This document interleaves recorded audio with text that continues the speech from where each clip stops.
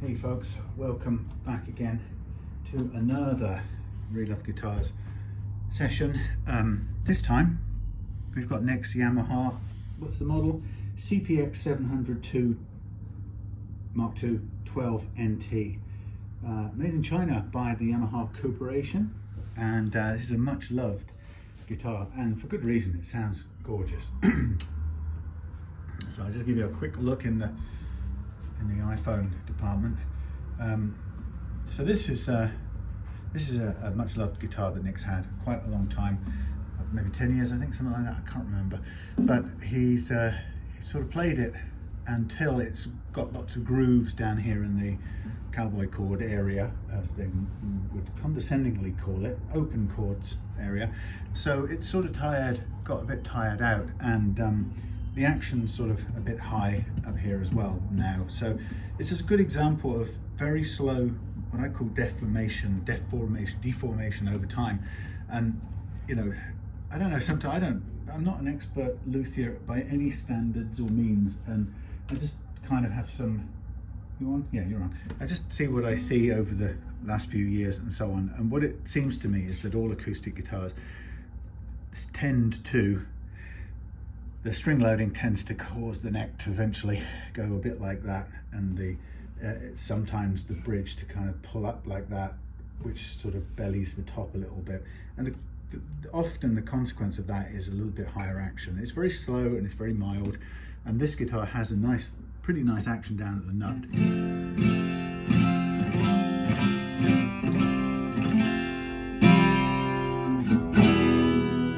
So it's got a great sound. Oh, I like all 12 strings. Hard work to tune.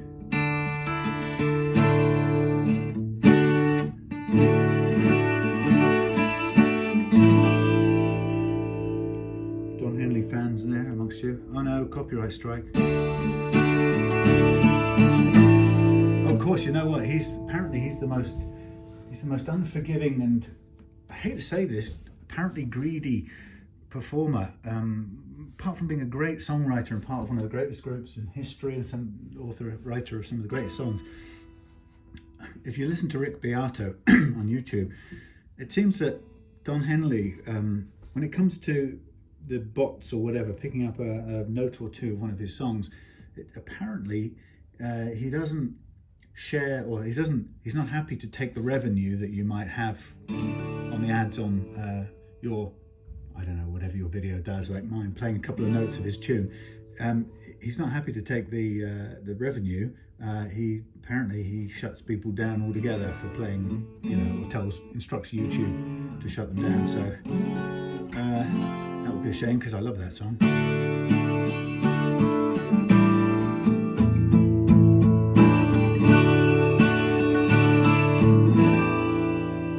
And there's that one chord in it that I play it. No, that one. Hard as hell to play on a 6 string.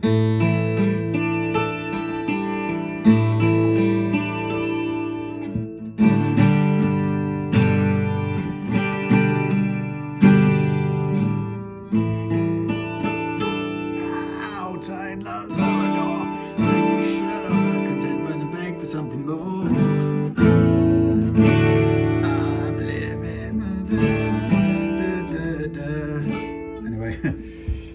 Tom Waits version. No, sorry about that, Don, but you know, take the money and run. I don't get anything anymore anyway.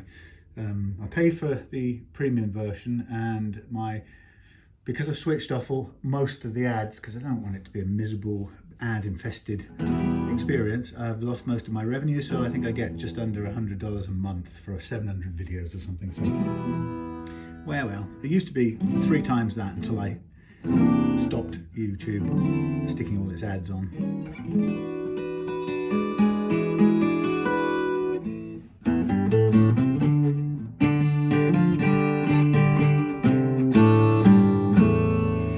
Anyway, so we've got a lovely 12 string, beautiful thing. It's, you know, looking at this at first glance, there is enough.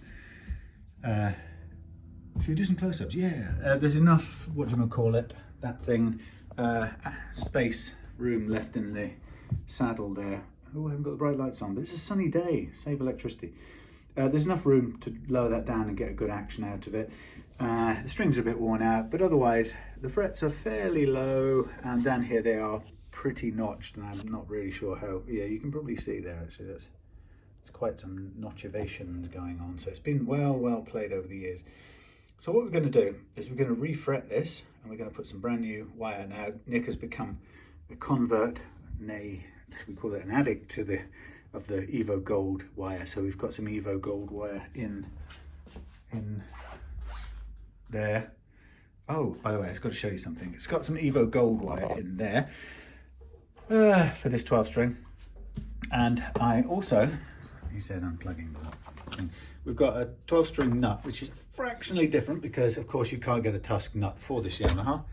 And cutting a custom one is probably a pain in the ass. Now I did buy a Tusq saddle, which I recommended, but as always, thankfully, this is so non-standard in every which way that I'm probably erring on the side of keeping this here, since actually in terms of tuning this plays no role at all. If it was, I don't know, if it was Tusq saddles on something where the strings were moving across it, then it might be worth doing. But and then we've got some Didario 12 string strings, which you only get one chance to put on before, if you break one, that's you out the game. You have to wait and order some more.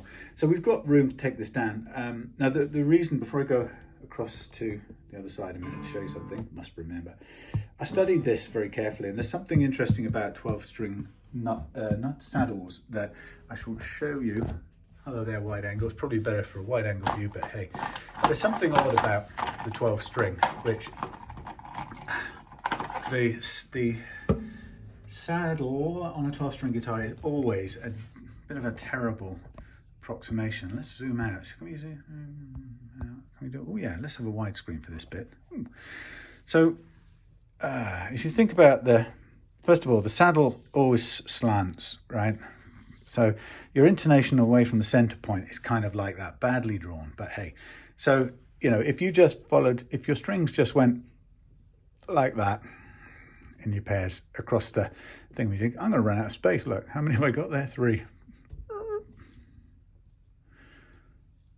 Something like that.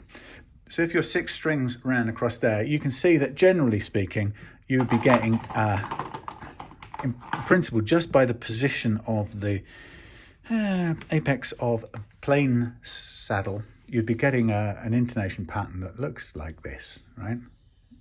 Away from the vertical, which, means that the E is furthest forward, the B is further back, the G is further back in, and so on. All right. Now, so what we sort of know usually, though, is that there's a bit of a stagger or compensation for the strings. So typically what you'll get is you'll have the E string there. So there's the center of the thing, and then it'll go to there, to the B, then it'll come back to there. And that's about as complicated as it usually gets, right? Which in fact, this is not quite that, but it's very similar to that. I'm just gonna study it. I can't remember which, oh yeah, okay. So really, actually, let's amend that. Sorry, that's a bad bit of, so you've got that very noticeable compensation for, people say for the B string. Actually, it's the normal compensation for the B string. But what happens here is then we go like this, and we go like that, like that, like that, like that, like that, like that, like that, like that, like that. So you can see that that's basically what's currently on this guitar as it stands. Now, there aren't that many. Well, there are quite a lot of saddles you can buy, and in Tusq land, there are no saddles the right length for this guitar that you can buy with exactly that pattern on it. So, but that's one problem. The second problem is that is a terrible compromise anyway, because what you're looking at is you're looking at two plain strings, two sets of plain strings, for which this is the expected normal intonation pattern, okay? Now, then we have a wound string and a plain string and a wound string and a plain string and a wound string and a plain string and a wound string and a plain string, okay? Now, if we forget the rest of the plain strings for a minute, because we'll say this is a 4 and 2 set. 2 plain, 4 wound, a normal guitar set. Now in that case, this would be about right for the wound string here. So that tick, tick, so we'll go, yeah, okay, that steps forward, which it does, that steps back, that steps back, that steps back. So that's not bad for the wound string. However, you know full well that I don't even know what the measurement is. Let's have a look. The octave, okay, so the octave G is an 8, which is even thinner than the high E. So the octave, right, the octave, so don't forget, by the way, when you're looking at this purple pattern, it's already angled off the vertical. It's already intonated by the slope, okay? So we've now got even more intonation away. So you can see the kind of scale of the distance away from the vertical line. That's the important bit. I mean, I've exaggerated the slant, but so you can see that the intonation space here is, well, look, slightly different, first of all, for these two. Very slightly different for these two because they're slightly different distances away.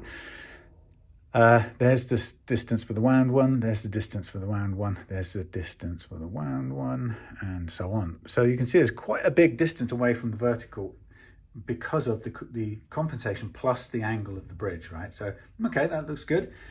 Like I said, the problem is we've got, let's see what we've got. We've got 11, we've got, sorry, 10, 10, 14, 14. So we go 10, 10, 14, 14. That's not unusual. That's a good 10s on the electric maybe.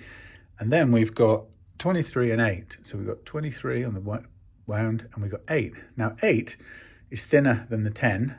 So technically, compared to that, if you look at the vertical distance of this, that should be, the plain one should be about there, right?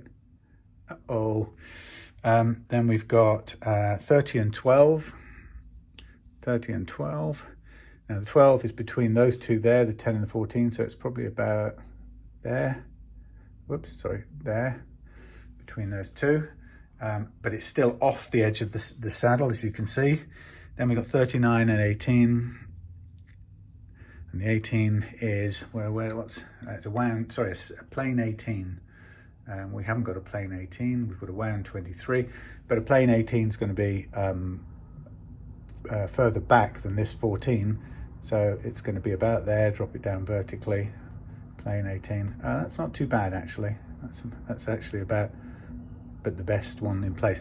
So there's a couple of them that are quite a lot off because the problem is you've only got so much width of a saddle to work with, and if you were truly going to intonate based on the composition and the size of the strings, they follow a pretty unbuckable kind of pattern, you know, because of the size and because of the composition.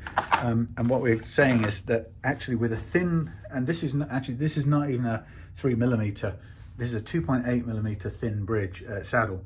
So within that, you just don't have the room to put at least, I'd say, 2 of these plain strings where they should be. They're going to be flat.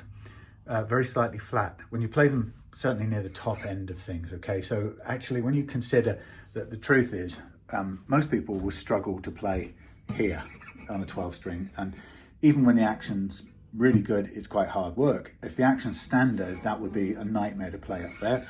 Most people will use this for the big rich sounding chord accompaniment type of stuff. Not all, but you know, a lot of people will, you know, use it for that big fill 12 string sound. So down here, that displacement or that discrepancy isn't so bad, but you can see that actually Nick said to me, you know, oh, he's never had any problem and it's fine. Actually, what I did is I tuned it up and I picked it up and played a note up here, and I could hear the flatness of that thing because it's too far back for the 8. So the length is too flat, so the note sounds flat compared to the fretted wound string at the same fret. Anyway, that's the downside of this. So given all of that, right, I looked at the only available Tusq saddles that I could find that had the right sort of width, or it was either blanks or, well, it was basically blanks or slightly shorter ones with a pre-compensation. Now, if I was going to use my own blank and put a compensation in, it's not actually that difficult to mark and file the compensation part into there. In fact, you could do it for all of the strings if I wanted to. But actually, I would be only recreating this purple line here on a blank Tusq nut. And to be honest, the chances of kind of getting it very, very slightly wrong or different from what Nick is used to has dissuaded me from making that decision. And the reason I'm also dissuaded is because there's nothing wrong with this piece of plastic. There's no movement of the string over here. It's purely a solid anchor point or a fulcrum point for the string, so that we're not going to gain any tuning stability. It's a nice thing to say, oh, let's stick a Tusq on both sides, but actually it's my opinion now that this is going to be, there's too much of a risk of making such a tiny offset in that intonation pattern that Nick is used to that it's not worth the risk. There's no appreciable gain is what I'm saying, so it's not worth the risk. Now, this is a different matter. Hey, look, I can feature in the video. This is a different matter here. Let's go back to the one scale, man.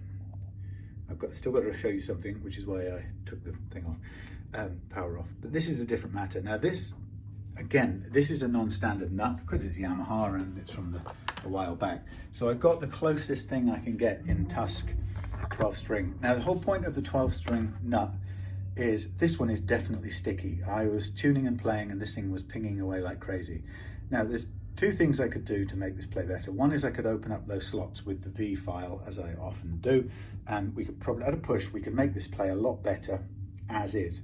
So what I probably will do is do exactly that to begin with, and then I'll take it off, then I'll replace this one with this one. Now, this one is, in total, over the 12 strings, ends up being about a millimeter at most wider of the string spacing.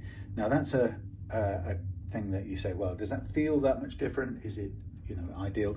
What are we trading off? We're trading off the untouched slots, which is what we're after, the unmolested Tusq slots against the and the tuning stability that gives us against the tiny change in the dimensions of the string spacing.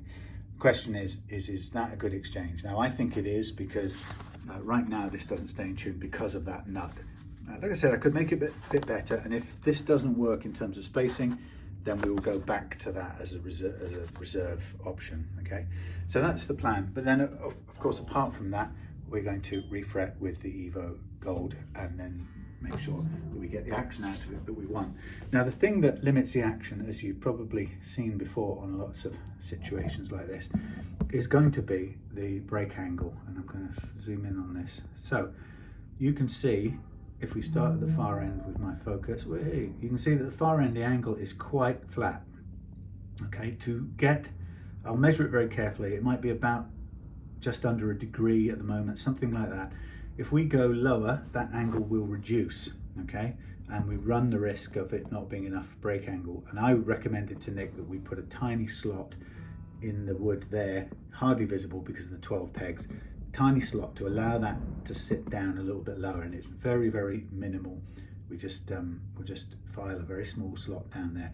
And that means we've got as much room to lower down here as we like, and being certain that we retain the break angle. You can see the front set have plenty enough break angle. It's the further distant set, and you can see there's an example of it there. If we can focus. Hello. Ooh, the colours change. You see where it goes in there. You can see it's coming off there and then hitting the corner, and it goes straight down. Of course, if we put a little slot in there, that's going to sink down further to begin with and give this a greater angle, which means then we can lower it further. And that's what we want to do with this before we get into any down the line in a couple of years time, few years time. It might be saying, look, thank you, focus, we might want to consider something like a bridge doctor, and we talked about that. And what I showed Nick at the time is, let's get the long ruler a second. If we get the long ruler, you'll see that this has some bellying. I'm very gently touching down. You see that? Okay, but it's not a lot. I mean, it looks a lot, but it isn't. that much. If you sort of look at it, it's, you know, it's on either side it's less than a centimetre. That's quite minimal. And then the other thing I would look out for that would say whether it's something that you need to deal with or not is you look at the back of the bridge, and you first of all you sort of look across the shape here and you say, is that bridge noticeably bending to fit to the top? Because what happens when the top bellies badly, the bridge bends with it, and it doesn't like that because that's easy, that bends more easily than that. That's designed to be quite a thick flat piece of rosewood or whatever it is. So sometimes when the bellying gets too much, what happens is this bends and then the glue breaks at the back and it starts to lift off like that. And once you're in that state, you need to take it off and fix it back down or do something serious, replace it even. So this isn't that bad, and because we talked about something like a bridge doctor, but because we can get an improvement in playing action out of this, then actually with a tiny little bit of modification to those slots there, then actually we don't need to go as far as putting something like a bridge doctor in it, which a lot of people, including Stu Mac, swear by it. They say it's a fantastic thing. Nick had read something about it slightly changing the tone, making it a little bit brighter. I'm not sure that's true about it, but again, it's one of those things that when you read it and somebody's experiences, that's what it does, then of course it gets quite nerve-wracking because you don't want to change the tone that you like so much. So that's a good outcome, that we won't do that. We'll just, he said, inverted commas, we'll just refret it. I think this won't need hardly any cleaning up. I think the fingerboard is pretty, I don't know, until you take the grime off, you'll never know what's under there. And then we'll redo it, get the action right, set the nut, this nut, take it off, and then experiment with the Tusq one. And all the while we'll give it a good clean over and everything. So as a refret, this is going to be a case of, we can't get it into the press, so we're going to tap these frets in. We're going to have to do some very careful cleaning up to the slot edges, recognizing that it's got a binding, and then it's realistically we can't get the fret end file onto this, so we're going to need to, we can get them to about here, but we have to be very, very careful. These we have to pre-cut exactly to the right size. It's always testing to do that, but we can flush cut these with the end beveling file, but these will be hand tailored because you just can't get in there with the file without damaging the fingerboard, the top of the guitar. So there we go. And what I'll be doing, by the way, is I'll be putting some very unsticky masking tape on here, and then on top of it putting some Gorilla Tape, which is a sort of, you know, a protective insurance against any tools. Okay, and then we'll have these out, check them, clean them up, and clean the headstock up and so on. So looking forward to that. The fret wire is in there. The thing I was going to show you is this thing. Now Jimmy didn't always have this. Hey, it stopped running because it's a wound up watch. Hold on. I'm going to have this. You're going to hear this in the background of my videos because this. Hold on a sec. So Jimmy had a nice watch. I don't know if he ever had that watch in real life, or whether somebody's faked this up afterwards. This looks far too cool a publicity shot to have ever been shot in his lifetime. I hope it was. It says authentic Hendrix. You hear that? So Tony, who used to play in a band with me until I quit, and he stayed on. Come on, can you get in focus? Yeah, I quit. He stayed and played it on for a year, and then they sort of dispensed with him. But anyway, he came up to catch up with me the other day up here at the workshop, and he brought me a gift of a clock, the kind that or a watch that type that he rescues and repairs. I thought it was a really sweet gift. So it's hanging here around Hendrix's chest, ticking away when I can remember to wind it up. Okay, now I seem to have lost autofocus. Maybe I should stop and start again. How does this work? Where's the autofocus function? Anybody? Right. Okay, so that's the closely up things done. I'm going to put your charger in, and we're going to have to get on with it. And I'm just going to take a second to set up the view so we can see what the heck's going on. If there's something I need to show close up, I will of course pick up the guitar and the camera and move it, but then we've got the overhead as well. Okay, so let's do a bit of measuring first of all, see what we've actually got get an idea of things. As I say, pinging and sticking the nut is not doing any favours, which is a shame because, you know, of all the guitars that you want to tune up easily, the 12 string's got to be the sort of top of that list because it's such a beast. But it has that gorgeous sound. I mean, whew. Every time there's two songs, I haven't been done for copyright yet, obviously it's not good enough. 2 songs I play when I pick this up. One of them is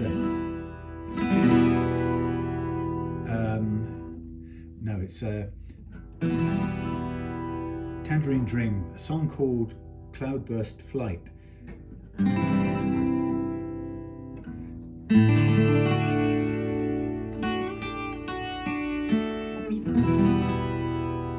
Anybody know that from those days? Hurting.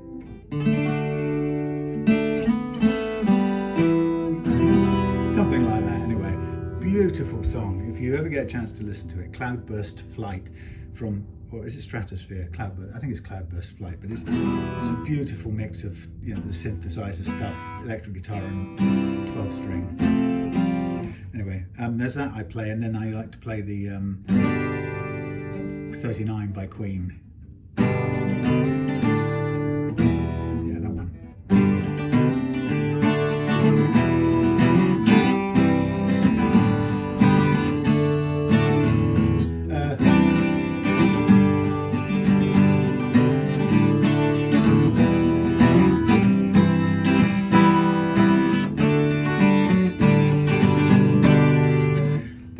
And there's a great, the middle bit, I can never quite remember the chords, but it goes into a C minor. Something like that.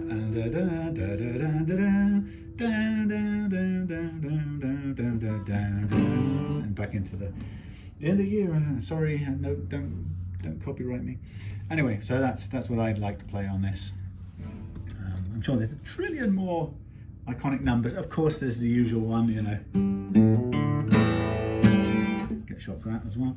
All right, what have we got in the way of string actions? Well, first of all, let's look at what the neck relief is doing with all this string loading, hundreds and millions of pounds worth of it.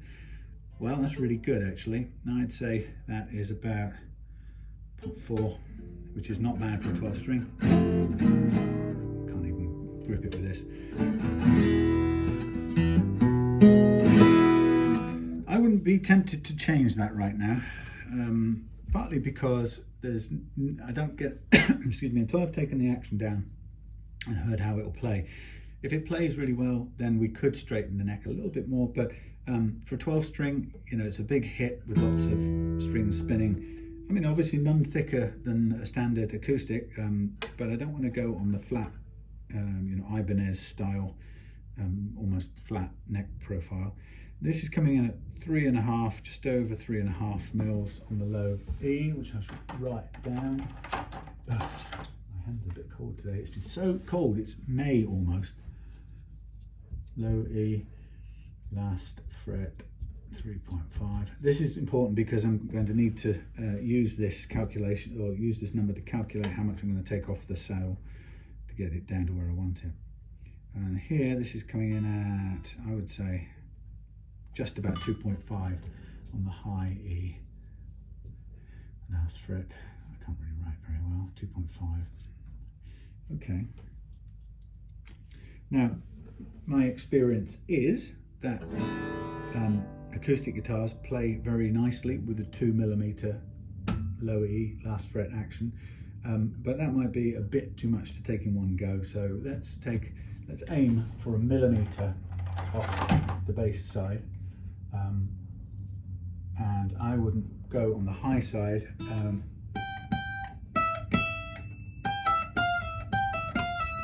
I wouldn't go below 2. What would we go to? 2.5 to 2. Maybe 1.75 would be good. So let's go to the target of 2.5, 1.75, and that is minus 1mm, and that is minus 0.75. All right, so you can tell that's a bit of a slopey reduction, but it gives me a target.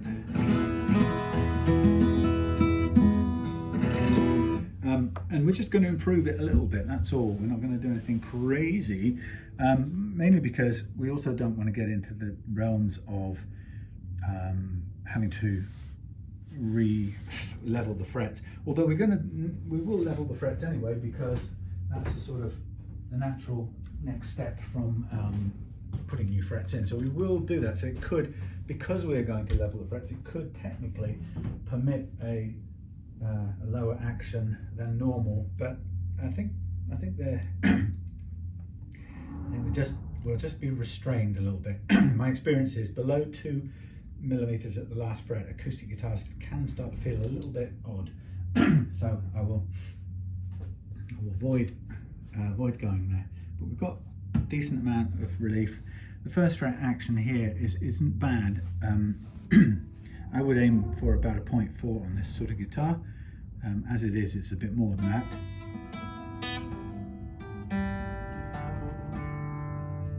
Now, I think there's another whole sort of question here about where things sit. Excuse me. And it's quite difficult to know exactly, but I get a feeling looking at this that it's designed so that the height above the first fret is constant, and what happens is the bigger string sits above the lower string as far as your fingers are concerned. Whether that's right or wrong, it's you have to have it one way or another. Either the tops of the strings are all level, and then you have to kind of press further down to get the thinner ones down, or the bottom of the strings are all level and you have to kind of press further into it to keep the thinner ones down. There's no in between. You have to have one or the other. And I think this nut is done such that the higher string sits, the top of the higher string sits higher than the plain one. I'm sorry, of course this last one here isn't plain, it's a wound one as well, so my mistake. That changes that equation on there. Anyway, so that's okay. We know what the action is. Well, let's just check it again. I'd say that's about 0.5 probably. Let's just satisfy curiosity. 0.3 and 0.2 together.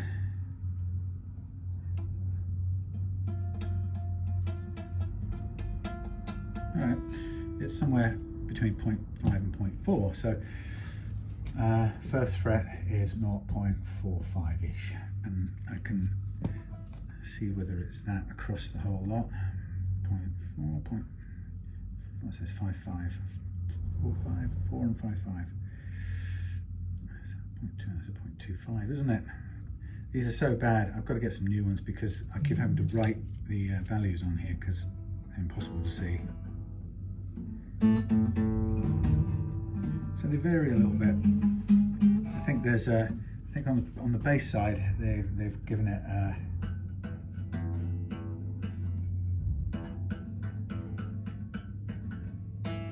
what to say.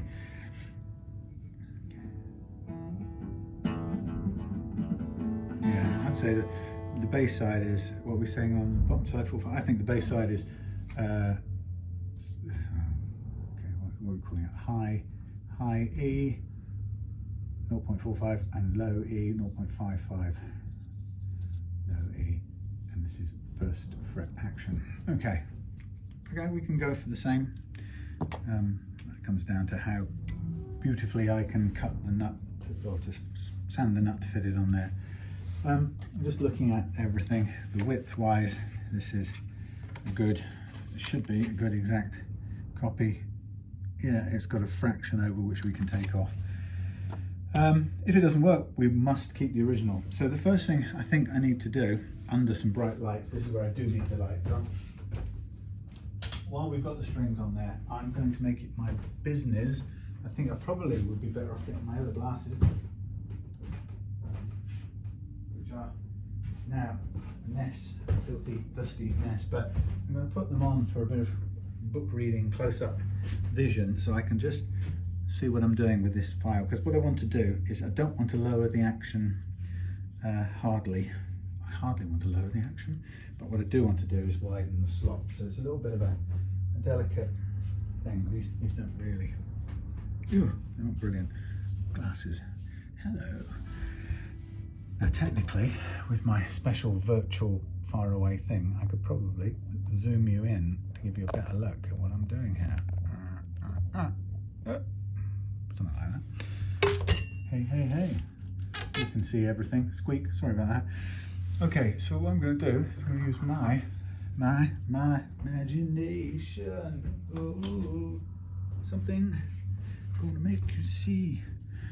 Okay, so what I'm looking to do is I am looking to gently lift out these things, and I want to microscopically, this is a bone nut, you see, so I want to microscopically widen up, coming up to the top edge, and as soon as I get to that top edge, I really want to stop without going any further. So it's a little bit of a kind of not trick filing, but I'm sort of widening up the slot just so it lets go and stops gripping the string. Now that should be repaid by immediately losing the pinging.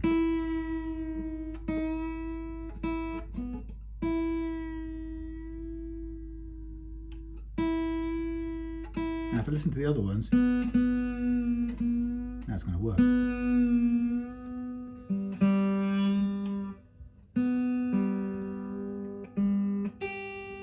Oh, there you go, there's a demonstration. That's what's stopping it playing in tune, basically. So I'm just going to, I'm sort of building myself a fail-safe, I guess, by getting this into a condition that if we can't use the other one, we will at least have this sorted to the point where it stays in tune. So that's the intention of this. And you heard that big ping just now. That's the telltale sign of, or sound of, a nut grabbing the string and preventing it from the string from going through the slot. And that is what causes your tuning instability. So I'm just, you can't do this with the machine, it's a hand thing, so I'm just hoping that even when I touch the top of the apex of the slot, I'm hoping very much that I don't get any lower, or even if I do, it's only a fraction lower than it was. Now sometimes, this came off Nick's strap holdery thing, sometimes when you're doing this stuff, a bootlace like this on here can really help. So you lift out the string that way. Otherwise you'll end up just costing you all your fingernails like I do. So this again needing widening up a little bit. So again, we're just thinking about curing the grippiness. I found another very useful thingamy is this ellipse shaped file, and really it lets you get up there and clean out slots like this. Boink. And then we'll get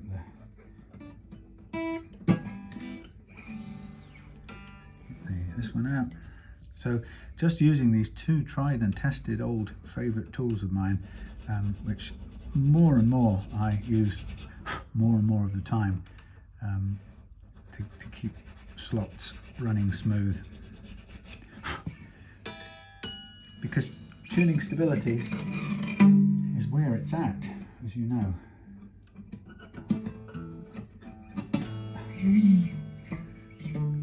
So basically I'm just aiming to clean out the slots in all of these so that we just don't get any of that gripping. They're never quite wide enough. So after this, I'll have a go at tuning it back up using the tuner, and then we'll see how much pinging we've got. And like I say, this will be the sort of reserve nut because it's familiar spacing. It's not that bad of itself, you know, of itself. But I'd like to go with the Tusq, but only should the Tusq be an improvement. If not, we can revert to this.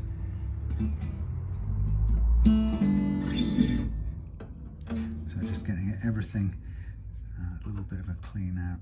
So a little bit of a downhill opening, and then right to the edge of the slot without digging down too far.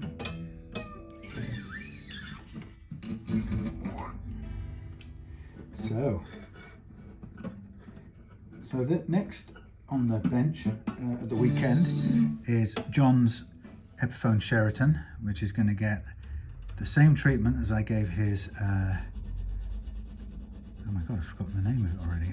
It's Epiphone Les Paul.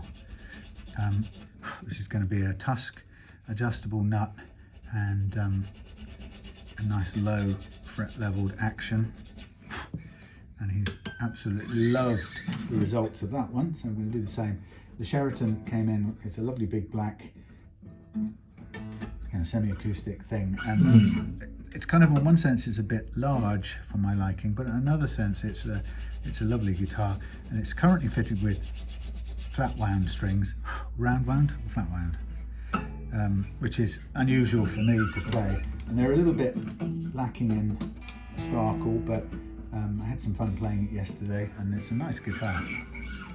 But what I noticed about it was that I think personally, and it's only a preference, personal preference, I find the pickups, although they're kind of nice-ish, they're not that much different in tone from each other. Now that isn't probably in the in proper realms of musicians who know like what they like and like what they know. Who knows if that's even a thing?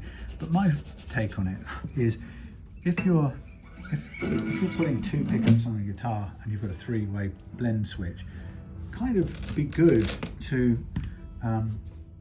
me it seems like to make more sense to make the pickups as different as possible, so that when you choose between the three positions, you get a sort of fairly wide variation in tone, or as wide as you can get for where the guitar is, where the pickup is, and what's possible. So now I'm just going to tune this, and let's listen out for any pings.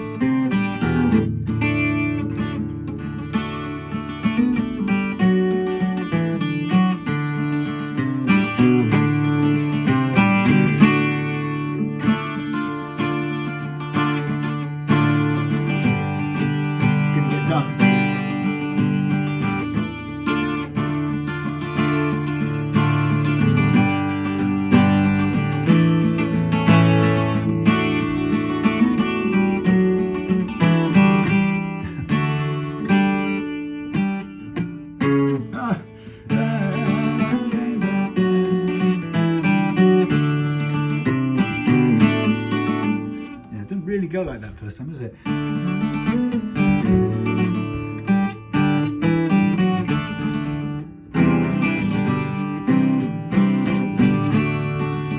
it does the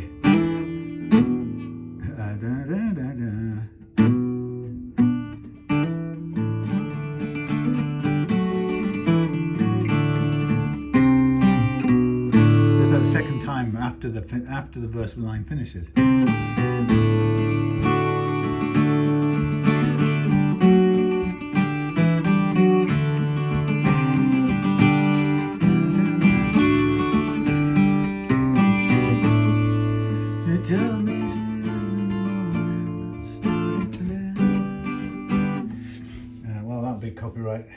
back. Yes, they'll find it. I'll share the money with Paul. He needs a bit more. Anyway. Okay, so look, that's a good sign. So we've now got a definite workable backup nut if we need it.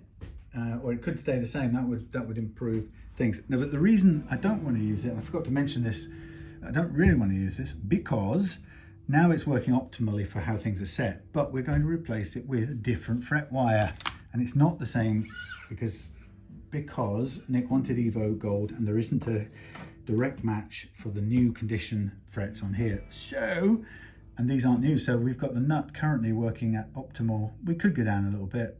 Sorry, the frets could come up a little bit and we could probably still have enough room because it's a bit higher than it has to be, but it's still nice. So we might find that this nut comes back on and plays okay, but actually we might find that when you, as you usually do, when you put new frets on, you need to replace the nut because the original nut is for height of strings, the height of frets that have now changed. You get what I'm on about. It's sort of logical.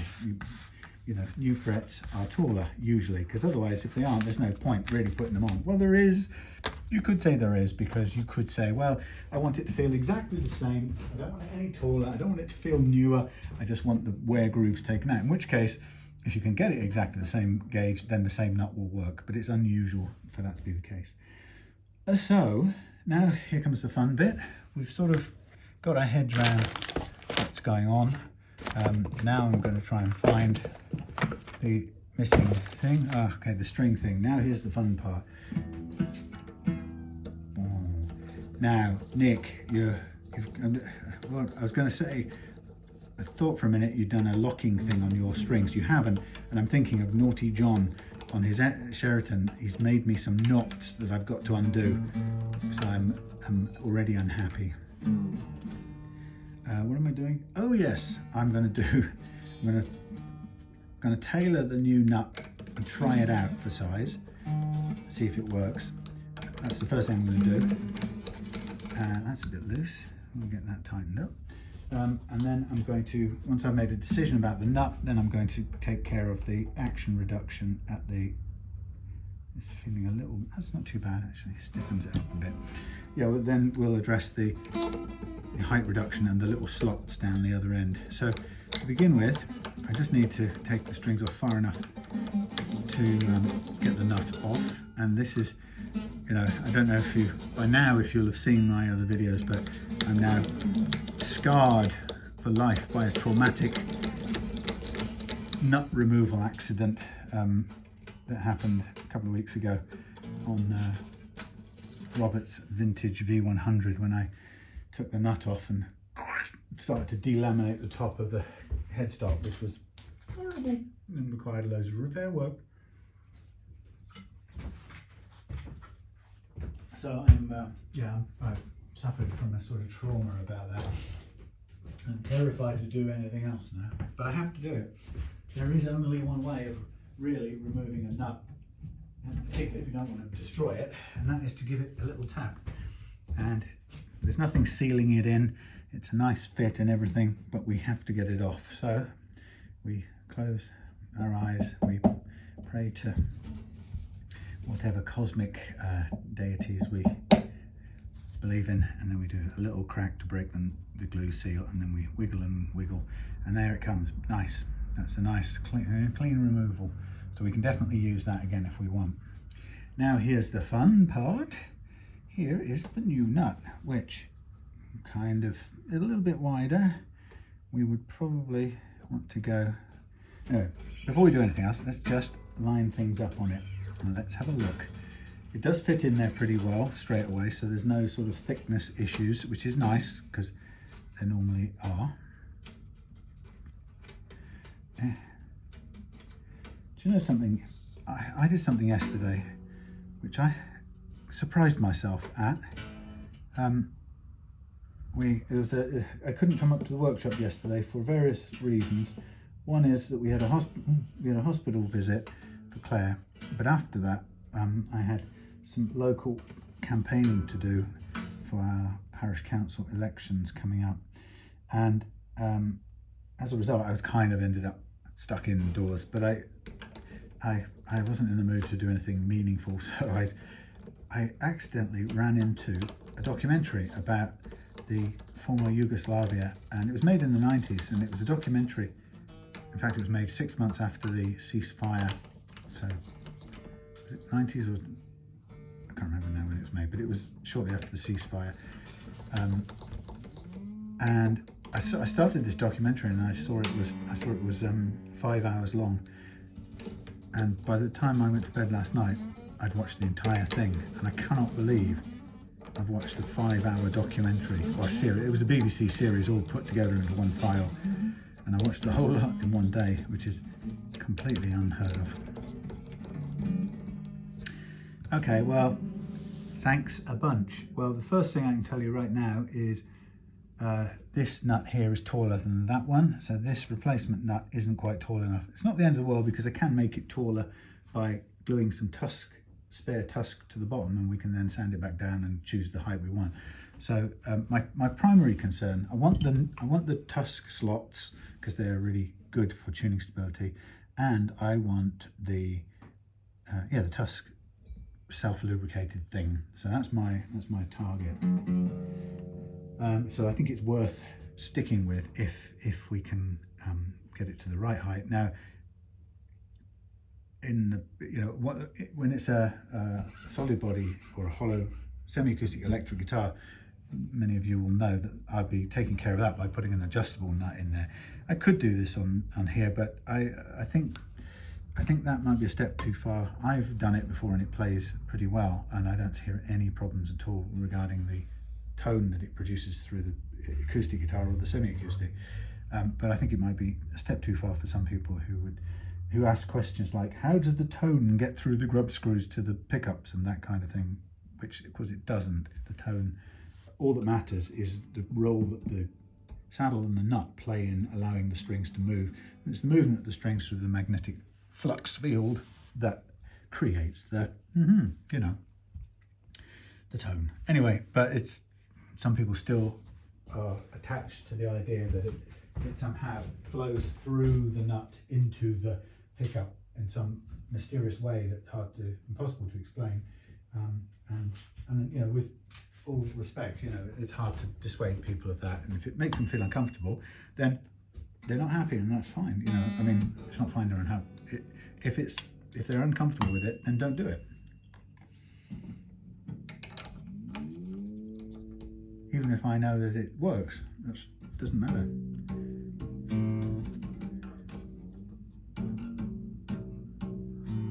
Got the wrong one, see?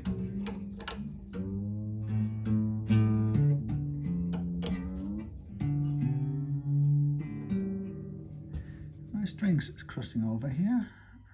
They are, but they shouldn't be. What's going on here? Hold on.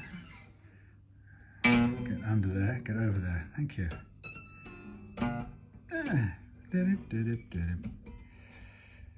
So this is the effort here is now about can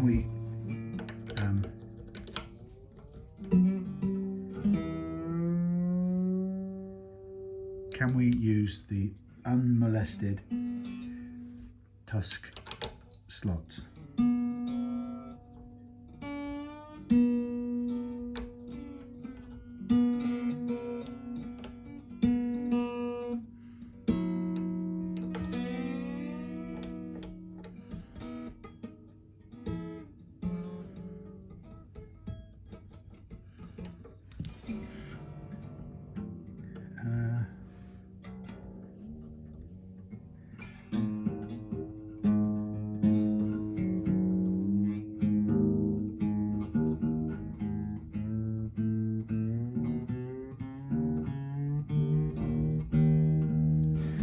Very confusing doing a 12 string.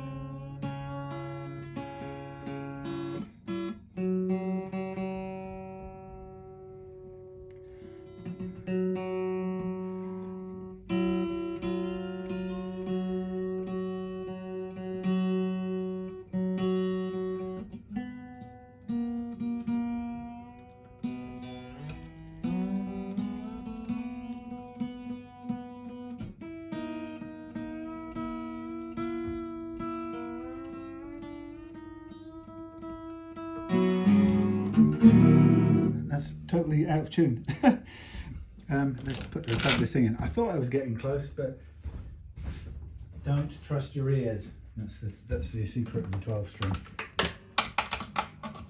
Octaves and the same notes. Let's see how far off I was or where it went wrong.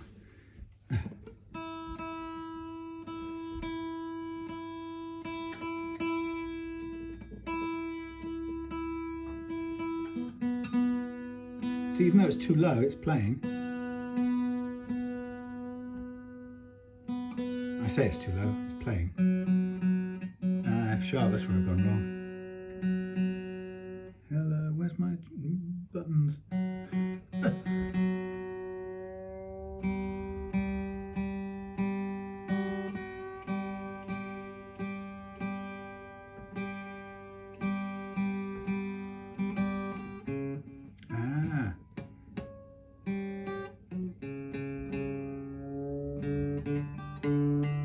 Flat.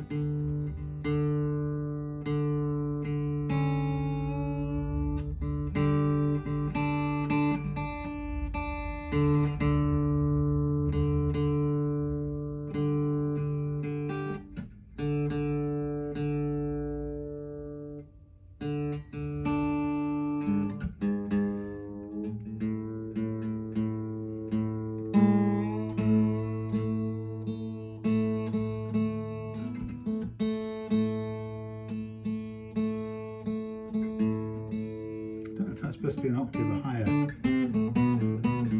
or it's the same note.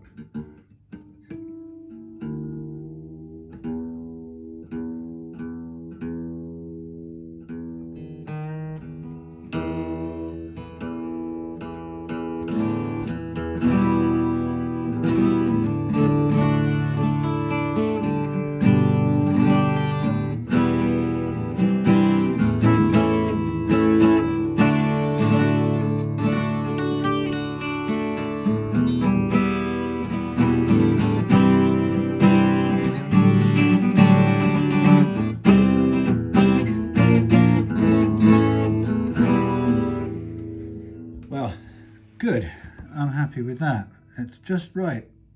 A little bit of hangover. I'll mask that off and scrape that back with a custom-made thing, but positioned right there, that's working fine. And actually, it's really low. We could still build it up a tiny fraction, but you know something, what? This is light as a feather. And you know, if it plays,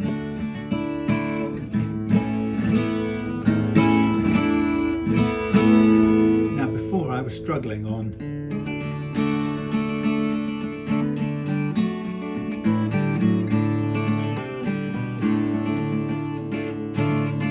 much easier.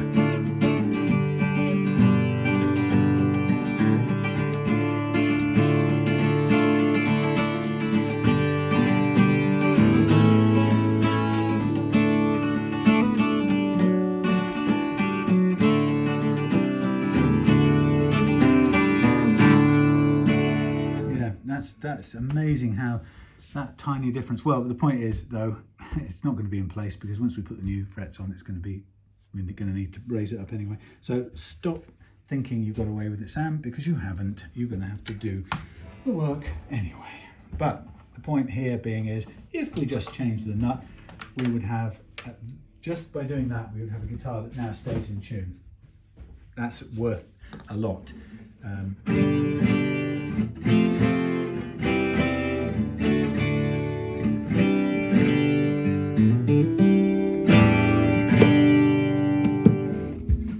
Delicious. So now the problem with this now is I'm going to have to I should probably do the adjustment right now on the edge, because this is in perfect position. If I now take it off and do stuff with the saddle, I'm going to lose track of exactly where this nut fitted. So I think to begin with, I'm going to get some protective green tape on here. And as much as I can I can't fatten this up too much so that I can't actually get to the sticking outy bit. I've got to be able to, it's got to be proud of the tape, if you get what I mean, so I can actually do something with it. But I shall do my best to scrape it back to very close to where it should be. And also we've got a little bit there to cover up as well. So I'm literally going to get the width of the nut right now. My experience shows me that if you try and do it otherwise, like by taking the nut off and scraping it one way or another, it almost never gets to the right size. About the only way of getting it right is to cut this down in place and just stop with the sanding as you get to start scuffing the green tape. It's about the only way I found of doing it precisely, although it's a bit fiddly and it doesn't quite get it flush, because truth is, to get it totally flush you're going to have to scrape the finish, which we don't want to do because it's savable, tidyable, upable, but we don't want to do it because it's just more work. If we get it very close, it will be close enough to do the job without, without having to sort of get into rescuing things. Now what I'm going to do is I'm going to get a couple of these. Oh, this one's got some on it already. I could use that one. I'm going to use a bit of sticky tape, take a minute or two, but I'm going to get, this is a fret rocker. Yeah, actually they're quite useful to have one edge free on a fret rocker, but these are both fret rocker. I'll tell you what, let's use that one for fret rockering and let's use this one for a bit of sandpapering. So I'm going to put on some sandpaper like that. I'm going to get a piece of wood to support cutting things. Maybe I will, maybe I won't. I'm just going to cut this back. So I'm just aiming to make, I'm really only interested in sticking a bit of fairly rough grit on the end so that I can, that's good, so that I can work the end of this nut. So it's a sort of temporary thing.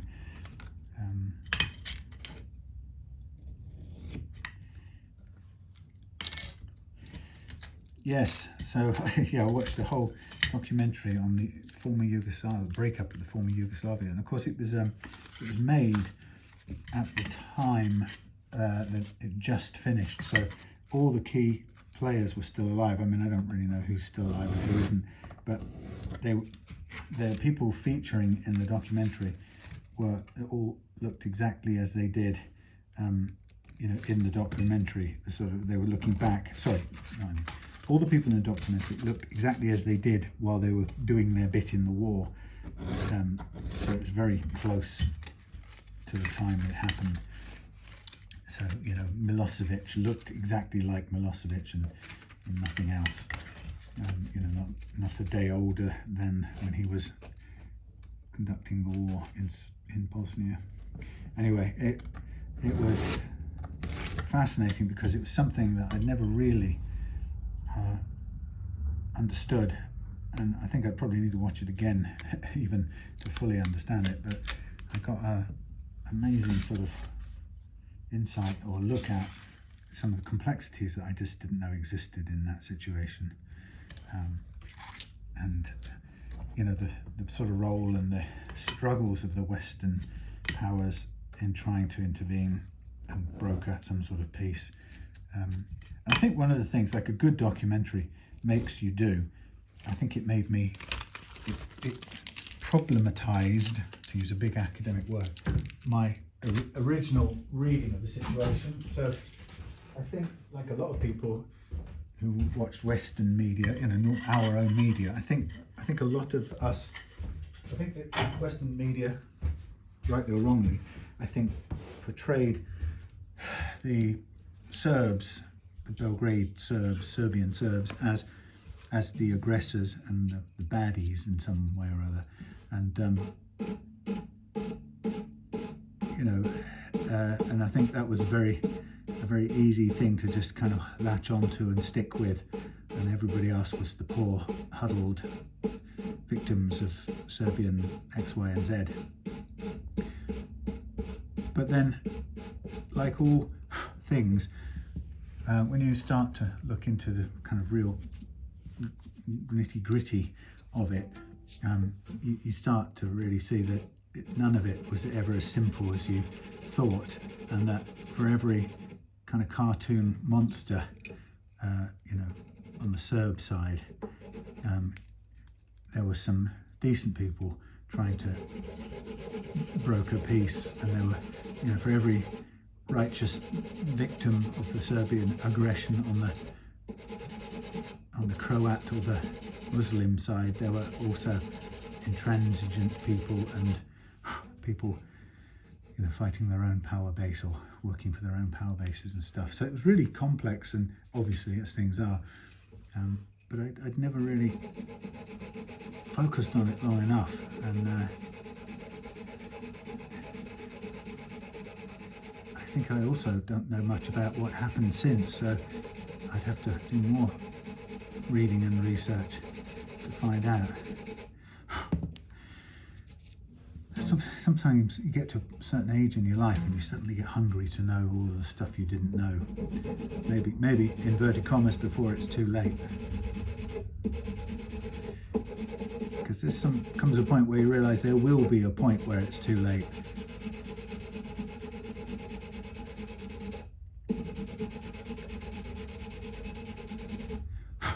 I went out in my little neighbourhood yesterday, canvassing in inverted commas, and I spoke to a young woman just living, you know, a few doors down from me, really, across the road from me, and I'd spoken to her a year ago, or no, 6 months ago, when we'd done a little local survey to find out what people thought of the building in our area, in our village, or proposed building, and she'd been very kind of energetic and unhappy with the bully boy culture of the council. You know, we've all seen that recently in that national thing where the woman intervened in the council. Who has the power? I've got the power. Shut up, sit down, don't do this, do that. Anyway, but this young woman who, you know, I went there yesterday to kind of ask if she'd vote for us in the parish council based on what we'd achieved, and only to find out that in the time since I'd spoken to her, her husband had died, leaving her with you know, alone with a little child, young child, and you know, how much can change so incredibly quickly. You know, just a couple of months. I've been, you know, the work. Well, okay, we've had some Claire going through treatment, but the worst thing that's happened to me personally is just, you know, doing a few guitar setups. He said, thanking the universe for such a peaceful life and such small troubles.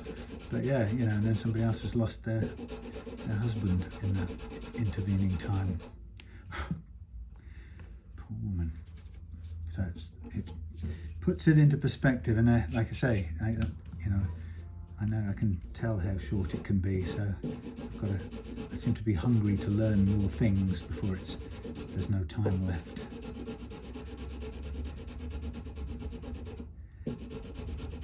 So for some reason I've been reading John Gribbin books, or a John Gribbin book just recently, and been reading it to Claire. When we take a bit of time out in the hammock, I've been doing sort of out loud reading class, and so it's been really fun. I really like reading out loud. So I've been reading her this John Gribbin book about the origin of life in the universe. I've forgotten the exact title, it's a bit long. The title is a bit long, but it's about examining the likelihood of life elsewhere and how we came to be as much as we know.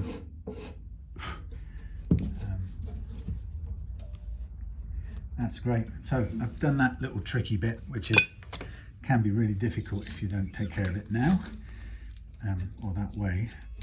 It's about the only way to do it, and it isn't flush because we're now at least a piece of green tape's width away from being flush, but it feels a lot more flush than it did 5 minutes ago, 10 minutes ago. And we could probably still just round off a little bit more. We probably push it through a little bit, tap it through, take a little bit more off, tap it back, and do the same on the other side. And it's very nearly there. Okay, so now I'm happy with that. In fact, it would probably sit a little bit more like this. Yeah, so flush this end, still a little bit proud that end. Yeah. Okay. And what I'm going to do actually, just to mark that, I'm going to put a mark on the end of it, so I know to do a little bit more here.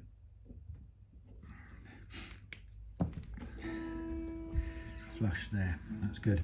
Right, so now here's the fun bit. We're now going to get onto slacking off the strings again to remove this. So we know that we want to drop by 1 millimeter on one side and 1 millimeter on the other side, as measured here, as the action measured here.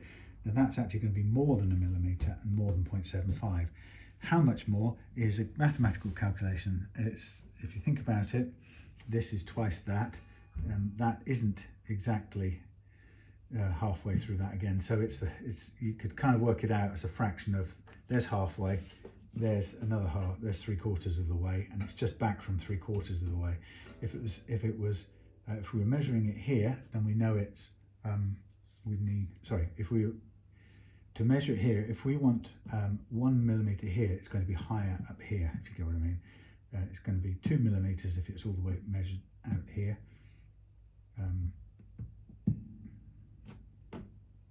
But we're measuring it there. So we want this sort of thing. We want 1 millimeter there. It's more than halfway along. So it's probably, if it was there, I'm not very good at maths. This would be very simple if I knew what I was doing. Anyway, it's going to be, the way I do it, I've never actually put my brain to it more than this, is I think if I want 1 millimeter there, I know it's going to be more than 1 millimeter there. So what I do is I just go with 1 millimeter, and then I see how it plays, and then I take it a whiff further down. So it's probably a good thing, because if I went straight to the target height, the chances are I need to do a little bit of leveling to get it to stand up perpendicular, because you've got to get the base of this perpendicular to the slot, and I find that it's always good to stop short. So going to the amount I've measured gives me the last little bit of leeway to take a few more strokes off and get it to where I want. So that's my excuse, that I never even actually bother working out what the hell it actually is. And certain people come on the YouTube and stuff and they go, well, idiot, it's this times that minus the square root of that. Fool! But right now, I can't think of it. I'm an artist, not a mathematician. Anyway, so what I know to be true is that,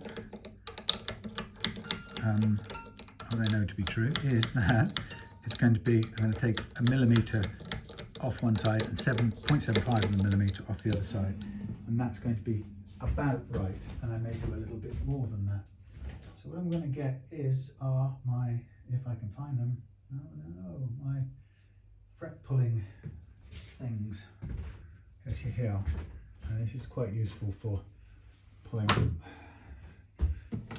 the saddle, depending on how deeply it's seated. Sometimes you have to take the springs a lot further off. It's hard to know exactly when.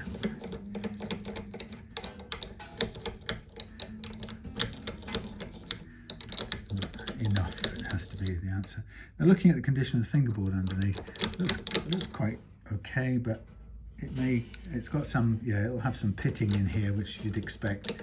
So while everything's off, then I think it will make sense to just very gently radius this to make sure that it's nice and clean.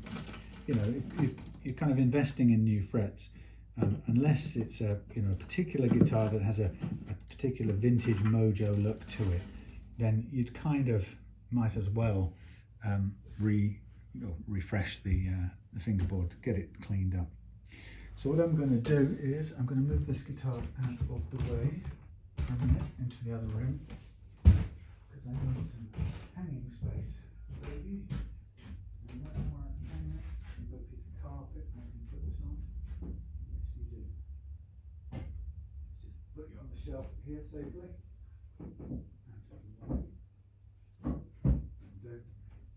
Safely out the way. Okay, so that means I can hang this up. So the good thing is, as I say, knowing I'm now working. Okay, there's some sandpaper. I'm working to a very conservative, safe target to begin with of 1.0 and 0.75. So for this, I'm going to get myself a sharp pencil, as sharp as possible, and just make sure it is. And then I'm going to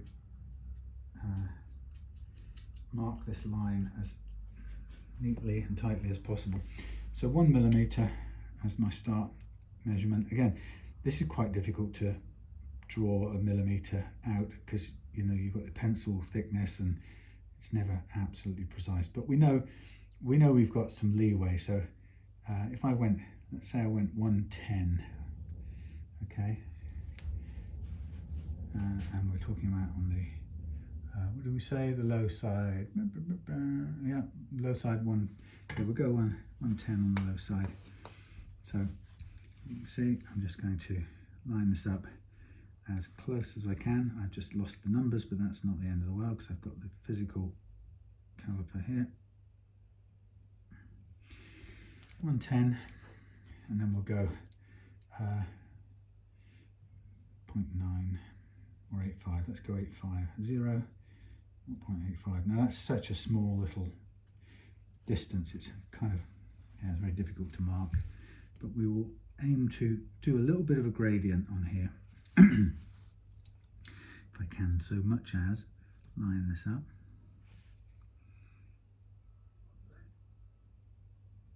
So the aim is now to get a little gradient across here, knowing that it's going to run slightly downwards, downhill. Again, accounting for the width of the pencil. Okay, so there's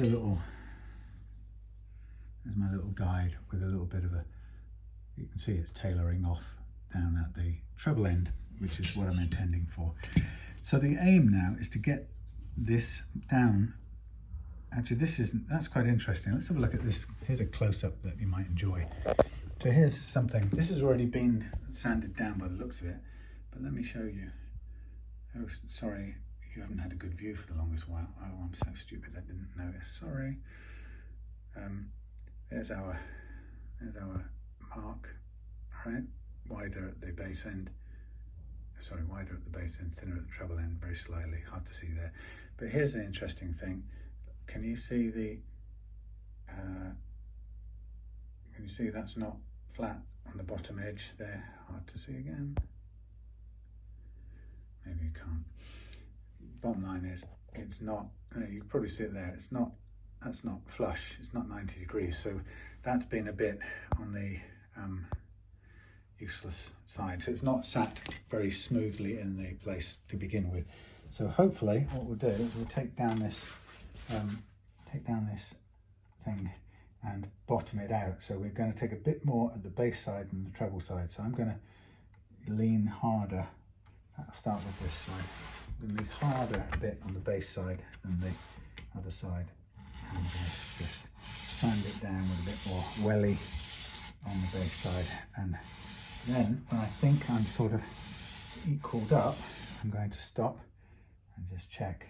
And I'm hoping to have, I don't know how well you can see that, I'm hoping to get it so that, and then I just need to go in a straight line. And the key thing is to get the thing perpendicular. We want as flat as possible a base on this so it sits really nicely in the slot.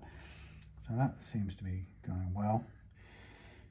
If I'm comfortable with that, then I'll switch to a lighter gauge, and it's standing up well, so it's got the right profile on the bottom. And I aim now to keep that for the last bit, and I'm pressing down equally, and I'm moving my body rather than my hands because I don't want to change this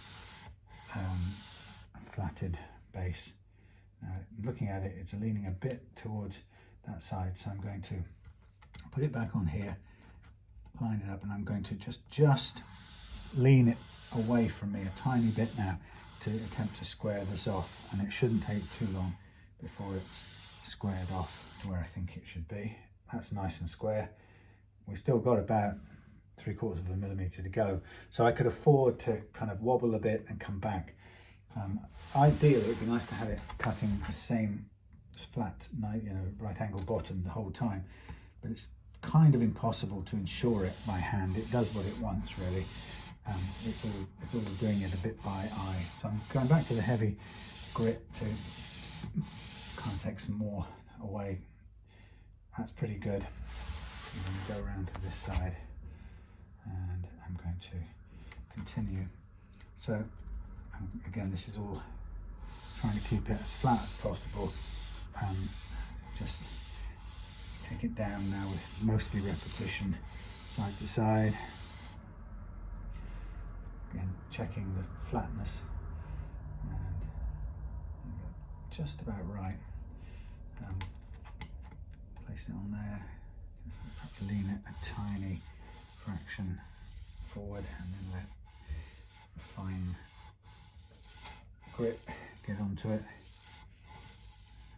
Of course, the higher the grip, the lighter the grip, higher the number, the less material you'll take, and the slower it'll get to where you want.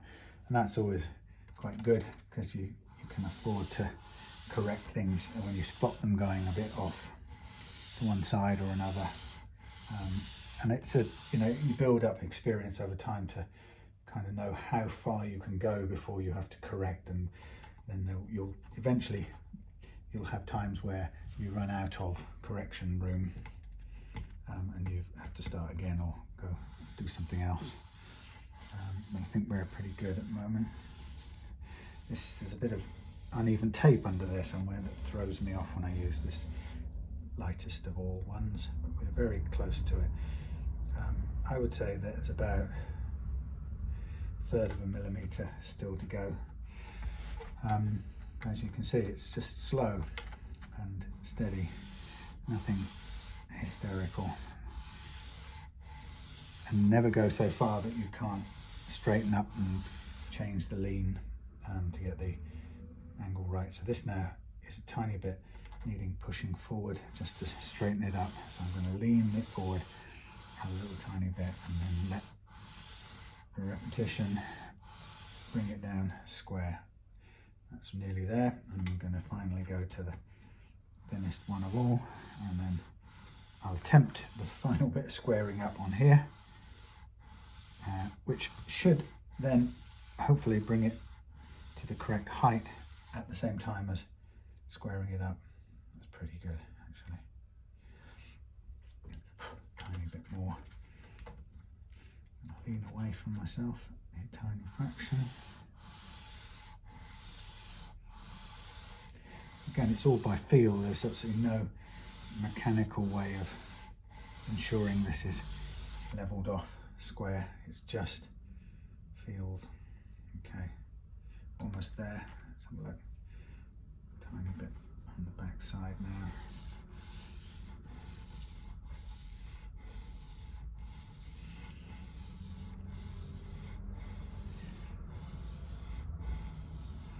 Yeah, I found that the moving the body thing really does work. Okay, I think I'm at the mark that I wanted to get to. Slowly, surely. And remember, I had a bit of spare in this, I didn't go as far as, oh, look at that, fantastic. I've lost all sense of focus now. Brilliant. Any chance of focusing? Thank you.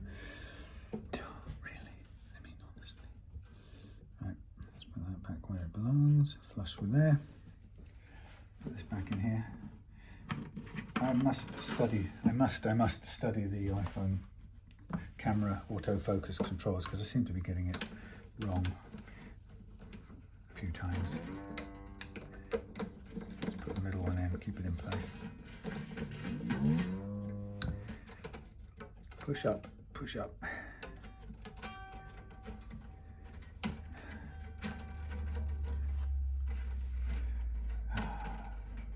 through there.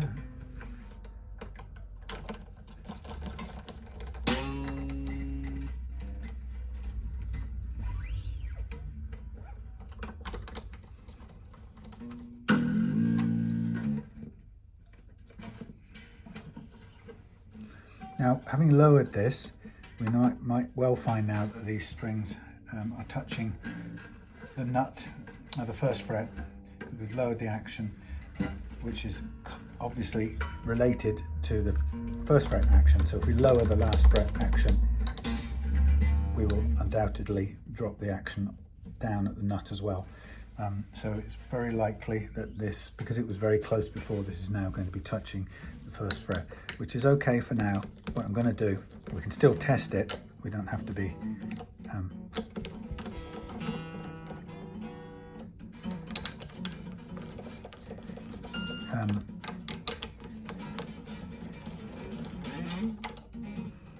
yeah, we can put the capo on it just to make sure that we've got the last fret action right as far as the adjusting the saddle is concerned.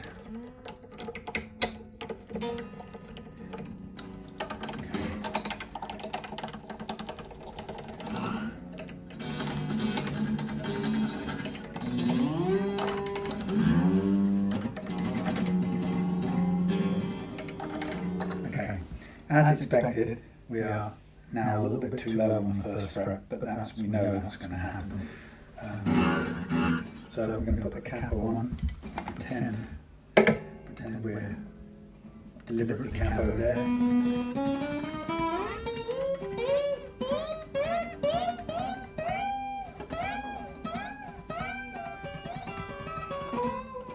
Okay, that's close enough. Don't forget the fret's going to be a very slight bit taller, only about 1/10 of a mil. So that will take up the rest of the height difference. What I am looking at here now is the need to change the angles on these things, these strings here. So what I'm going to do at this stage, I'm going to take a stop, I'm going to get a cup of tea and eat something. Then I'm going to make some little slots in here to seat these further string back a little bit. I'm going to sand down the last sticking out bit of this nut on this side. But then I'm going to look around for some material to boost it, because we will probably need it now to be a little higher. That's just the way it is. There isn't a replacement that I can use straight out of the box, if you get what I mean, but we can rebuild it. So I'm going to take it all apart now. I know where I'm at with all this, and then I will be ready, come back and ready to pull the old frets out. So see you in a little bit. Okay, tea break done. Now we can have a good look, if we focus, at the frets. So they're kind of worn, which is fine. We're going to clear them up. Oh, you don't say. My fabulous camera stand is wiggling all over the place. So I'm going to put you up here, out of the way, hopefully with a decent view like that. That will do, and we'll get stuck in. So I just checked the curvature of the neck. Now with the strings off, the curvature of the neck has actually gone back bowed, which is sort of not surprising, because the loading of so many strings, you know, really puts pressure on the neck and curves it. I've also while off camera, deepened those little slots in there, so we shall see whether that's I kind of drilled them with a little Dremel-y thing. Hopefully that will be enough to just give them a bit more of a break angle. So now what I'm going to do is I'm going to remove the frets, and I think what I'll also do is I'm going to put down some protective tape from the outset. Now I'm hoping that this green stuff is you know, I'm not going to press it too hard, but you know, it's going to be the basis for me putting the black Gorilla tape on, and I want this to be, you know, I need the strength of the Gorilla tape, but I don't need the gluiness of the Gorilla tape. So I'm just sort of putting this on here as a safety thing. I might as well get this lined up already so I don't have to worry about it. And I'm now going to put some Gorilla tape into the important bits right here, so that I can what I'll do is I'll cut some bits on it. Down there like that, and like that. And then protect the finish as much as possible. There we go. So that's a nice thick fabricy protective skin sitting on top of the green stuff. There we are. Get it out of the way. So now time has come to remove the frets, and I'm probably going to do it here. And actually I've got a funny angle on this. Which way would I normally do it? I'd probably normally do it this way. Possibly. I actually can't. Not used to doing it on something where I can't get to it. So these are, let's sort of feel. Okay, so I'm at the wrong end, aren't I? If I were to move this, I'd have to take this out, run you across to here, which is probably a better view. So what I'm doing is I'm using my special technique. Are you plugged in? You are. Can I get the view? Get the view. I'm using my special technique for pulling frets, and it's a new technique I have developed called doing it with a snap-off blade. Now, it might sound crazy, but the good thing about this, make sure everything else is just pushed out the way for a minute. We don't want anything in the way. Good thing about this is I use the sharp edge of the snap-off blade to get right up under the frets. Then I use the edge to lift the fret by a twisting motion. So the dangerous bit, if you like, is getting that blade, the thin edge of the blade under there, and then I twist a little bit, twist and lift, and that's lifted the fret up, and this blade edge goes beautifully underneath these frets, and it really helps to lift them out. The fact that the neck is now backbowed is also a help, because it should be gripping the frets a little less tightly. So as you can see, I'm getting the sharp bit of the blade just under there, and with a bit of a twist and a lift. Now, it does put a very slight pressure mark on there, but it's gone already. So it's nothing like working normally. In the old days, I used to work with these. I could probably use with grinding these down again, but you know, these little fret puller things. And to be honest, I found that they always left a little bit of a grind or a little pinch on the end of the binding. And actually, I like the fact that this method, although it looks very dangerous, of course, it's very controlled, and it just lifts up the fret. Now you could try and bend it. I do a twist normally like this, a twist and a lift, all controlled, not quick, very slow. And obviously, you know, the first bit where you get the blade under there, you have to be careful. And the more blade you get under there, or the further on you get it, the more it spreads the load of the twist, which is fine. But I'm going to be doing a radius cleanup over there anyway, so all those little pressure marks will be gone, but they're very, very slight. So you can see that getting that blade under there, I can feel it, it's all controlled. I get a little twist going. Now, when we get down to here, because I need the twist room, I'm actually now going to gently pull all the way along. And if you don't want to do with that blade, you can, I don't know where my other one is at the moment. Oh yeah, there's one, that'll do. You can get any old flat thing really, which now I don't know where it is. You can get any old flat thing that you can find. Oh well, look, let's just, should make the point. Get any old flat thing you can find, like a ruler, okay, and you can do the same sort of twisting and lifting. Oh, you can't see a damn thing. I'm so sorry. I forget that not on a wide angle anymore. Sorry.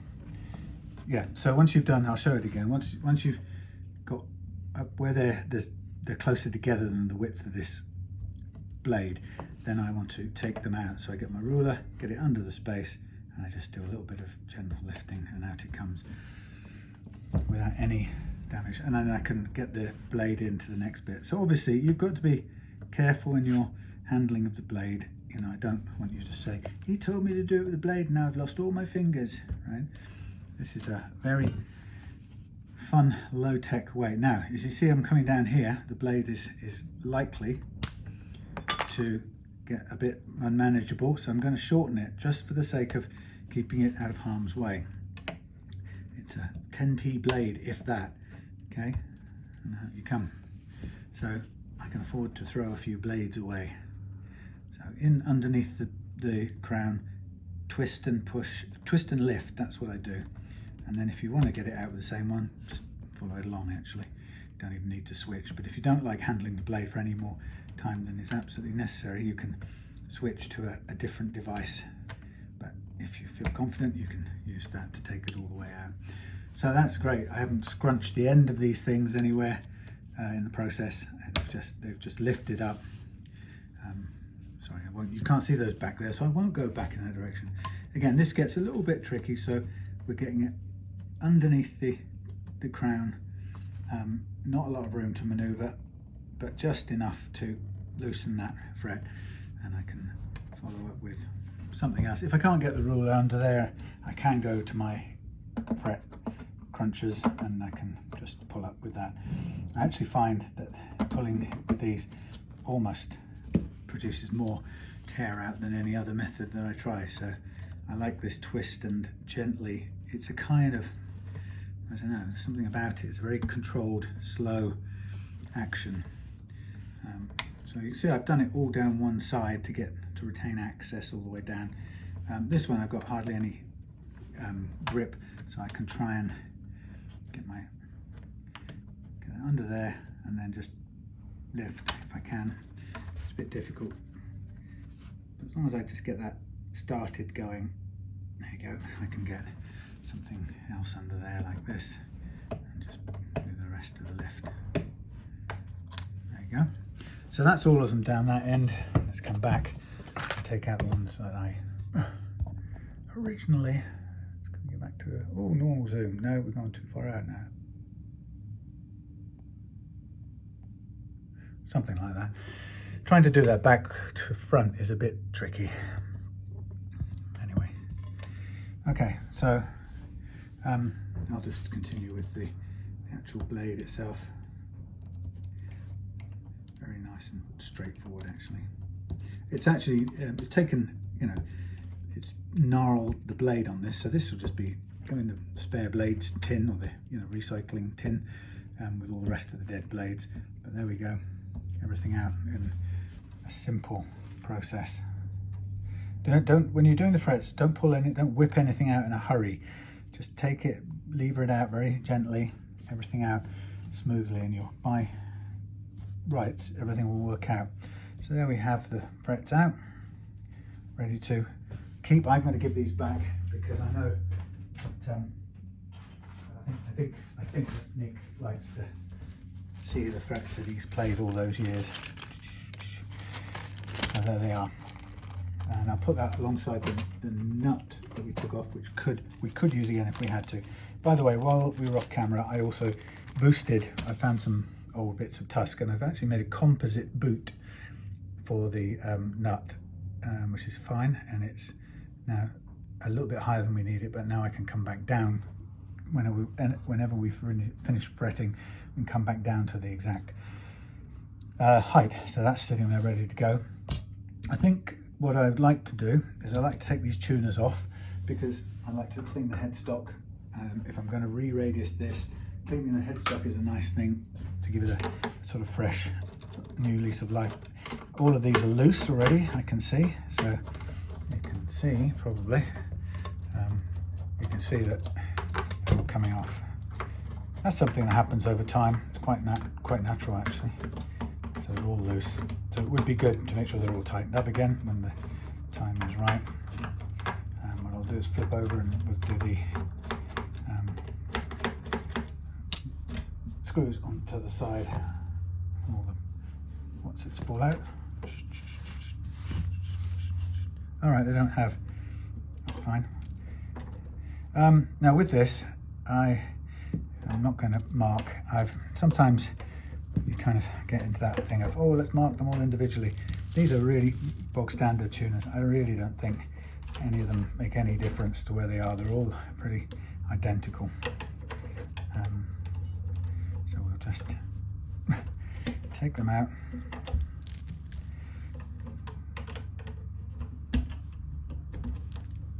Got 12 sets of tuners. That's a big handful, isn't it? Okay. So here we have. Now we're at an interesting place. So we've got the thingy off, frets out. Let's just take you off the thing a minute, off the power, and I'll just show you a sort of close up. So tuner's away, lots of dust that we can clean up, give it a polish. We won't worry about that for now. Notice in there, we've got a very nice flat nut shelf, which is a help. And we've got some corrosion now. You can sort of see in the finish here, it's little dips, those black parts, really some of them, the darker bits there. So it would be nice to re-radius that and clean it up. So what I'm going to do is I'm going to find the correct piece, the correct radius block. Now I'm making an assumption here, and the assumption is that this neck, can I even get this just to focus? I don't understand why this is so crap. I seem to be manually focusing on everything.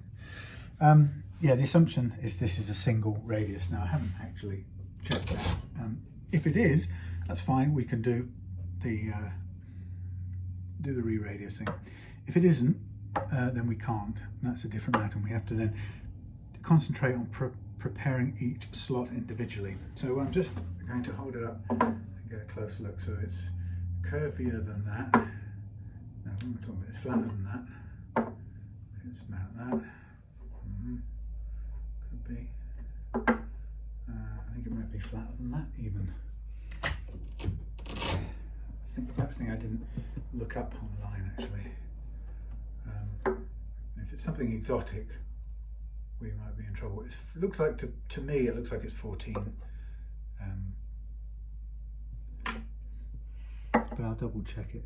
It's showing me, when I put this down on it nice and flat, it's saying 14, which is okay. I've got a 14-inch radius block, and I can level the frets. I can radius the frets to 14. Okay, that's good. Okay, so we'll get the 14-inch radius block, and we will get some material to do the leveling with. Now, the first thing I don't want to do is I don't want to do it just yet, because we had the neck back bowed courtesy of the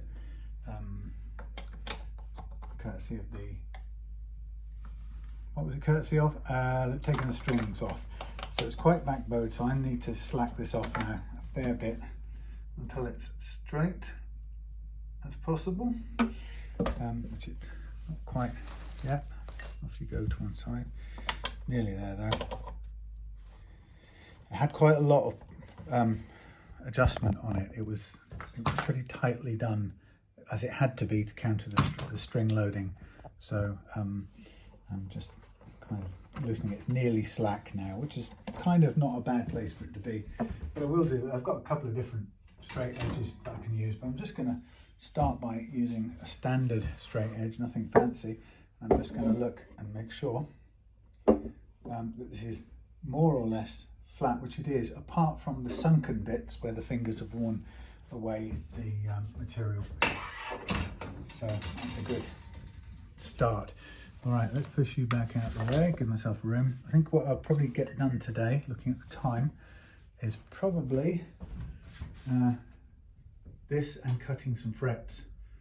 What are we on, 3 o'clock? Yeah, I've not got an awful lot of time. I've got to go and do some more campaigning for local election things. Okay, so with the radius-ing, I can undo that. Let's go back down here. In fact, let's put the thing in, plug it back in. Pain in the... Yep, bit of canvassing, but I wanted to get started on this today so that I'll get more of it done tomorrow and then be finished on the weekend.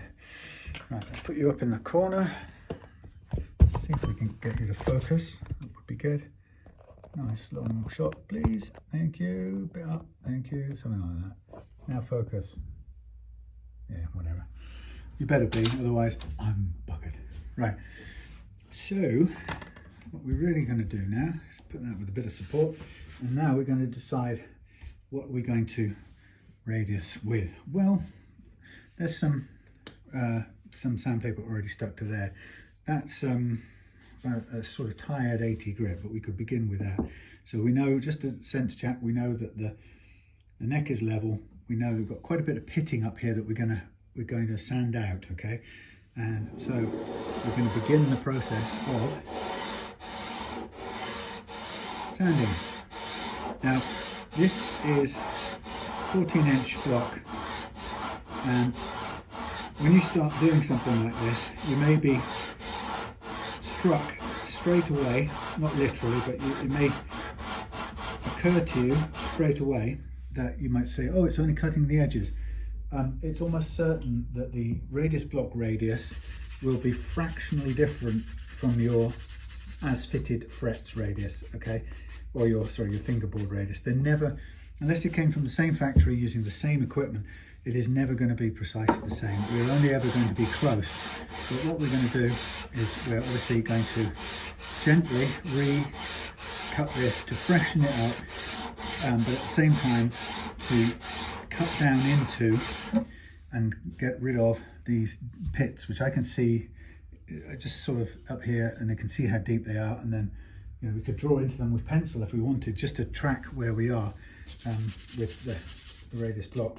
Now what I can do with this, if I think this paper here is a bit old and knackered, let's do that, because it probably is. What we can do, oh there you are, so we can pull off the previous piece of paper, which is attached with DPT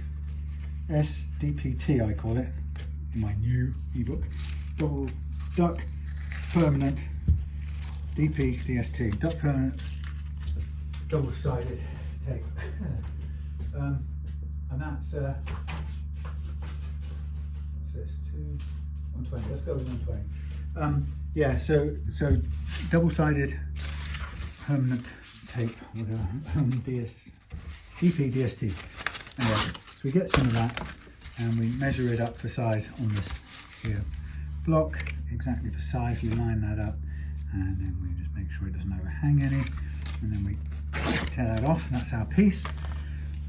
What we want to do is we don't want, I found if you wrap it round this block and up the sides, it creates a sort of a little bit of a curve that doesn't quite map to the exact radius. So to get the radius right, it's my experience that you have to be very precise and just stick the paper you need to it. Don't let it curl around the corner. So it does mean the pain of changing the paper every time, rather than just holding a new piece on, which I found out in the hard way doesn't really work very well. So what I'm doing is I'm going to make sure I get sticky tape all over the whole thing. Again, a bit wasteful here because it doesn't reach all the way. I'm going to cut quite a bit off, but and this tape is bloody expensive, but I'm going to cut in a straight line with this if I can. Save that one for later probably. Cut along here. I'm just making a sticky base for this paper to go on, and then that will be our first grade, and then I can switch it out and put something much lower on a bit later on. So you can see I've got a nice finished thing. Now when you're putting this on, you want to be very careful not to let the gummy stuff bundle up and bunch up underneath. So you really want to get as clear a lift off as possible without causing the webbing stuff to come up, because then that goes back down with a cluster and it gets lumpy. And then you've got a bump sticking through. So I'm trying to be as careful as I can to get the backing off cleanly, which I have, like that. And then I did this that way the other day, can you believe? So then obviously this is now going to be a bit bigger in one direction, but let's just try and get this to sit on here as close as we can, like that. It's not perfect, it's a bit overhung one end and a bit underhung the other, but there we go. So now we've got a fresh block, a bit of sandpaper we can keep for spares, junk we can throw away. So I think I'll probably go from 120 to 240 to 400 to get it ready. So I don't know how well you can see it, but there are definitely pits that are showing up here. So now I've kind of freshened up the sandpaper, so we're now going to get a meatier cut, if you like. And it's just a matter of trying to get it to cut as evenly as possible. And eventually it will be a matter of cutting until we've got rid of the old pits. We want to do it all over. We don't want to just focus on the middle or anything, because we end up thinning the fretboard down at one end and not the other, which can look a bit odd.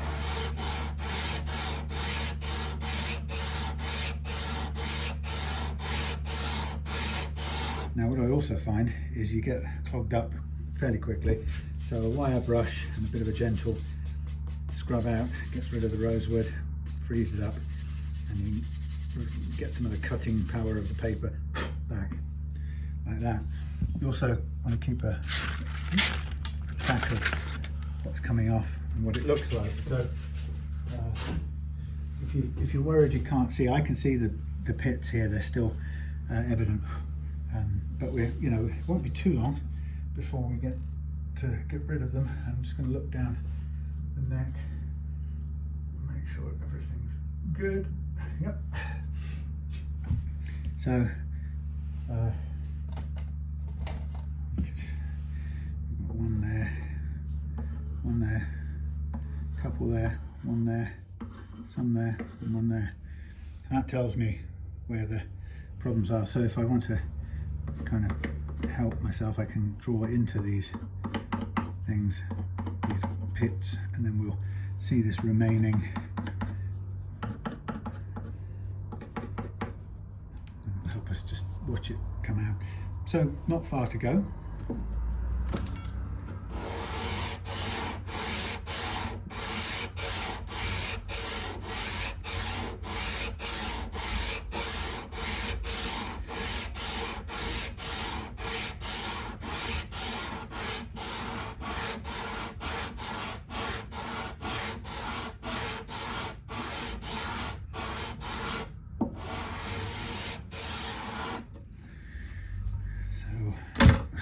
Always does that.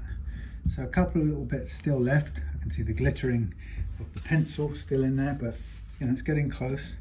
As you do this, one of the things you'll notice is, if you do this ever, you'll notice that this process of re-radiusing leaves a sharp edge on this that you want to just soften off afterwards. Otherwise it ends up being, it can be quite uncomfortable. It feels pretty sharp. So we've got very little in the way of indentations left to go, so going to get there pretty soon. I think I'll get rid of it with this grit, and then once we got there we'll go to 240 just to smooth everything out and see how it looks.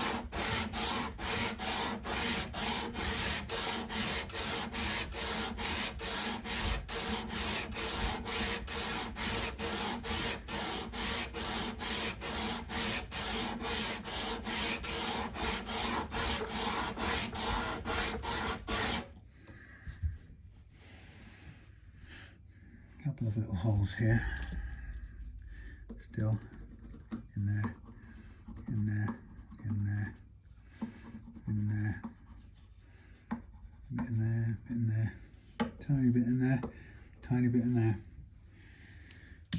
Almost there.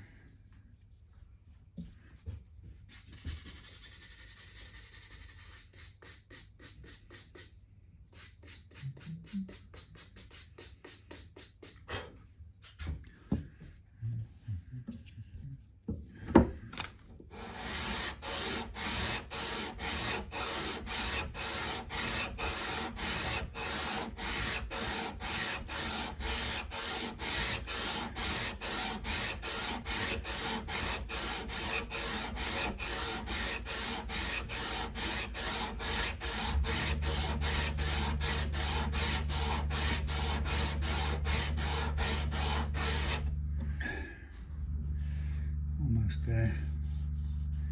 A little bit here, so you expect it to be deepest down that end.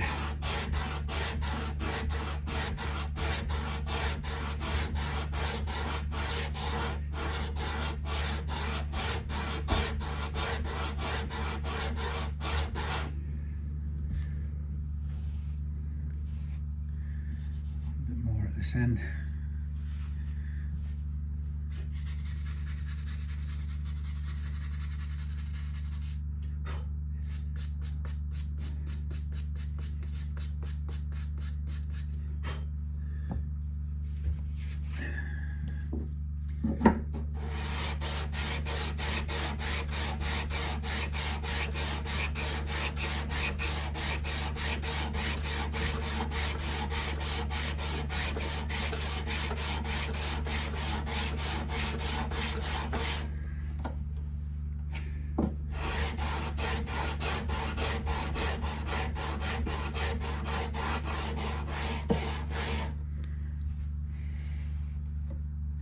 Right, almost there, a little tiny dip down there.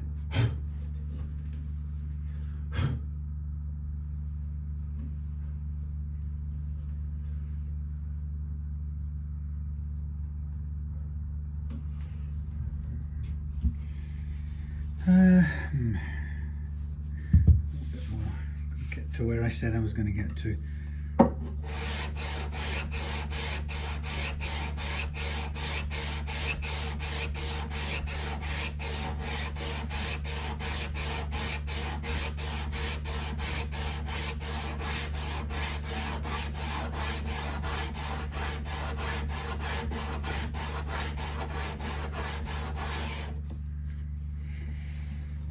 Okay, that's enough. So we take off, at great expense, take off our tape and our paper, and then we go to the 240. It's half the grit. I think we'll probably just end up with 240 will be enough. So as you can see now, looking brand new.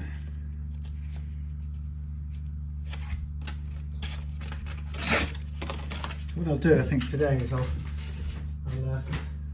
finish this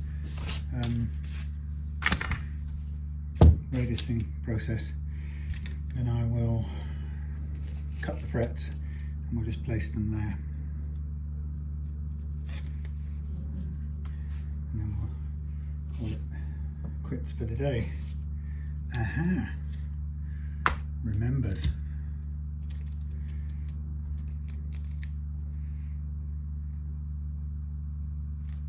When you put this on here, it's very important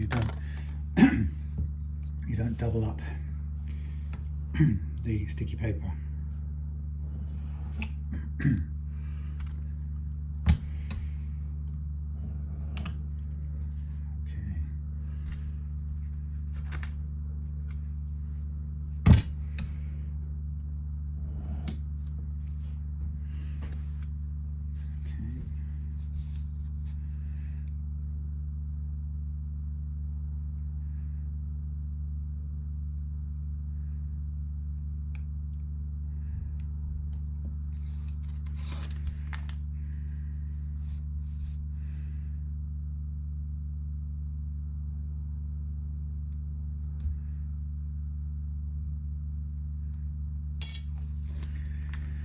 Very well.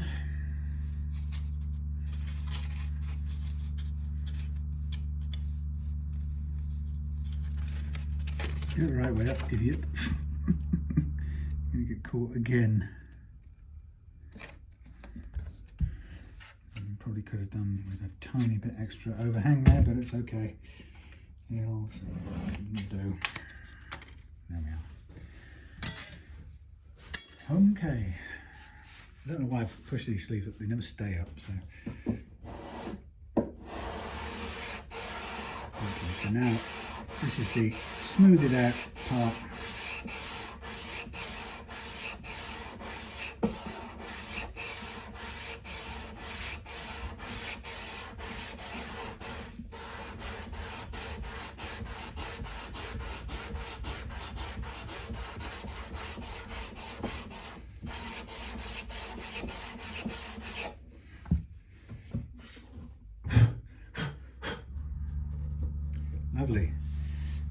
I mean, there is the tiniest marks here. Question is, how far do you want to go? You could go a bit further.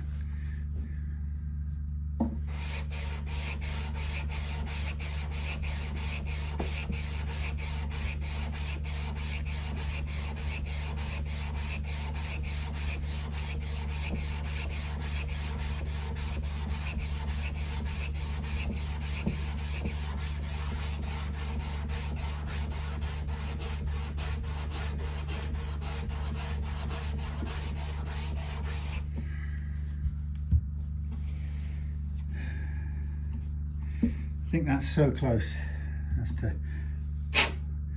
not want to really fight much more. One tiny little dimple there. It's very close.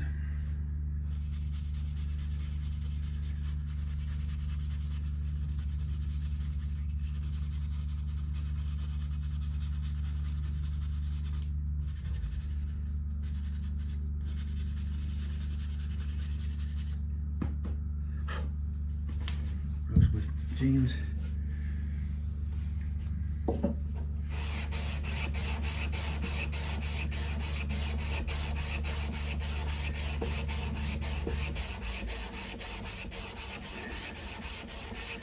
And probably this 240 now is a little bit too light to move the material.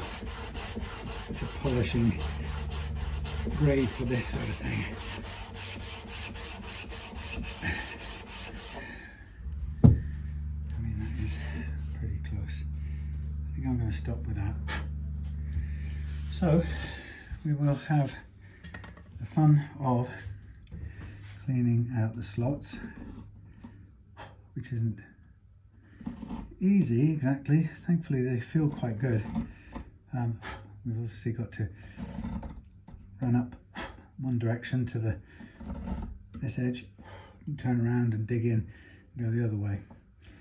So a critical thing at this point is to gauge whether the frets we're going to put in, the new ones, what gauge how wide the tang on those frets is, because that will decide whether we need to do some fret slot widening work.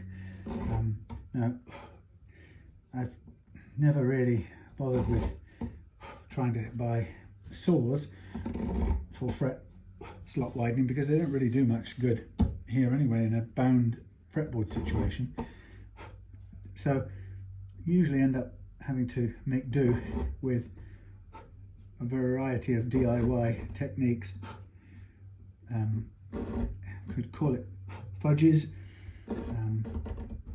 whatever. It's just how do you widen some slots that are bound on the edges by some plastic, so you can't get a saw through them even if you had a range of pre-thicknessed saws. It's not easy. So anyway, so what I tend to do is I'll get the old frets out in a minute. I'll measure one and see just how different the tang is. Now, cleaning the fret slots is always a good thing to do several times over, because you'll always still find bits of grunge that are still in there, and the more you can get out, the better your new frets are going to sit.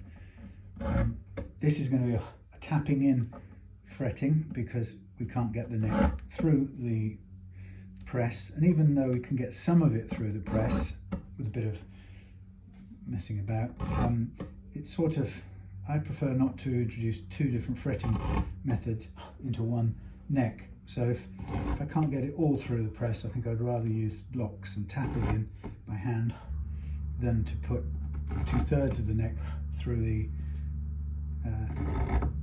press, and then, well, actually half of the frets through the press and then the other half through tapping in, because then there'll be two different sets of forces and strengths of fretting and so on, and it can produce inconsistencies that we can well do without.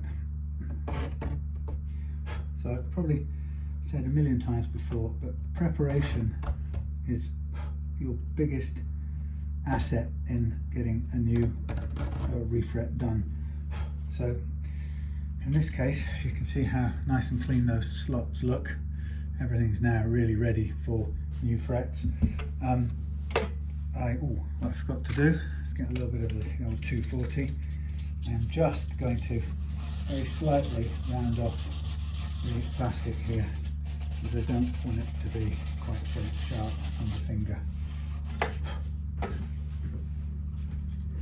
And I'm not going to do too much, but just enough to take that knife edge off. And that's another reason why having that protective Gorilla Tape there really helps. It's still quite sharp, but it'll be fine. Okay, so next thing I'm going to do, I'll do it on up here, and then I'll kind of quit here for the day. I'm going to get my new fret wire out, and here we have another shipment from our friends at Tone Tech Luthier Supplies. I always go there for my fret wire as much as possible, certainly for my Evo Gold. Very quick, very well packaged. And here we have 2 meters of Evo Gold with my receipt, all beautifully wrapped up as always. Now, funnily enough, 2 meters in one go is too difficult to work with. So what I do is I will cut it in half, but first of all I will take off these joining bits. But yeah, it's very difficult to work with two pieces coiled like this. It's a little bit wasteful to cut it in half, because you don't quite know whether you're spoiling a piece, cutting in the place where, once you put a load of frets on, it could be that's where a fret naturally falls, so you might lose a fret in doing this. But I find it's worth doing because I always have enough left over, and it's much better to be able to work with a single piece rather than 2 meters in one go, because it's really hard.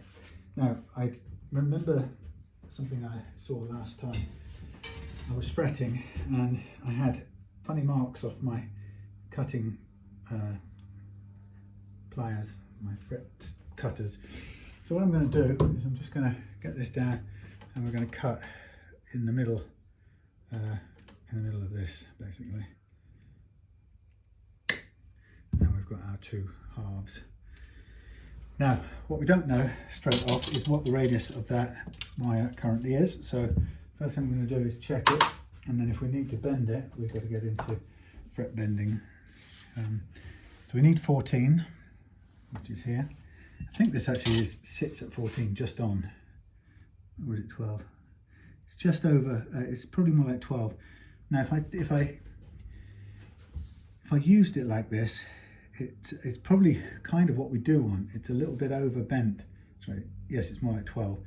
You know, if we put this on here just as is bent, it's a little bit lifted in the middle. So much as I would love to just use that straight off and not have to rebend any of it, I'm going to manually flatten it out, and we've got to calibrate the wire bending machine to get us a load of 12 radius. It's better to be closer than a whole gauge off, because I think that might just cause some problems. Now, one of the other things which I forgot to do is mark the ends. When you get this wire, the very end piece is always too flat to use, and it's not the piece I've just chopped off. There's where I chopped. So here's my dud end. So it would be smart if I wrote off that end on both of them. That's where, which did I bite? Hard to tell now. Oh, well, I should be able to tell. Yeah, I can see by looking at it. Right, so there's the flat end. Just doesn't work. So we know which two. In fact, I can cut them off now because it's just wasted material. If I use those pieces, they'll sit up at the edge and it will just be pointless. Okay, so the first one is bent wider than 14. Now I'm going to bend this one wider than 14 too. It's a little bit difficult to do to start with because you've got an end that doesn't want to bend. and then you can sort of crudely do it. Now the thing about this wire is it bends endless number of times, so you just kind of expand it out to more than flatter, much flatter than 14, and then we'll come back to 12. We'll dial 12 into our fret bending thing, which, sorry, 14, which by the way, it's over here and you can't see it, and it's all a bit hand done, so adjusting it is a bit of a pain. So let me see what it comes out as naturally first. Okay, that comes out as, oh blimey, is that 14 from the outset? I think it is, because the last one we did was 14. Let's run this through and double check it on the bench.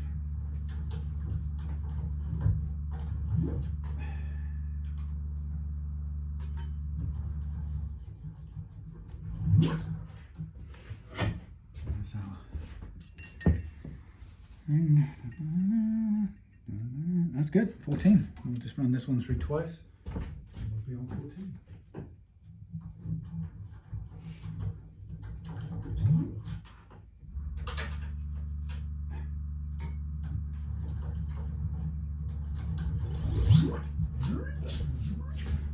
There you go. Now, here's where I was putting some marks on this wire and I don't want to do it. So how about, instead of doing it in that position, I wonder if I can get a better thing out of it. Can I do it this way? I go cut there, and then I go cut there, and I go cut there, and I go cut there, and I go cut there. Do you reckon this might be a net? Let me just try this, because I was getting these little marks onto the neck which were annoying me. Sorry, not on the frets. And it was something about the way I was cutting from the angle. So if I take this off and see if I can cut these without that mark, I'll be interested to see. So these are all oversized, so I'm making sure I've got plenty of overhang, what I need.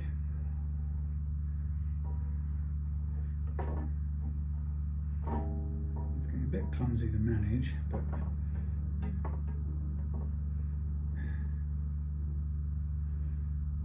now I have to hold this and hold that.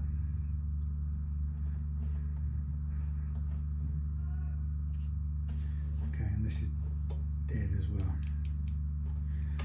Right, so now let's see if I can cut this in a way that doesn't put those funny marks on it. Cutting from the side, okay, coming from there, bit of an angle. Any marks? No. Any marks, get set, go. So I was cutting at an angle, wasn't I? Like that, that.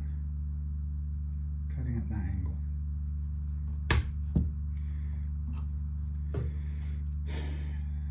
Different angle from before, so I just think it will just let me start off without putting some little marks onto the, what's that? No, it's just pin. So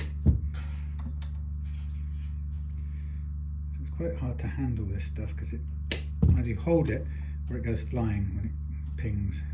Well, the stainless steel goes across the workshop, you lost it. And this stuff is easier to control, but it still needs to be, you still need to kind of have one hand ready to catch it, or one finger, without getting the finger stuck in the clippers as well. I need an assistant, really.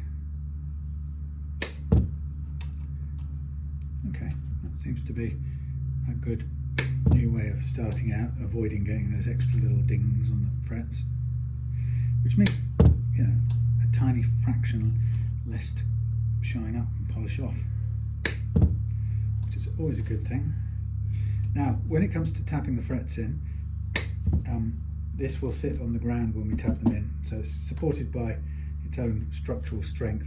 It doesn't need any greater support than that. If you were pressing it, you probably would, because the press tends to exert more pressure than tapping them in. And I would probably want some sort of supporting things under there. But oh, there's one over it and some spare. There you go.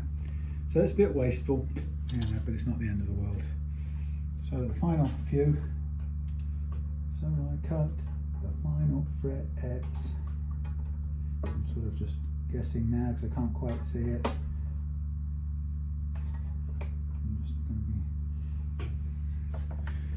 Oh, oh God, I'm knocking everything off everywhere. So this is a problem because these fret wire, it's like guitar wire, it will catch on anything it can possibly catch on. 1, 2, 3, this is dead, right, dead. Missed. Right.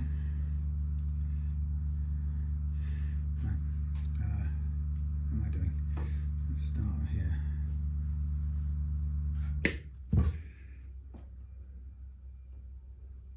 Let go of my finger. Okay, so next thing I'll do is, once I've got all the frets lined up, I will then start prepping the ends of them. That's another bit of spare wire. The trouble is I get endless numbers of these spare wires and I don't ever manage to size them or gauge them, line them up next to each other and make sets out of them, so I've got loads of spare bits. Anyhow, okay, so the next stage of this will be we get our tang nippers, which goes underneath. Don't tell me this is on. It is. Oh, why do I fall into this trap every time? I end up with that soldering iron being on for hours. Oh, right. So I get my tang nippers, right, and I cut me an overhang. I cut me back a nice square edge, and then I come to here and I just lay it on there like that. Now, it's not going to sit in there or anything because right now we haven't checked out the tang widening required and stuff, so it probably won't want to sit in there. But we've cut back an overhang and we've pretty much lined it up with one edge. This overhang cutting allows me to fit the tang in and then leave a bit of the fret overhanging to cover the binding. That's all that's about. And it's fiddlier, obviously, than when you don't have a binding to deal with. But actually, more often than not these days, I treat it as if there's a binding because I like to hide the metal tang inside the wood, and then I like to fill it with some end fill material, a burn-in stick, which is a resin stick that you can melt into the end gap with the soldering iron, and it looks very tidy when it's done. Except you do have to scrape it back and or sand it back, which can be quite take a while because although it's sandable, it's hard, it's still a bit sticky, so it clogs up your sandpaper and kind of drags it all over the edge of the fretboard until you finally got rid of it all, and then it cleans up. But by that time you tend to have taken off a bit of finish as well. So I haven't quite worked out when that's best to use that. It could be in a refret when you haven't you've done the refret, filled the ends, sanded them back raw, and then you're getting ready to poly over the whole side of the fingerboard with a gun. Refinish. These Osborne & Co, made in Harrison, New Jersey, imported by an English hardware company, are falling to bits already. I've only had them 6 months maximum, and in fact less than 6 months. I bought them while I was in here in this new workshop, and their chunks have been taken out of the blades, cutting blades already. And I haven't done any stainless steel. I've only done a couple of Evo Golds and regular frets, so they're not standing up to the punishment very well. Shame this one side that I use most of the time is now kind of dead. It's now ragged, so it's not performing very well.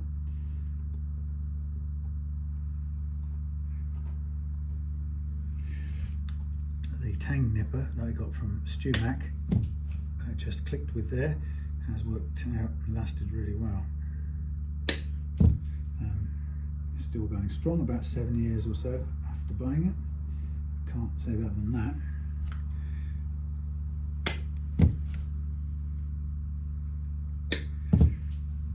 So once I've got these placed, what I tend to do is go up the other side and mark the full extent of the width of the fret, and then we'll lift it up.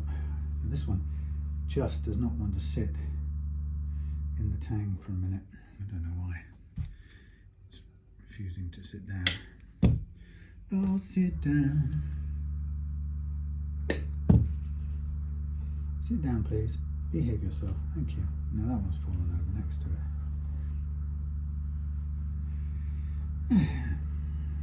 Right. So it's good to do the edge or the length of all of these as close as possible, because it gives us less to do with the edge beveling block. That's a good thing, to have less to do with that, because that's a pretty harsh tool.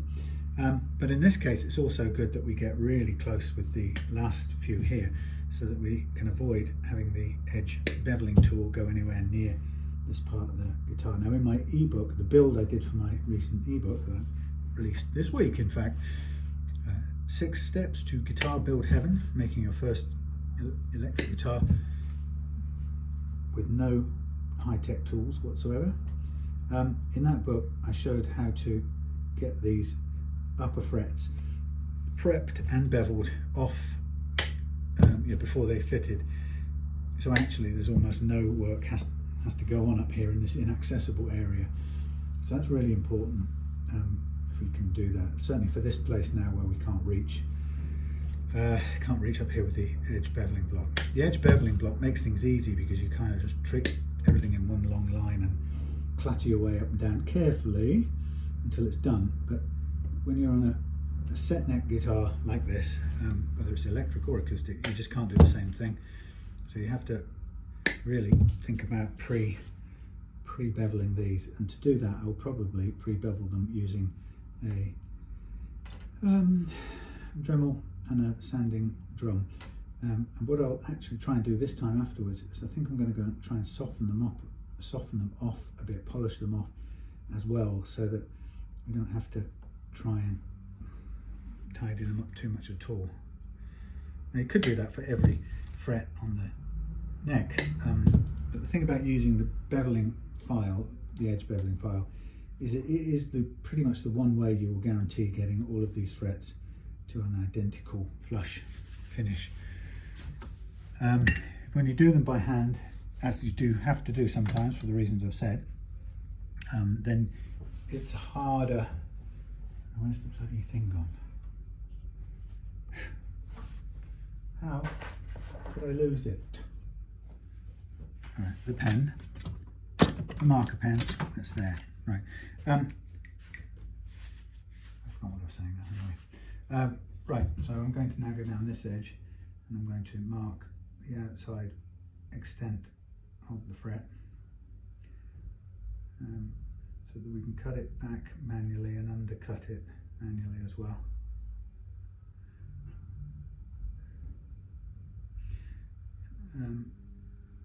Now in a way, you really want this fret to reach the outside of the binding trim, I was going to say. So you're aiming to get it to cut it off in line with the binding, and then the edge beveling block, or fret beveling block, will take off anything that overhangs that, and you should be fine. But get in the slot so I can line you up.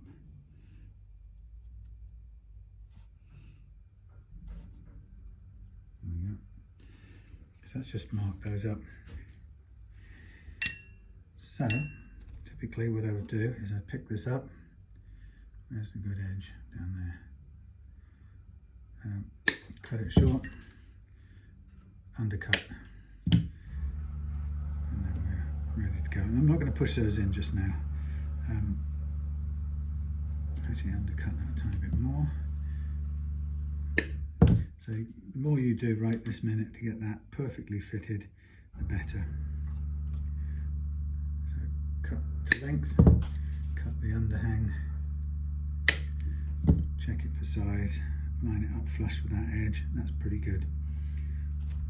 So that's all we're doing, is getting it as close to where we want to be as possible.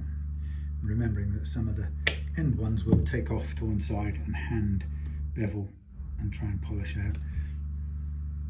Little bits of Evo Gold shooting everywhere. So again, place it, feel the edge, it's flush, it's good. What you don't want to be at this stage is undersized. That's the only thing you don't want to be. Of course, the edge beveling file will bring this back to length if it's a slight bit over, but you don't want to start under because it will show up as a little wiggle down the line and it just looks a bit crap. The only place you may get it, we'll try not to, but once we start beveling on a spinning sanding drum, we may lose control of the absolute precise length of these last ones up here, because you've got to get the bevel, but you don't quite know how much material it's taking you at the same time. So you're hoping not to cut it or bevel it too short in the end.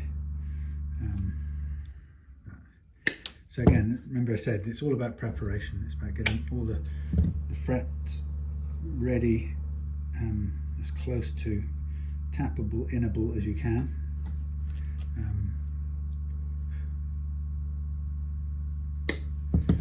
And if you go wrong at this point, for example, if I now clip one, put it back in and go, oh bugger, it's too short, then what I'll do is I'll make another one since I've got some spare. This one doesn't even stand in the fret to be helpful in the slot. That's fine actually. So I'm getting quite good at getting them the right length, I think.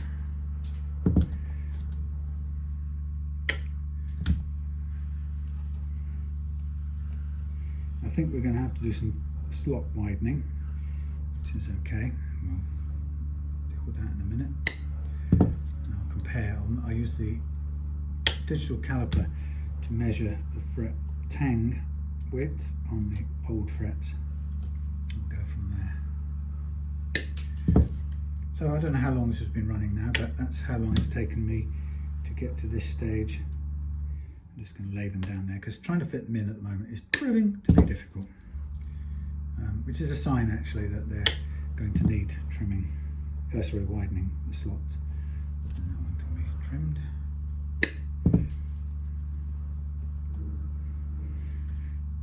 Yes, so boring, exciting. So you're getting shooting those little bits of gold at you. That one's just about nearly flush as it is.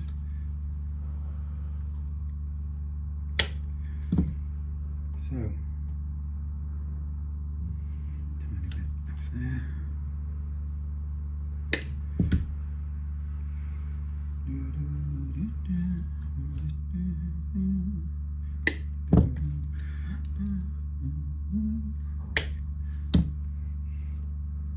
So, having had my old bass player, I didn't play with Tony for long because I quit the band not long after he joined, not because of him at all. I quit because I couldn't get on with the bass player who used to be the bass player, who then became the lead guitar player, and found him impossible to work with. Anyway, so I quit rather than go and stand in front of our town to do a live gig, which I would have been embarrassed to do. So I ran for the hills. Anyway, but so Tony had only just stepped into bass because Steve had gone on to lead from bass, and so I think I rehearsed with Tony about twice before I stopped off. And anyway, I haven't seen him for the last couple of years, so I think he's a capable bass player. So came across and we had a chat up here and said, yeah, we could do something. So it's a matter of now kind of putting the feelers out for a couple of other friends who plays drums, I think, or did the last time I saw him. So we're going to sort of check him out, and then we've got my good friend Mark in Plymouth, who I think is up for something, so we'll check him out as well. I'm looking forward to that. Where or how or what, but we'll see. Right, let's check the gauge on this. So I'm going to get a feeling of how much different these radii, these tang widths are. 56, 64, 47. I think 50. 50 is probably a good guess. 65, 50. 50 is about right. So I think we're going to find the tang on this. The tang on the tines or mine. Let's measure the tang on here. It's a taller fret to begin with, and it's a bit wider, so it is going to be bigger. Unless it doesn't go up. And yeah, okay, so that's coming in as 65, 70. So we're a bit wider, so we're going to need to do some work on that. So the first thing I'm going to do is I'm going to get some masking tape, no, Gorilla Tape. And I'm going to use the Gorilla Tape as my fret paper, which means I'm going to just use it to pick up my frets as they are all lined up in order and put them safely out of the way there, so no bad comes to them. Okay, so now off the camera probably I'm going to do some fret slot widening. Now, how might you do that, you ask me? Well, I say to you, I'm going to use probably some homemade tool if I can find where I ended up putting it. Somewhere around. I lost it the other day, found it the other day. Now I have lost it again. And forsooth, I shall perhaps not find it once more. Damn. Where are you? Come along. You hiding now? Aha, right. Well, yeah, this will do. So here's the thing I made from a piece of steel which I cut some teeth into and then sharpened to a bit of a point. So the teeth are good at scraping things, but the fact that the thing widens is quite good, because when you press it down like this and control it, lo and miraculously behold, you actually widen the slot quite well. And then, well, you can see, I can see the difference already. So then the fret is likely to fit in. What you don't want to do is not widen those and then bang in all these frets, because they'll cause the neck to bend backwards, as the extra metal, if you like, in the fatter tangs causes the basically pushes the slot open a bit more, and there's nowhere that can go except causing the neck to bend backwards. So in doing this, I'm having to use a little bit of force, but what I'm also using is control, because I don't want to sort of come bursting out the far end and make the binding come off. So it's got to be a mixture of force and control. But when I get there, it's not going to take long. As you can see, I've done 3 already, and they will be widened up enough to take the new frets. I mean, if I were to start with the first one here. Oops, well, that was clever. I've now my fret fly paper got a bit tangled up there. Alright, so we take the first one. Now that didn't really want to fit in before, so now if I take the first one, it immediately feels like it's sat in there. I mean, it'll still need tapping in, but actually we could probably, at that sort of feel, if we get that right, we could possibly lay that without any glue. And I'm keen to do that. In fact, I did that on this one the other day, and it really was by means of a test. This is just a fun guitar I built with the cheapest acoustic pickup thing and a homemade bridge and thing, you know, and it was a bit of fun. But actually what I did was I laid the frets without any glue the other day and just sprayed over the top of them. So it's going to be a bit of fun when I finish. But it's actually the first ever guitar I think I've fretted without using glue. So this could be the second one, because if they're the right fit, then they don't need it, and I'll be excited at that. You can see it's not scientific. You know, I am widening the slots by feel, and you could say, well, it may or may not be enough, and you could be right in whatever you say. So I'm doing my best to get it to where I think it's going to work.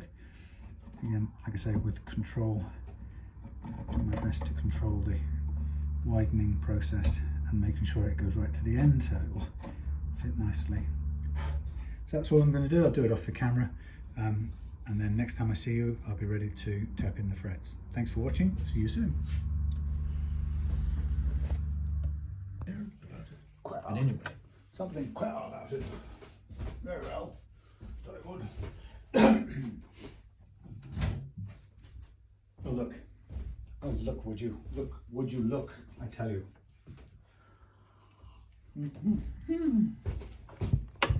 Ladies and gentlefolks, we are at a place where we are ready, methinks. I've got some nice warm air going on under my feet. Just give me a little bit of a warmth. Yeah, it's been cold, rainy and wet in our England weather. Not a brilliant view, but you know, you can see what I'm doing, sort of. And I probably won't show the whole of this, because once you see one or two things, really there's not much else to see. Now, what there is to see, I suppose, is a couple of little preparatory things. There's one, a piece of walnut, which I've cut to the size of a 14-inch radius. Now, this is that you can sort of see. It's reasonably, sorry about the focus, it's reasonably accurate, right? But it's not perfect, but it doesn't have to be. If anything, it's probably better off being a little thinner than that. So, and I've cut another one here out of Eki, which is hard as hell. Not really sure which is better, which of them is better. But I think that both will do. So here's the thing. Here's how I do my fretting.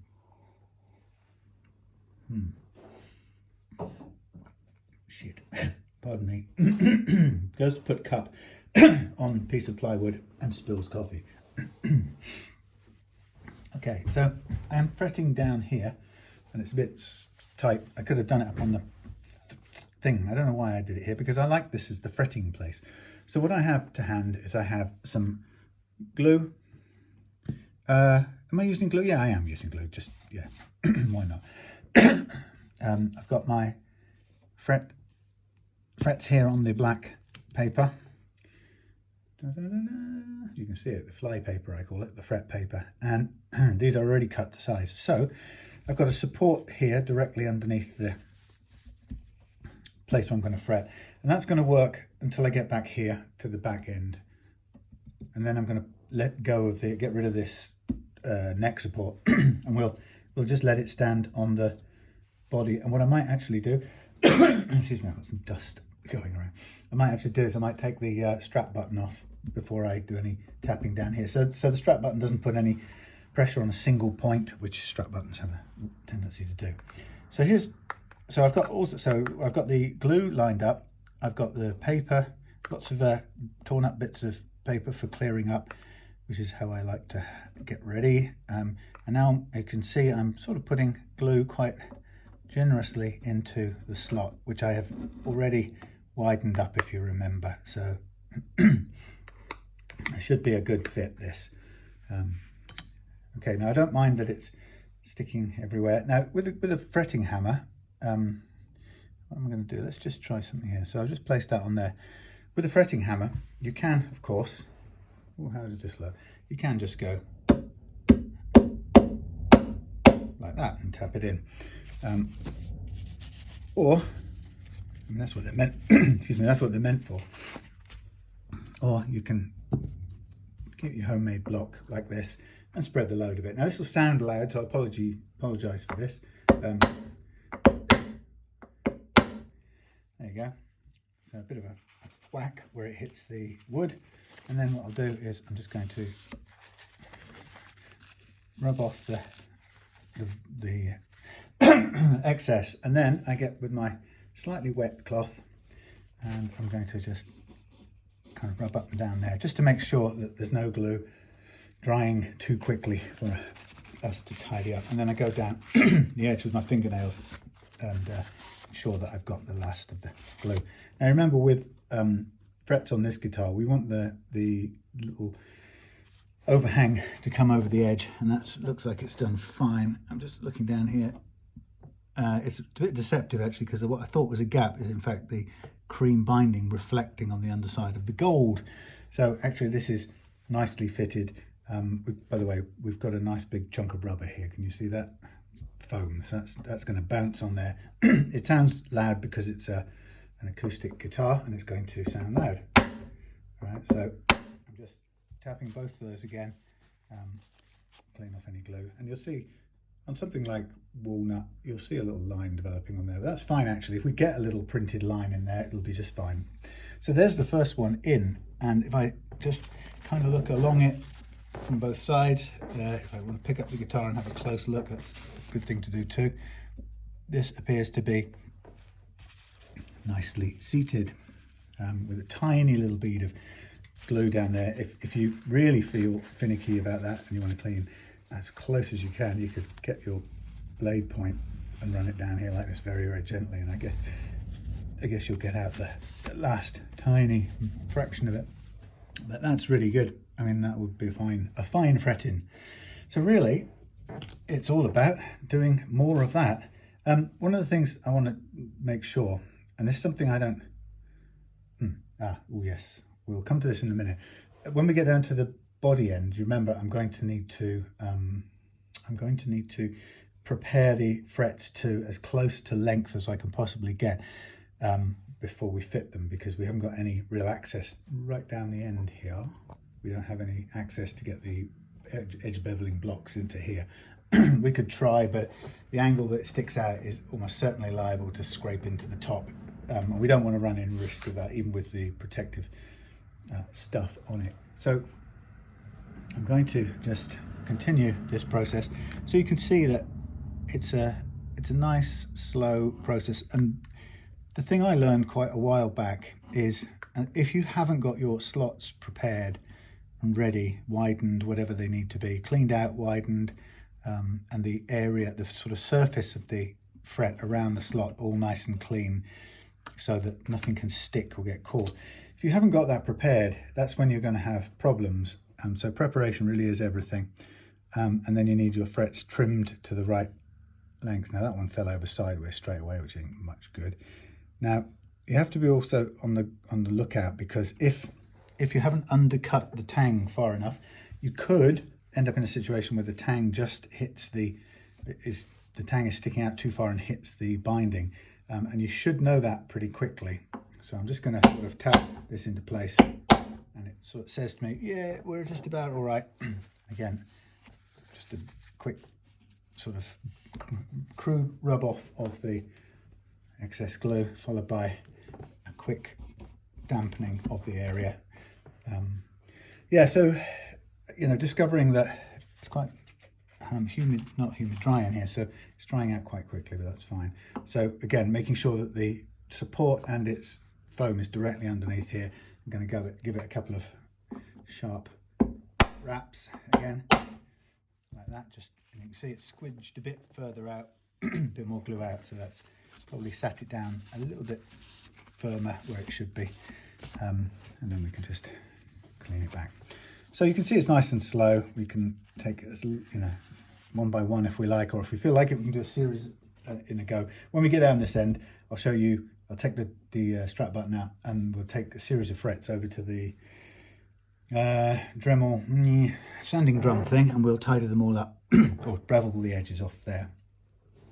So to make this work, I've got my glue, I've got my blade. I'm checking the undersides to make sure there's nothing sticking up in here. Sometimes you might find that a fret will sit a little high if you've ended up with not a completely cut piece of tang under here. And if you find that's the case, then it's handy. I haven't got it right now, but it's handy to have a little bit of a sanding block to hand, because that will allow you, let's use this one, that will allow you to just clean that back up. So, just to be on the safe side. So you won't be able to see this very well, but I'm going over the edge here, and I'm just pressing this down on here to try and clean up that surface where the tang was sticking up. And with a bit of luck, we can take off any sharp bits and bring it smooth. And then, all of that will help the fret seat nicely. You should be able to, if you've got if you calculated everything right, and the width of the slots as just about right for the new frets you're putting in, then you really probably should be able to tap in the frets and have them hold. And in fact, obviously for that, just a fraction smaller sized slot than the actual fret tang, or the width of the fret tang itself, is probably a good idea, because it will grip it a little bit. But you've got to balance that between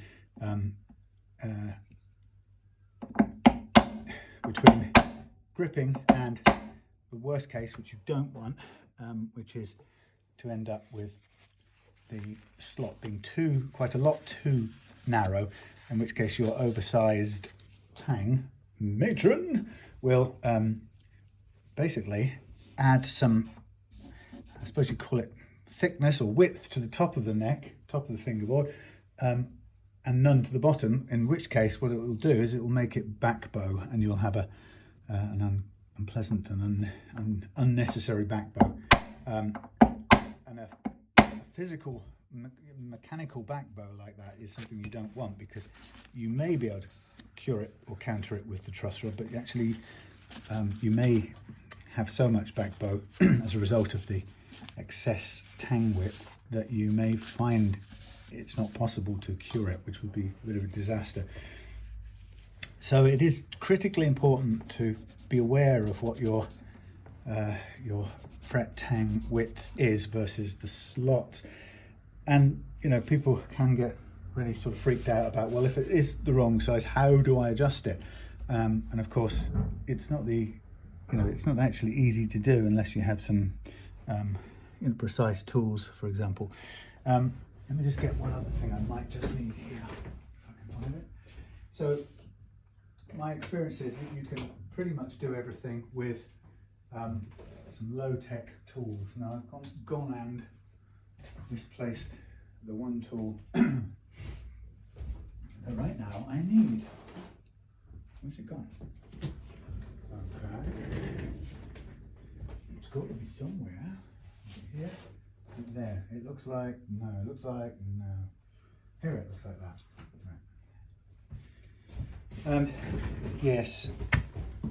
So let's just double check this one.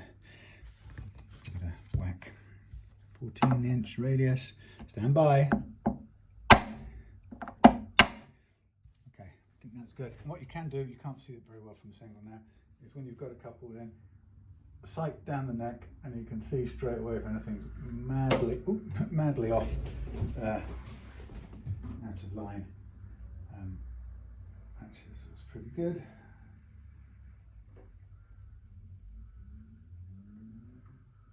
Yeah, if you're concerned that your tang undercut isn't quite big enough, i.e. if you're thinking that there's a possibility that your tang might not quite fit in there, you can always take your tang nippers, and this is obviously a specialist tool, but take your tang nippers and just cut a little bit off, a little bit extra off. It's better to have a little bit less tang material in the slot and make sure it sits right down than it is to go too wide on the tang and find it doesn't want to sit down, because that could end up resulting in you having to pull the fret out and redo it. Okay, so also while you're there, it's quite useful to just run through, in case if it feels like the blade is sticking in the slot or anything, just go through it again to make sure that somehow you didn't pick up some dust or something from somewhere. Who knows if that's possible, because I cleaned them out yesterday. But 'tis better to be doubly sure than to be not sure at all. And you're just sort of blobbing it on. I mean, the thing is, it's quite difficult to keep the blade clean, and the blade will eventually clog up if you don't clean it once in a while. So having increased the overhang, I should say, then I'm going to be a little bit more confident that that's got nothing in the way. And we can tap down. Again, sounds loud, but don't worry, it's bouncing off here, and it's loud because it's acoustic and it has a soundboard, and that's what's making the noise. well, that's what's transmitting the noise, amplifying the noise. Okay, so as you can see, a nice laid back Friday evening process. On this neck, I'm going to, although I'd like to progress, move on, I think realistically I will leave this overnight, let it set, dry, whatever the word would be, before we go anywhere near beveling the edges. Okay, so that will give it the best chance. What you don't ever want to have happen, I've never had it happen, but you don't want it to happen, is that you start beveling the edges and somehow the bevel knocks the fret out of its seating, so it's no longer any good. It's not likely, because the only way that the end beveling file pushes is one way, sideways, kind of longitudinally, I suppose you could call it.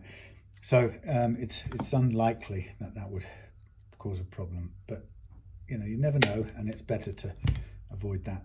So as you can see, I'm adding a little bit of extra overhang here, because I think the thing is, although I've cleaned the slot, or the slot appears to be clean right up to the binding, what's true is that you step back a little bit from when you're cleaning it, because the one thing you don't want to do is kind of put any pressure on that binding as you're cleaning it. So you do tend to sort of ease off as you get there with the blade for cleaning it out. So the reality is, if there's going to be something trapped and going to prevent the fret from sitting properly, it's going to be right up in the corner next to the binding. So it really doesn't hurt to have that extra little bit of overhang there, because that sort of allows us to, gives us confidence that it's not going to, those tangs aren't going to be trying to sit down on top of some gunge. Now the other thing I've noticed, by the way, this will make you deaf after a while. Probably does need ear things on to do this. Quite a sharp sound. One of the things I've noticed over time is the force with which you hit with a hammer, or a hammer and a block that I'm using here, can result in slight changes in how the fret sits. So I think there is a sort of, you get used to a sort of pressure that you would hit things, or a force you'd hit things with, and you tend to try and stick to it. And of course it's mechanical and human, what's the word, it's a manual task. It's not exactly scientifically set out, so it's very difficult to know how hard that is. But when you're beginning, or when you first do it, if you go above the minute or the force required, you will actually notice that once in a while you'll end up with a fret that's actually too low, and it's because you hit it too hard, or for too long, or too many times. Of course, the other thing you can do is, if you're not convinced it's seating on the end, if you go and bash it, even with a nylon hammer, if you bash near the edge, that fret is going to bend around the edge whether you like it or not. So don't be tempted, he said, from painful experience, don't be tempted to do that. If you're feeling that it's not seated at the edge, use a wider block like I'm doing, and give it all a hit if you need to hit it at all. And if it really won't go down, pull it out before any glue dries and reinvestigate why it's not seating. It could be something caught in the slot. It could be something stuck to the tang of the new fret you didn't notice. It could be that the overhang's wrong and it's trying to sit on top of some rubble in the corner of the slot. But whatever you do, don't end up bashing the ends, because what I'm doing, you see, to seat this, I'm just sort of tapping across the fret just to get it to sit in before I hit it with the thing that spreads the force, spreads the load. And I'm sort of doing two fairly sharp raps at that point, which I can see straight away if it's seated properly. If there's major gross problem, it'll show up right there. If it appears to be seated reasonably well, then it's just a matter of a little bit of extra tapping down to get it as good as it can be. But you kind of know by this point that there's no significant blockages or problems. And there we are, that's that one down as well. So I'm just going across here now with the tip of a blade right into the corner and just hoiking out any leftover. So it's a nice technique. You know, you can spend money and buy, as I have some time in the past, you can buy yourself a press, and there's nothing wrong with them. They're great if you've got a neck that's bolt on and it's separate from the body. It's quite nice to, you know, it's easy to fit that kind of neck, those kind of frets, because you can put the whole of the neck through the press, and the press, I find, can help you give an even pressure. But I think so can a bit of practice and experience. I won't say actually that I'm really experienced at all in tapping frets. I would have probably mostly used the press, but I've noticed that since I've kind of switched away from using super glue, I'm kind of more likely to spend even more time preparing and then using as light a glue as possible, like for example this wood glue, which is water soluble, so it makes cleaning up really easy, and on top of that it's slow setting, so it's not going to grab the fret even if it's wrong and then sort of refuse you or stop you from pulling it if you need to. Now that one looked to me like it wasn't seating immediately in the middle, which is why it got an extra tap, but it may well have been that there just wasn't quite as much glue in the middle part as on the edges, so the squidge out didn't look quite so generous. So at this point, looking at it, it seems to be pretty well fitted, and its radius is nicely fitted. So I'll just give it a little light tap there like that, just to squeeze out any last bit of glue, and then we can just put the blade into the corner and clean up. So it's up to you whether you use or you go for the press arbor. I never know what they call it. Arbor, strong arm, press arbor, press arbor, whatever that thing is. It's a press with a handle. Sorry about that. So it's down to you whether you go down that route. I think it's a good idea to be able to do both, because now you may notice now that I've got a little bit of a stick up of tang remains here. So I'm going to make it my business to flatten that out, because I don't want this. I really don't want this sticking up, because there's a bit of because this thing didn't cut it quite the way I wanted. Now it's sort of killing this sandpaper a little bit, so I'm going to try and get at it from another angle.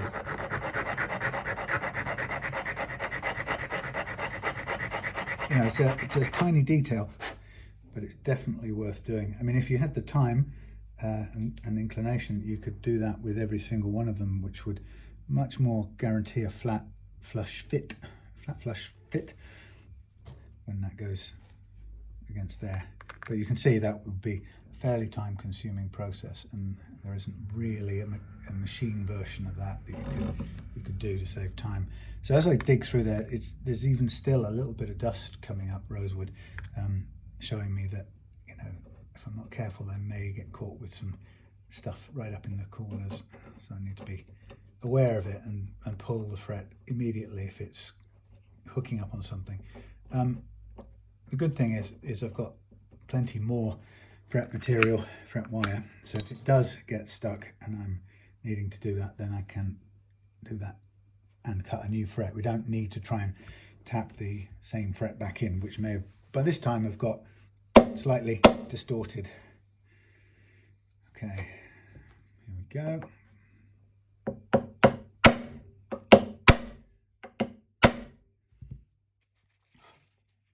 So you can see it's looking good so far. And the thing about the fret arbor or press or whatever they call it, you could buy one of those, but you can see that you can do all guitars this way, whether they're bolt-on necks or whether they're set necks like this, or a set necked electric guitar, there's no real problem. So as a default way, I think it's probably a really good thing to learn how to do it this way, because then you don't need any kind of ultra special technology to do it. You just need common sense, and maybe prepare yourself a radius block, which you can throw away when it splits. The last one, or the last few I had, fell apart on my last fretting, and it was clearly time to bin them, and that's where they went. Having given many years of service, they got chucked away. So we're getting up sort of near to the place where we have to prep the fret end, so let's keep going. I was gonna not do all this, but let's go up to one of those, and I'll show you prepping one end on those with a close-up if I can, and then I'll be good, and then I'll do the rest off camera, just so I can enjoy the Friday night radio. Now, it's a funny day today because I'm supposed to be out campaigning for the parish council. We're supposed to try to get some campaigning done, but yesterday I went out last night, and I got absolutely soaked, and it was freezing as well. So it's now, instead of being end of April, beginning of May that you'd expect in the UK, that would be nice warm nights, and a pleasure to go out and knock on doors and explain to people what's happening about local politics and all that sort of stuff. Instead, it's been like a howling Antarctic gale. So I've sort of struggling around there with my notes and whatever, my little registers all getting soaked, and knocking on the doors, and then people coming into the door and freezing to death whilst trying to listen to me talk through a COVID mask, a plastic mask, and trying to be interested in local politics while I'm getting absolutely soaked, standing on the doorstep, freezing to death. So it just wasn't good for it. And today I was sort of holding off, trying to find a good gap to do it amongst the other things we had to do. And it just, the forecast for this evening kept saying 80% rain. And, as I was making the decision whether to come up here, carry on with this, or go and campaign, or canvass, I suppose you call it, it just was raining still. So I just thought, sod this, I'm wasting time waiting for the rain to stop. I think I just better go up to the workshop, get some of this refret finished, and move forward. And of course, now I look out the window here, and there's an almost blue sky now with big fluffy, well, I'll say fluffy, big thunder clouds staggering off into the distance, making a mockery of my choice. But you've got to get done what you've got to get done for your business. So the local politics is just going to have to sit slightly back on that. Okay, so we're about, I think we're 1, 2, 3, 4 more away from the hand tailoring of these. So as you can see, all of the ones up to this point, I will be able to reach with the end beveling block. It's a pretty fierce tool, whichever way you come at it. It does the job really well. It's what most people use, and the reason they use it is because the way it works puts a very uniform bevel on the fret, and it cuts them back, trims them back to exactly flush with the guitar binding or the edge of the neck. So it's the sort of the method of choice, but it's by its very nature, it's going to end up at some point, whether you like it or not. If you want to get your frets flush with the finish, you are going to end up cutting into the finish. You can't avoid it. You can't get it flush without cutting into the finish, at which point you stop. And then once you cut into the finish a little bit, you then have a problem. Is it cut into the finish in such a way that you need to sort of do any remedial work on it, or can it just be lightly polished and it's sanded back effectively with something like a bit of micro mesh. Is that good enough?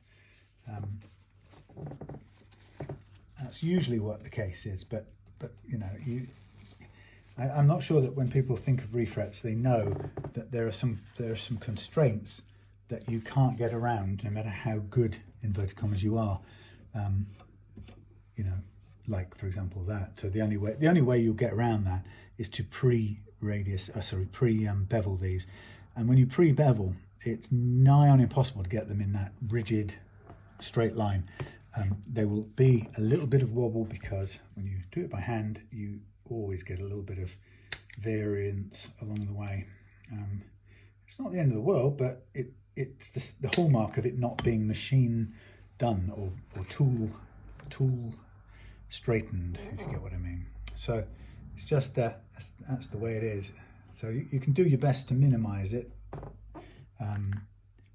like knowing when to stop, and you know, if you're using the end beveling block, knowing when to stop, and then also if you in order to get it smooth and sharp, if you do end up taking a bit more of the finish away, or you know, the little bit of poly or lacquer or whatever you've got on the edge, then you know, knowing how to build that back up, sand it back out, blend it into the surrounds, and you know, polish it out is a good skill. Okay, now we're just moving past the point where this can reasonably support. You see what it will start to rock the other way now. That's about the last place we'll get support from this thing here. After which, I think we need to do the we need to take the strap button out and be prepared to let it sit on its body, which will absorb the impact as well, pretty well. It's a soft carpet. There's some spring in it. You know, it'll make a noise, but it won't overstress the body in any way. So you can see the rhythm or the pattern I'm going through is clean up, final tap, final scrape, job done. And then we consider it seated and done, and we move on. Now, I think this one, although it's, as I say, we're not going to tap down on this anymore. I do want to take off the button. It may not be pressing that far into the ground, but I'd rather take it off anyway, so that there isn't any risk of a single point of energy.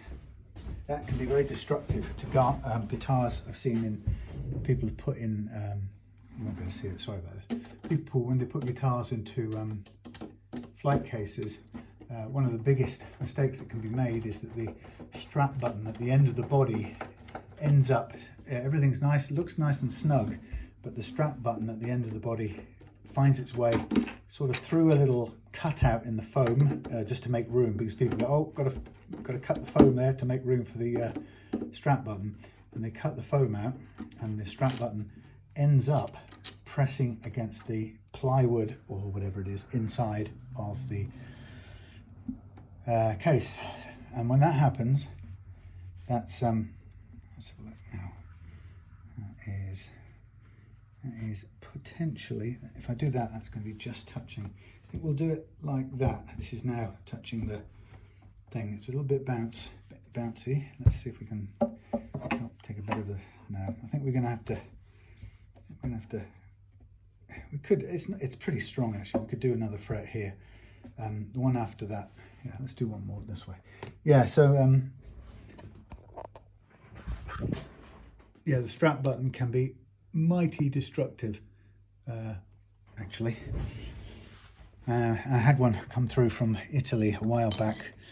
It was Peter's 7-string Matt Heafy Epiphone that I was converting to a ultra wide 6-string for him, and it came from Italy, and unfortunately it wasn't packed very well, and it had moved or been dropped, as couriers will do. Not all couriers, but you know, as accidents even if they don't do it on purpose, you know, accidents will end up with the guitar dropping out the back of the truck onto its tail end, and as it fell down, the weight of the guitar was pretty immense anyway, because it was a 7-string big Les Paul thing. and it all focused, or a lot of it focused on the strap button, which punched straight into the body in a massive compression break or crack. So you've got a huge sort of crater with broken finish all around it, and the strap button sort of part embedded into it, which is a horrible mess, really. Anyway, okay, so I'm just checking. There's one more after this, that after which we're going to need to bevel the ends. Now this one is interesting. This is exactly short. I should have probably reversed this one with the previous one, but depending on how they're cut. Let me see if this next one is even a fraction longer, because if it is, it might be the better option here. I think it, oh no, hang on, no, that's the wrong way around, isn't it? Oh, okay, I'm just looking at that one. That's going to be okay, but it's just on the limit. Any shorter, or that would have to be replaced.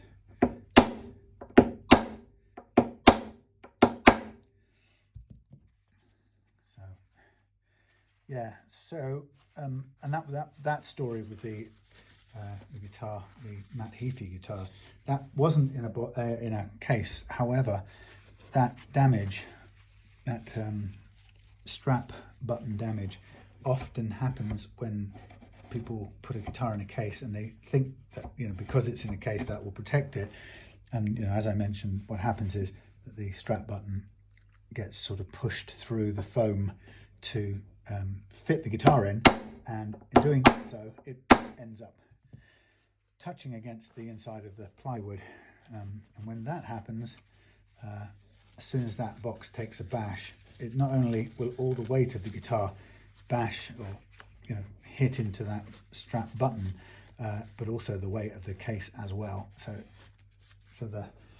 when people sometimes think that the case is an automatic protection, sometimes it can actually increase the likelihood of the guitar getting damaged in a way that you really don't want. Okay, I think I'm going to do one more. This is the last one we could reach with the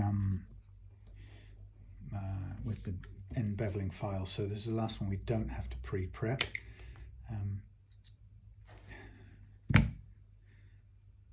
Now, in terms of levelness, if you've not done a fretting before, I can promise you that it's nigh on impossible to get a perfectly level set of frets doing this, or doing any method of fretting, actually. It's just the tolerances to make the frets even are so tiny that a mechanical method of hammering in frets like this it's just pure luck. If you get them playable, I mean totally playable, as in the ideal levelness from the outset. I kind of almost got it with Nick's son's bass the other week, and I leveled it anyway to clear, you know, to shine it up, but as it happened, that was almost perfect. But in 6-string guitars, in the frettings that I've done, you might get 1 in 25 or 30 or something like that. It's very unusual to get it perfect from the outset, which is okay by me. I absolutely expect, I don't consider it a failure of any type to need to do fret leveling. It's absolutely par for the course.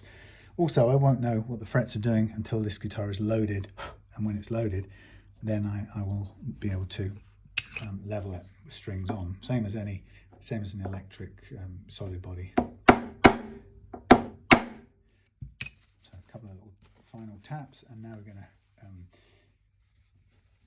prep. Now, what would be good for this next bit would be if I had the Dremel right here with a vise, but I don't, and the vise is over there. So what I'm going to have to do is I get my fret. We're going to still do tapping in the same way, but what I'm going to do at this point is, from now on, I will tap directly onto this. Again, it'll bounce a bit, but it will spring. That's all it will do. So I'll do the same thing. I'll keep on trimming a tiny bit more on the overhang, so we don't, don't put it under any likelihood of not reaching or not seating down properly. And then the thing I'm going to do really is I'm going to need to put an end bevel on something. Now, there's a couple of ways you could do this if you're doing it. Let's move you around there and see what you can see. Sorry, that'll have to do. If you don't want to get up and do it on a Dremel, if you do it on a Dremel drum, you start it going and you just go zzz until it's done it. The alternative is you have a block of sandpaper like this, and actually, if you don't want to move and you're enjoying the time sitting down, you can pretty much do it, and you can get used to what the angle needs to be, sort of. By doing it by hand directly down onto the sandpaper, and that's a 120 grit. Now I've got a bevel on there which is about 45 degrees. You won't be able to see it very well, but I could say to myself, right, that is one end. Now the idea will be that I now place that to the absolute edge, nearer to the edge, or a hint under the edge, and I can see straight away that it's still too long on the other side. So now I go to the other side and I'm going to do a similar sort of thing. And now really what I'm looking for at this point now is to see how close to the exact length I've got. And any beveling now on this fret really is about just tweaking the length. Now it's still a bit long. This is a gentle way of doing it. You may find yourself quickly overcutting if you do it on a Dremel drum if you're not used to it. So it might cost you the occasional fret to have to restart or cut again if you over Dremel it. But I'm just looking for a sort of length that's right. Now, one of the things that you can also do at this point is when you've got the length as right as you think you can get it, we're nearly there actually. You might want to take your time to get some different grades of paper out and just try and I suppose round this off, because what you want to do is you don't want to end up putting this on and having such sharp little bits that are going to cut people. So I'm now manually, you can't see it real, sorry, I'm now manually just scraping around the flat face of this fret, the bit that would normally kind of be immediately tangible, you could feel it. I'm going to take a little bit more off one end, and again as I do this, as you make the beveled edge, that beveled edge then sharpens up again, so that you need to soften it off. We have files that I can do it with as well if I'm, if I want to make sure. So the thing to do is get it to the exact length now, and then just as you're pretty much exactly at the length you want, now would be a time to step down the grade of sandpaper, if I can find the block.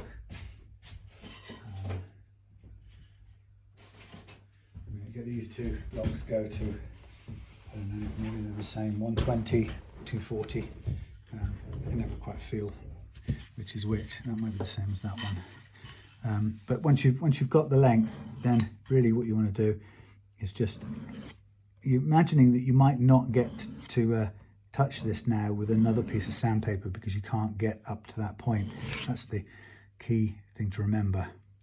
So what you want to do is make the end of the thing look as smoothly polished as you can. Now, like I say, you could go on for several different grades. And also then when you've done that, you just want to take off any sort of sharp blade bits. So there's quite a bit of fiddly stuff going on with these individual frets. But once you've got them sort of tailored and nicely done, they will sit on there. And even if you never get to them with any other tool at this point, they will still look pretty good. And importantly, they'll feel good too. So I'm not sure that Nick will be ever getting that far up there to play with a 12 string, but you don't know that. Don't assume that. Somebody's playing style may be, well, their technique may be that they live up there the whole time. So never, just because I don't go up there on a 12 string, I mustn't assume that other people don't. It might be a reasonable assumption as a start point, but assumptions often will lead to trouble. So I'm quite happy. I hadn't done a massive amount of softening and sanding and so on this piece here, because we could spend sort of days on a single fret. But what's important now is to get it into place in the best balance possible. The reality is, if we're slightly over, we're going to feel it, and that's the only thing I can say. And you can't really know, because now we're putting it on in place. Ow, these ones just scraped me. As we put it on, we're as close as we can, and it might be that the best I can do next time is to come in a little bit shorter. I have to learn, learn from what I thought that looked okay, but next time I'm going to need to carry on a bit sanding. Big thunderstorms, thunderheads kind of brewing out there. That actually feels pretty good, I must say, but it might be a tiny bit shorter would go too. Whoa, sorry about that. Got some kind of big clouds out there. Obviously not raining on me while I'm out doing canvassing, because I'm here. Okay, so that's me. First hand trim. Now that I've prepared the Dremel drum around the corner, but I didn't use it, partly because there's something good about being, if you're sitting down here, you can keep going with the trimming the fret until it's exactly the right thing, the right length, and then standing up, sitting down, moving over there is a bit of a pain. Okay, so I guess what I'm going to do is do one more and then on camera, and then I'll go off and just get all of this done off camera. I'll see if I can gauge that fractionally different length now. So I guess what you can always place it first, get a sense of how much over that is. If you're feeling really confident, you could trim it back almost. Where's the cutter gone? You could trim it back to as close as you dare without undercutting, because like I say, if you undercut, you're straight away, you're into a new fret situation, which we can do. What I'm going to do is I'm just going to take an absolute tiny piece off one of these sides and see where we get to. But if I get this wrong, then it cost me a piece of wire. Okay, that's a good start. So I'm going to do the first sort of 30 to 40 degree, and as you can tell by doing this by hand, it is clearly a manual guesswork thing. I don't know the angle I'm doing. I'm just guessing it from experience. And it actually, as far as the guitar is concerned, it doesn't really care that much about what the exact angle is, as long as it's as long as we've got some angle, it will look pretty good. And we've got to remember that the angle that the edge beveling file puts on will be consistent all the way, but you can't do that by hand. You will always have a bit of variation, and that's just how it is. Okay, so I've got about a fraction of a mil to take off this side. So I guess as soon as it's going to be beveled, this one is going to be done as good as. So I'm just using this second piece to smooth it out more than anything else, and then just to take off the overhang so there isn't a sharp bladed bit, and then to rub round to round it off as much as possible. Okay, let's have a feel. So it's a slow old process, but that's nice. I mean, that's probably about a 20th of a millimetre shorter than the first one, but I will see how different that feels, because I think that means we shouldn't even be able to feel this at all once it's on, and that might be then the target for the rest. I mean, you can, if you're careful, you can get a file at the ends of these things, into this space here, but it's not easy, and it's still only manual work. And if you are going to do anything with a file, you absolutely do need this tape to protect the surrounds, because a file is the worst thing you can slip with at the end of this process. Now what I'm doing here is I'm trying to, before I sort of secure it down, I'm just trying to get it into its best position I can get to, and I think that will be it. Again, it's a bit of judgment before committing to the position. There you go. Bang bang. Maxwell sued by Northern Music. Bang bang. Maxwell. So I have to make sure that she was never done. Now, you never know actually, by the time that this is done, I probably could be in a position to edge bevel it now, because I think it's a really good fit, but we'll see. Okay, and just going to scrape the edge of this one, and then I shall be going off camera, and I will see you next when I'm ready to clean up. See, that one's perfect. The second one is perfect. That one's got a hint of overhang there, but so little you wouldn't really notice. But the one after it is spot on. But you can see, I don't know if you can see, but I can see, that one is just ever so slightly rising up. Not anymore. What that was, but I needed that extra little whack to squidge out, sit down properly and squidge the last bit of glue out, which tells me it wasn't seated 100% properly.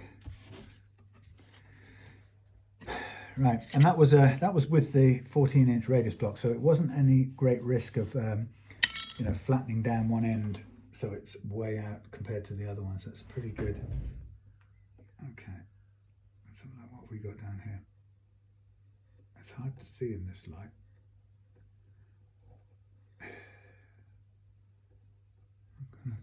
Is that one sitting up slightly? Hard to know. Okay, a quick wrap. Just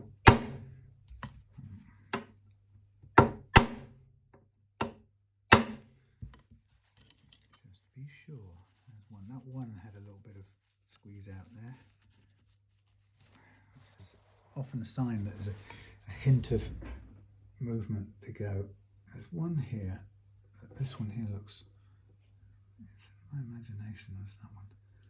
Something's making it look strange, but I don't think it's truly is strange. I think it's my eyeballs.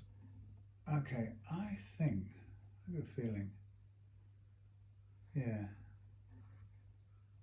I got a feeling that one's in the wrong place. What I've missed out on this one. Let's have a look at this. This one here, if I look at it down here, that's going to possibly be, I'm worried that one's going to, because what I've done is I've lined up a squeezed bit of metal with the edge, and the actual fret is just a tiny bit inside of that, and I should have known. I mean, I might be able to sort of, you know, tap it a bit, but I don't think that's going to make any meaningful difference, because that's going to be nicely firmly set now. Okay, that's the 11th fret. We'll keep an eye on that, because if it isn't good enough, then that might have to go for a pull. But as I say, we've got enough. All right, I'm going to get off and finish these, hand crafting them, and I'll see you when they're done. Thank you. And we are back in, well, I've done the trimming, and now I'm just doing the edging, or the final fret softening, rounding. So we're beveled, we're flush, we hardly took any off the, you know, didn't even touch the binding or the finish, you know, well, it's plastic really. So that was good, and now we are just rounding off the tiny bits in the corner of the frets that sometimes remain feeling slightly sharp. So that's the last of the jagged bits being rounded.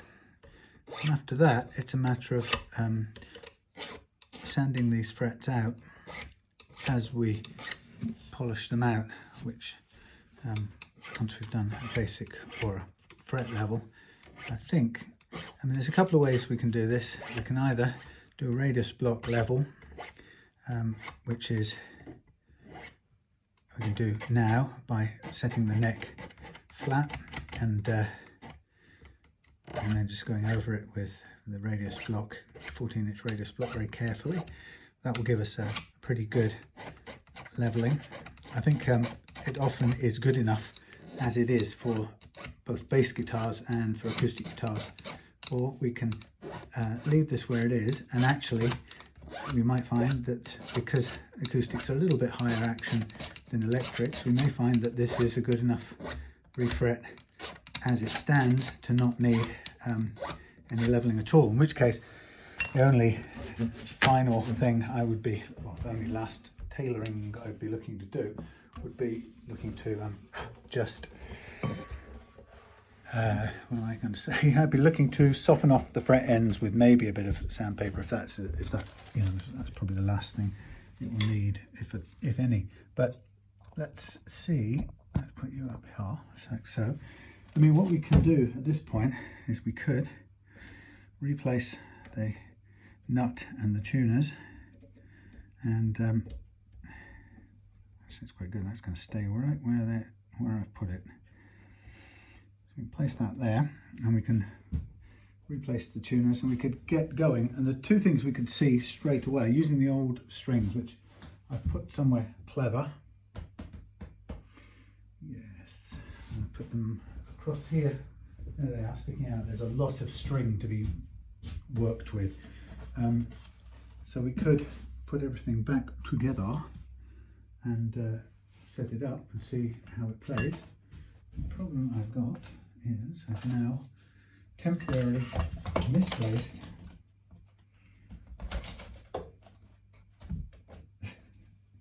I've misplaced the, you know what it is, the saddle, which is there. Okay. Put that in. Come back. Right. The new lowered saddle. There's my thingies down there. Right. I think it's probably time we took off this green tape now.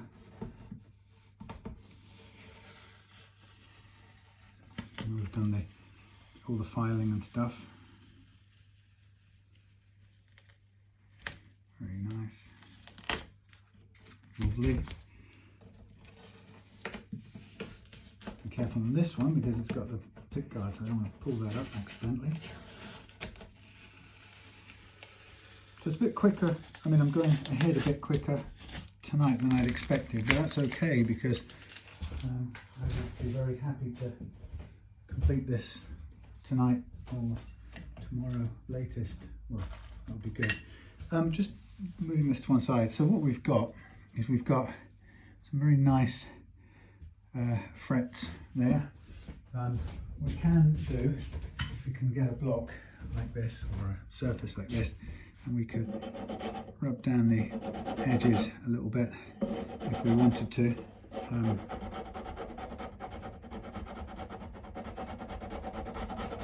But realistically, I think we're as smooth as we're going to get on the edging, but the only other thing we would do really is round it off with some sandpaper in here. So I'm not really sure that's necessary. So let's get this clean. Now the nut, I haven't glued the nut in because I don't know if it's anywhere near the right height just yet. So until we get the nut, the strings on, and check the height of the nut versus the new frets, then we won't know. So it's important to do that in stages. So the first thing is going to be a very boring process of putting on 12 million tuners. Sorry, this will take quite some time. Oh, hang on, I was going to clean that, wasn't I? Right, so that's going to probably want to fall off. Hold on, step back, rewind, start again. Let's get our bit of cloth I can use to rub on some scratch remover. It's always good for cleaning up these headstocks and any paintwork. So that's too much. Put some on there because there's quite a bit of goo on there. We might as well get this done now since I started, so I'll finish, as they used to say. Okay. So the idea of this was to give myself a nice clean headstock to work with. And this is like a really good, quick polish up sort of paste. I'm not really sure it's strictly a scratch remover because there was one that I used to use called Eterna shine, which did pretty well, and actually could remove some of the very fine scratches, but you know, this is more like just a last polish up before reassembling things. Stay there, but it's good for that.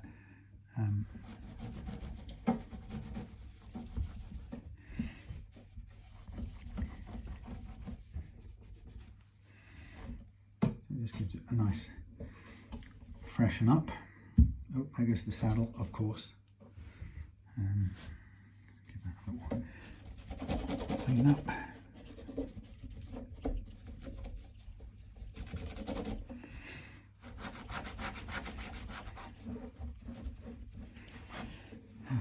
Saddle, come back. Nut stayed on. Clean that. Right, so we can spend some time putting the tuners back on, and then okay, so everything I need has been taken off its peg. Ay, caramba.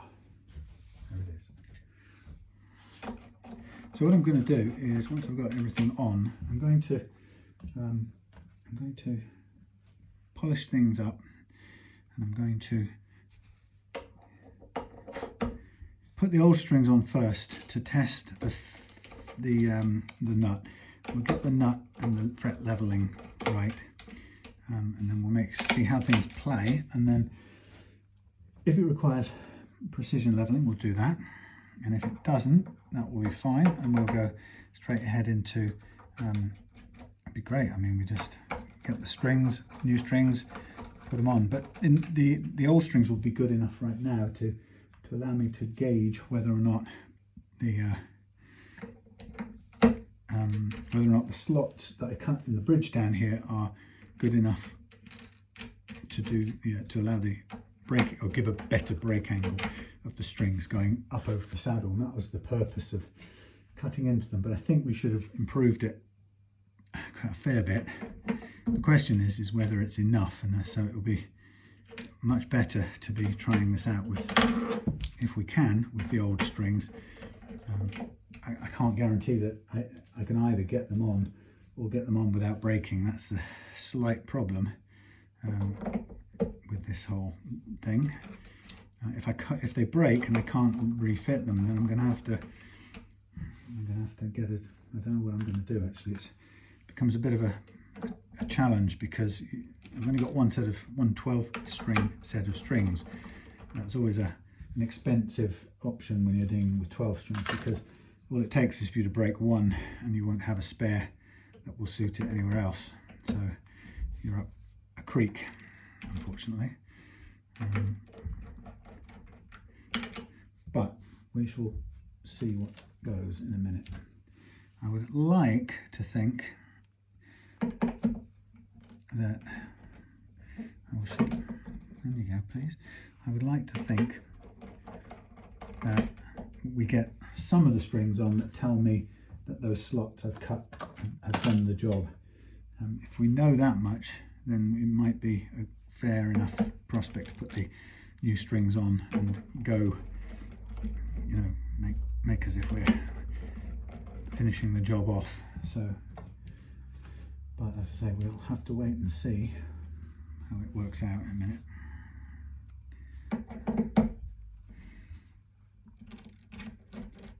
Tuners, I mean, really. Right, so remember the tuners were loose to begin with, so we're going to tighten them up with the adjustable spanner, but I'm also going to take care of the polishing out here. Adjustable spanner is somewhere over the rainbow. What's over here? Time is 20:07.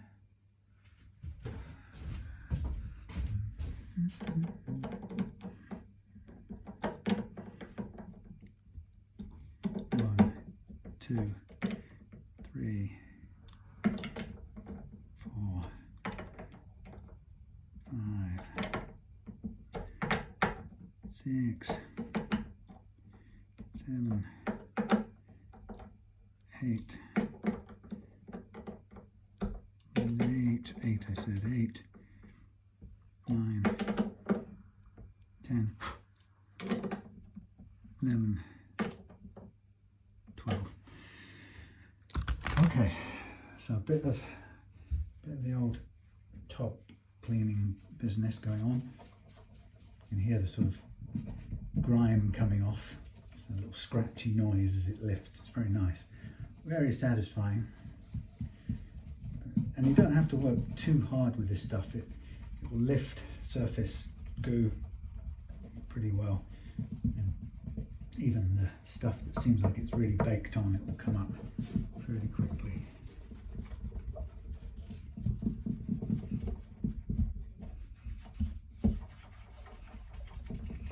Quite a bit of old lived-in goo here.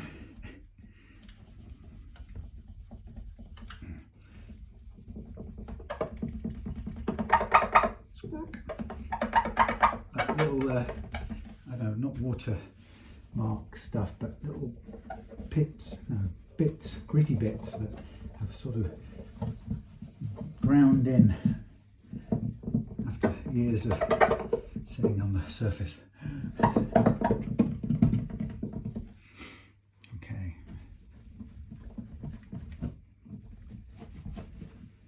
Yeah. Now we've still got the sides and the back to do, but I'll come back to the back.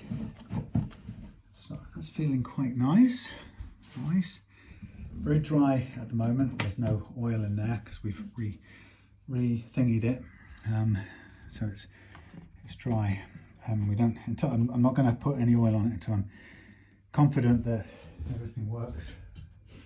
So here's the fun part. Yikes! I'm going to try and figure out what's what. I think I'm going to go off camera for this because this could take quite some time. Hopefully I'll come back to you when it's all wired up, if none of them break. Oi, oi, oi. There we go. Oh, I think we're probably upside down now. Okay, look. So I have set this back up with the old strings on, and this is about one piece of thin steel tape's worth too low at that end, and it's a steel tape's worth too high at that end. So I think I'm going to just bolster it up, well, shave it down a tiny bit and put a couple of sheets of that under there. But as it stands right now, it plays and it's low as anything. I'm just going to, even though I've got a little bit of tweak to do, but what I'm going to do is I'm just going to play it for a second, or hear it, check out the new low action.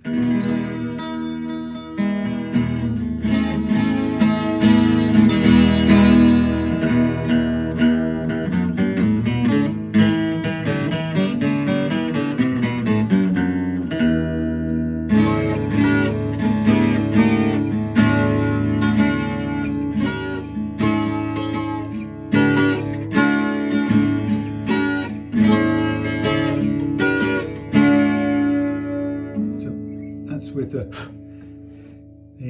without any leveling at all, so we need to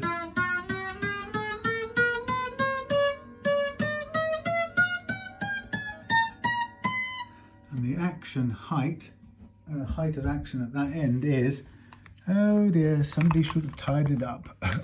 Height of the action at that end is pretty low actually. God blimey. Well, it's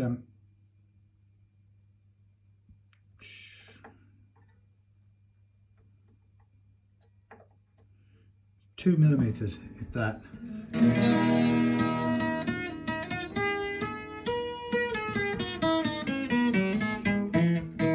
So 2 millimeters at that end and 2.25 at this end. So we're a bit higher than we could have gone.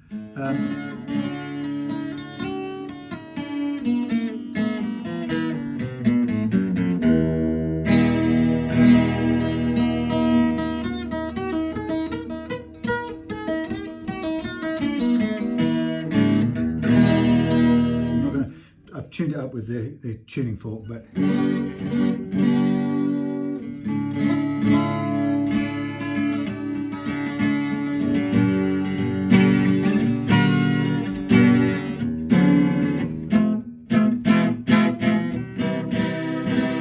what's also good is that the brake angle's back now on those strings, so they're good.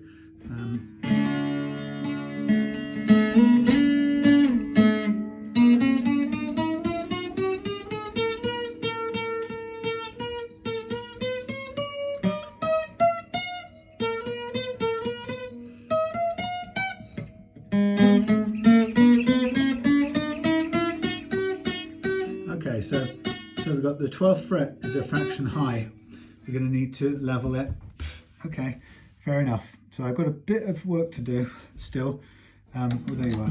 So actually, I want to do it under. Oh god, this is a pain, isn't it? This is a pain. So I want to do this under tension. I mean, that's a bit, it hardly needs any, but I'm just going to do that one little bit that you heard. The 12th fret up here is just a fraction high. So I'm going to mark off all these frets, and we're going to aim to very carefully precision level this to free up that 12th fret. That's the only one that hasn't seated properly. By the way, while the camera was off, I pulled the fret that I wasn't happy with. Remember I was going to check it out, and I pulled it out and replaced it with a new one. So this is going to be a bit mucky chucking this stuff onto the strings, but they're sacrificial strings anyway. Just trying to get myself some marker pen here. So a tiny bit of boosting on the nut. That's the problem with that. If you don't cut the slots down, which I don't want to do, then you only can work from underneath. And if you're going for a precise 1/10 of a millimeter action, which I am, it's so easy to run a tiny bit over past the point. It's because you're not just taking the height down, you're taking the height down and keeping it flat as well. Otherwise you have a wonky nut. So I probably went a 1/10 of a millimeter, if that, under, but I need to probably boost it a little bit. The alternative, would be to have just put as I originally had it, put the thing in taller than it needs to be, and then just basically cut downwards, but I didn't want to touch those slots. That was the whole point. So I'm going to worry about the height of the nut just a bit later. Let's take care of this.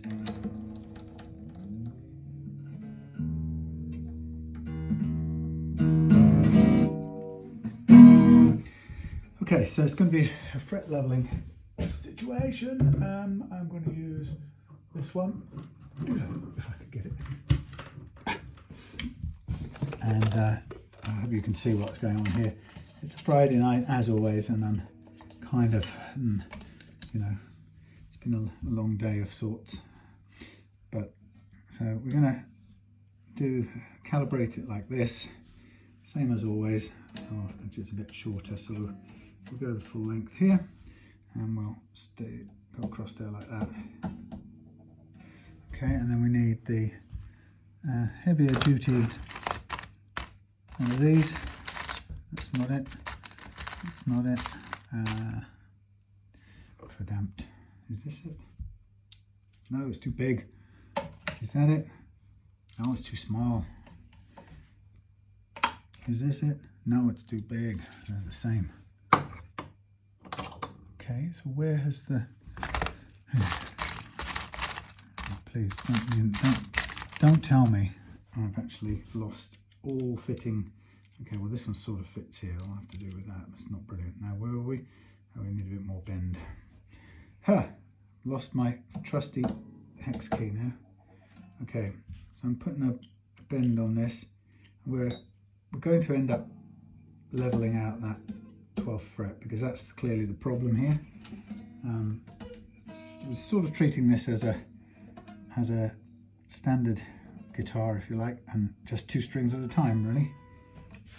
So pushing them out of the way. Actually, I'd found that out before. I don't want that to go down the hole, so I'll move that out of the way. So here we go, leveling away. Yeah, it's just how it is. I'd hoped it was better than that, but tiny little bit of work there, and you can see at the 12th fret's the high one, and it's having to cut that down a little bit, but there's no harm in that. We could actually lower the action a bit more as well if we wanted to. Now I'm doing this leveling, but you know, we've got 0.2 of a millimetre of leveling room to play with here before we're down to the original as new fret heights, so I don't think we need to worry about that. I'm going to get these back onto their nut slots, and then we'll listen out for the playing up at the 12th fret. That's what we're aiming for. There you go. That's all we have to do, really, but it's necessary to do it. Oh, necessary to do it. So off to one side, please. Off to one side, please.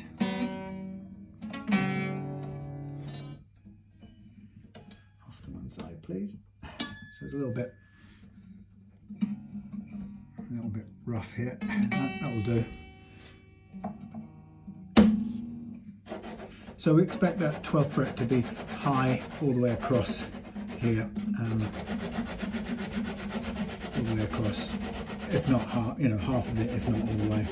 So I kind of expect it to need that little bit of leveling. I can see it does. So it's one of all of the frets, just one that hasn't seated properly, and I don't think we would have hammered it anymore, whatever's stopping it going in. You know, we just have to work with it now.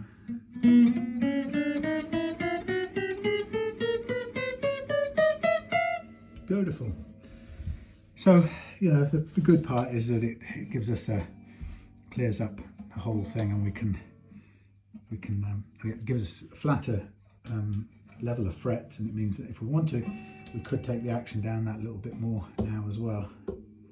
Okay, now it's a little bit too rounded there, so we slack it off. So I'll just go across all of these. With regards to the nut, it's such a tiny amount. The options are, I could reboot the nut, in other words, put a new piece on and cut down again. The reason I've tried to avoid that before, and I used leftover bits because I didn't want to waste 10 quid booting it, shimming it, if you like. But you know, because that brings the price of that nut up to 20 quid instead of the original 10 that it cost to buy. But I think that's really all we can do is to, you know, if I'm going to shim it with the same material which it deserves, it might. I mean, it's not going to actually make any difference to the transmission. We could shim it with bone just as easily, but I think obviously the Tusq looks the right colour for it and stuff. So, oh, come on.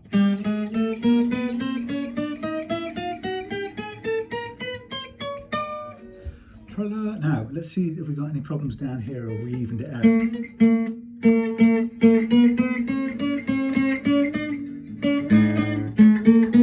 Well, let's carry on anyway. Since we've started, we'll carry on.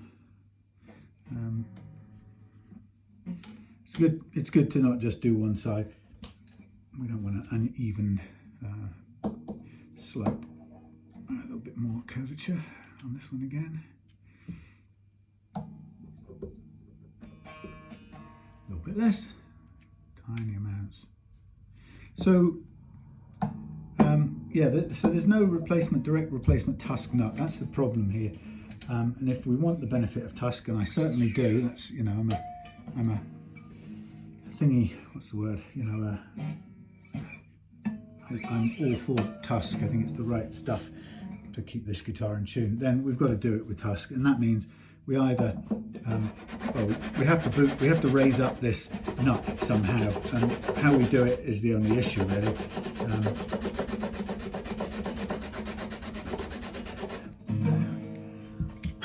This, by the way, this would have, if we'd have just done a leveling, a radius block level, this would have cleared this up as well. So we had a choice to do it first with the radius block or leave it till now. So it's kind of as easy either way really. If you leave it to now, then you sort of, at least you're hoping that it doesn't need doing and you might get away with it, but in this case we had to do it. So, and it's actually it's the 12th and the 15th that are a little bit high, but this is taking it away, taking care of it nicely. So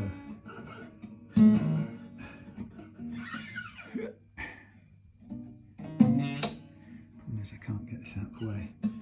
These are too stiff. Let's try it that way. I'm pretty pleased that these strings have kept going this long, because I kind of had expected them to break before now.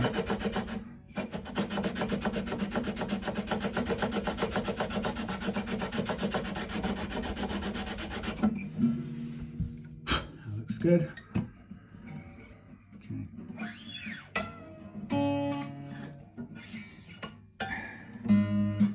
Last one. Let's recalibrate for the final track, and then we'll do it. And after that, it's just a bit of nut shimming, if you like. And I'll just work out what the best way to do that is. Whether I'll use a whole new piece of Tusq to do it. Like I say, it's a shame because it's just money, but it's got, you know, it has to be a Tusq nut, and ideally it has to be a Tusq nut with the slots unfiled. So I don't want to. I have to come up raise it from the bottom upwards. Of course, if I could do it as an adjustable, the problem would be solved straight away. But I think that might be a step too far for some acoustic guitar owners. I've done it for myself and it played absolutely fine. And of course, it would do away with this problem now of having to get the everything. It's such a mess now. I've been doing this in a crazy rush of work. Right, so I can't actually see it. It's probably behind. Yeah, it is. It's always behind the mirror. Okay. So we've actually now got something that should play all the way up. If we take a note.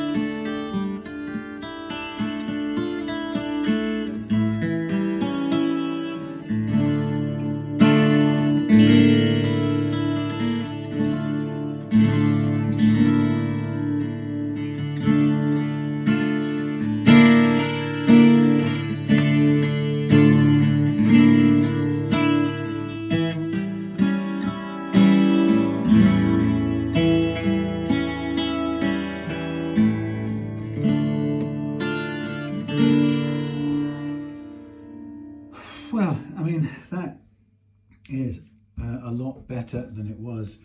I think I'm going to take a fraction off here, and I'm going to need to do this business for, well, you know what, I actually don't need to. Do you know something? This is playable.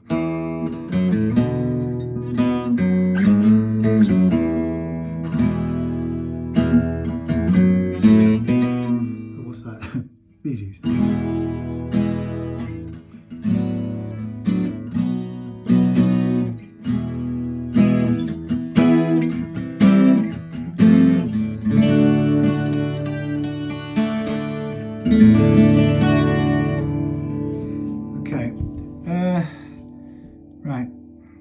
we got at this? Just check here. I think we've got about 0.3, 0.4 over the first fret. Yeah, that's good. And we've got less under the back, under the low E. Yeah, that low E is a little lower. Well, I don't wanna. Right. Well, if I do something, I'm gonna have to do something. It gets really, really faffy. See now, what do we got? What do we got possible? So we're fret leveled. That's now got to. We now have to recrown the frets and polish them out. So that's got to be done.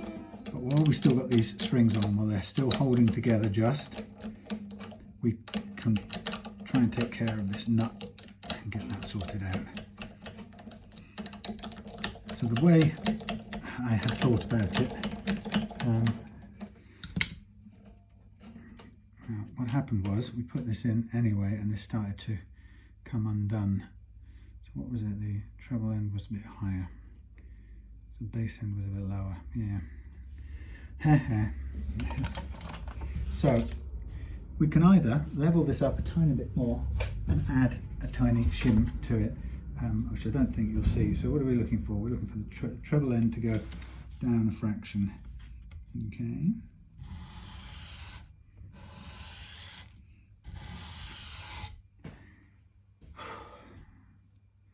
The problem is, if you add too much more, then the whole thing will still be too high.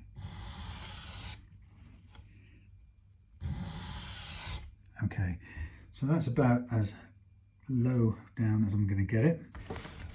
That's now going to be a fraction too low at the end, bass end. But let's try a couple of layers of this stuff.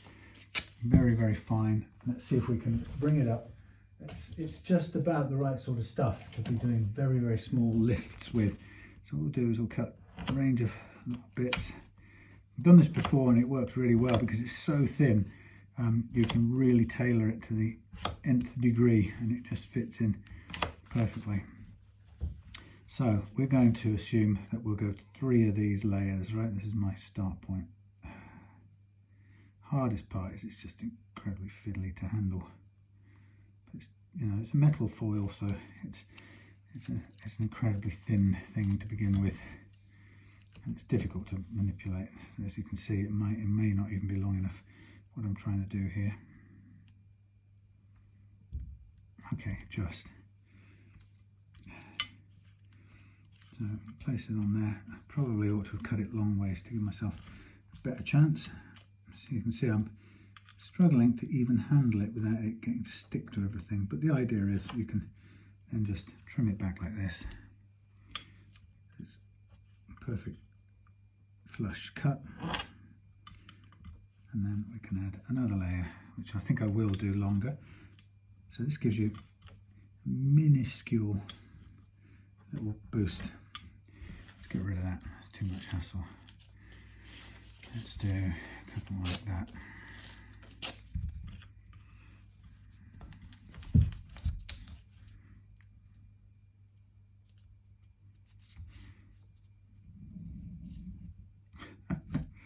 That's not what I wanted to happen, but it will do.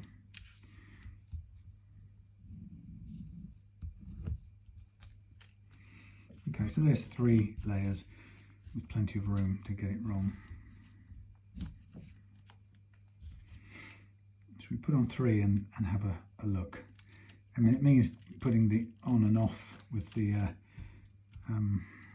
if you go on and off with the strings again, but touch wood, they will hang out long enough.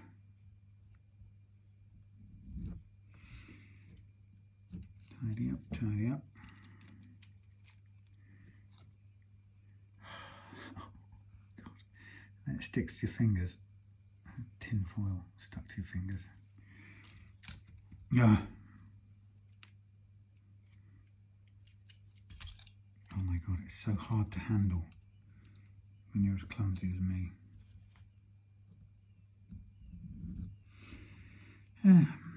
Right, well, you know, like it might look a bit odd to you to be working with very thin tin foil, but as I said, it really does give you amazing control over a very thin amount of thin material. So you can build up to what you need very, very carefully. If your clumsy hands can deal with it.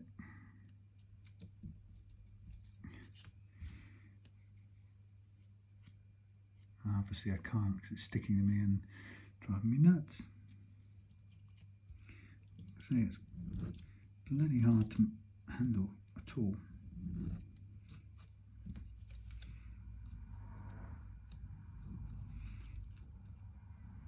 So that's 3 layers of this stuff. I wouldn't even begin to try and work out what actual thickness that added up to.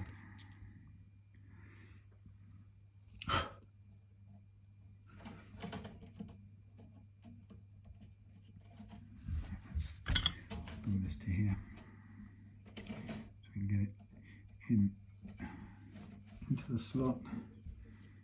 Into the slot, jolly good. Let's see what it comes out as. Obviously, before we do any kind of gluing down, we make sure this thing works well. I don't know what the battery's doing on that phone, so for all I know, we could run out by now. It's been very tardy, or no, remiss, something or other. Not checking is what I'm saying.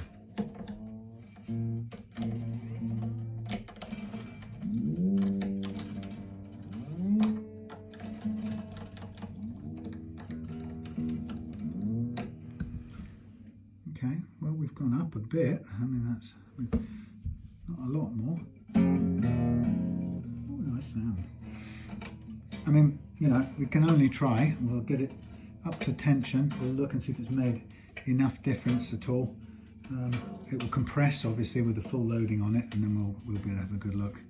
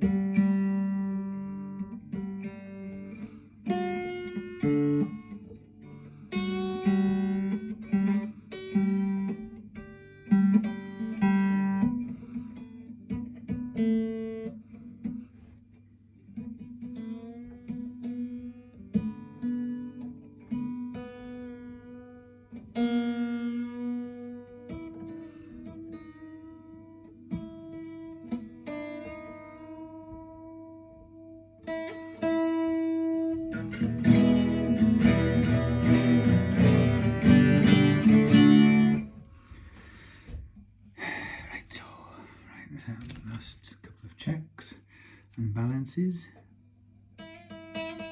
0.3. 0.3. We're good. Woo! I think that's good actually. Let us hide these strings off. Let us not do any more. We've lowered the action a fair bit. Let's take the strings off, bin them. Let's get the nut fitted in place, which needs to be a bit further along. It needs to be flush with this edge. Actually, that's still about right. No, it's flush with that edge. It's just a tiny bit right. Absolutely flush with that edge, where it is right now. Right, let's get rid of everything. Okay, listen, I'm gonna get off because I need to get a cup of tea. It's getting later on a Friday night. We'll get all of this off. The bridges, saddle's the right, no. Nut is the right height now. These strings have done their thing. We're gonna polish, recrown the frets, polish them out. I'm gonna do it off camera, if you'll forgive me. There's a million videos showing me crowning frets and polishing them, but I'll do all of that, and then we'll foil the fretboard, put on new frets, new strings,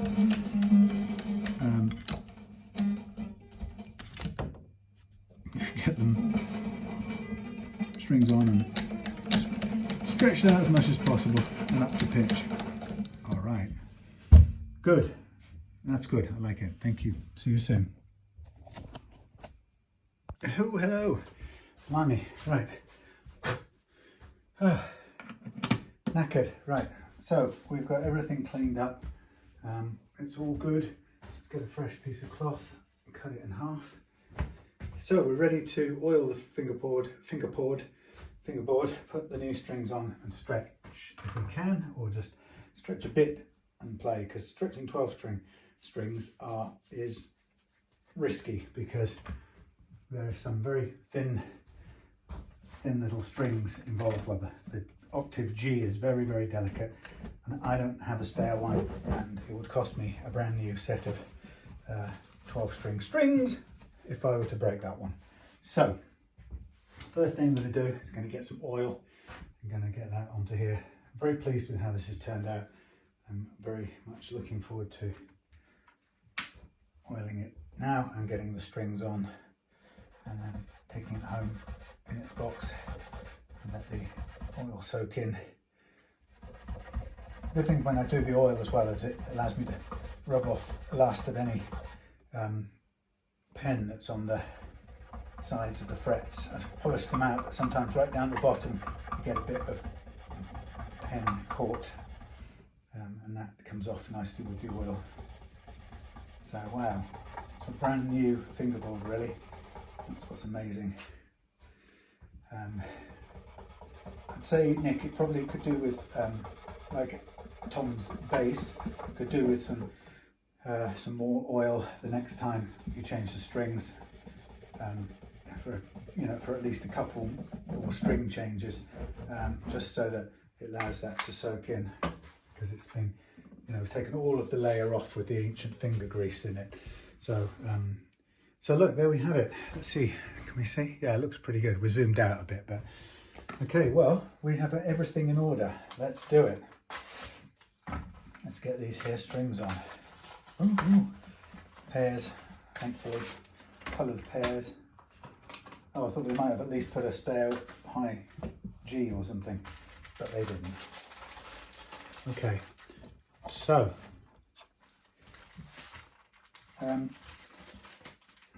yeah, there's no doubt about it. This is a long job when you've sort of kind of added all up. Let's go with the pairs. These are all in pairs. Oh, lovely and fresh, that's for sure. So we're going forward, back, in.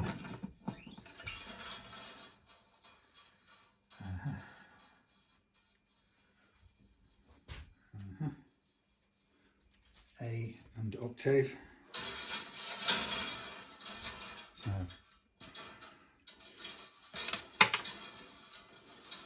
forward and back.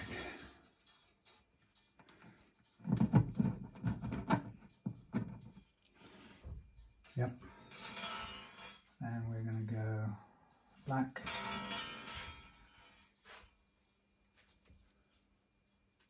Black is the D and the black is the D. Oh, normal 6 string set. Give me a break. Short front, long back. Short, no, big front, wide front, thin back. Wide front, thin back.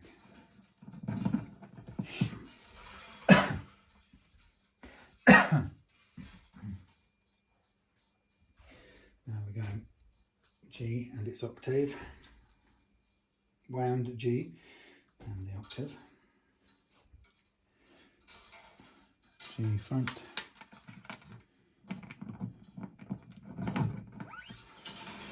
octave back, there we go, and we're going purple for the B's, all the B's. Zzz. Same, pair, same thickness, identical, front and back, and silvers. Hi.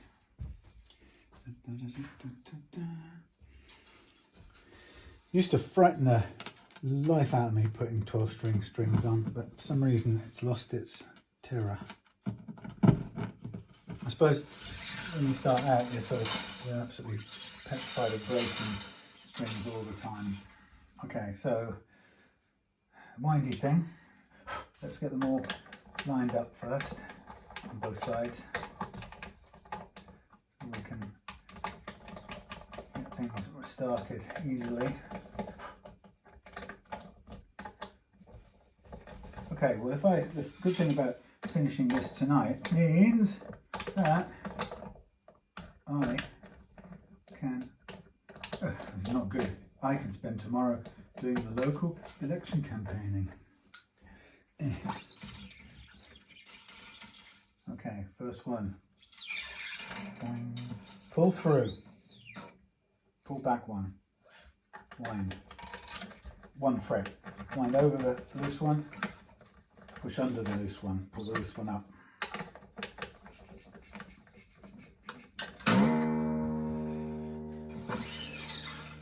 A, no, the E, low E I should say. Same thing, don't get in there you. Through, pull back 1 fret, wind on, hold the held string out, goes over the loose one, and the second time pull the loose one up and push the held string under the loose one. And there you have it. We can just get rid of these extra bits while we're at it so they just don't get all in the way.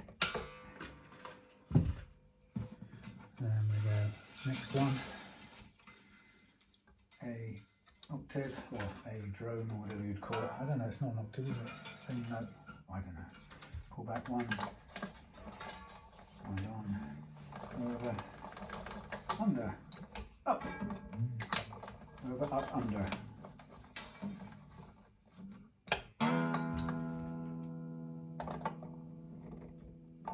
Trim, thank you.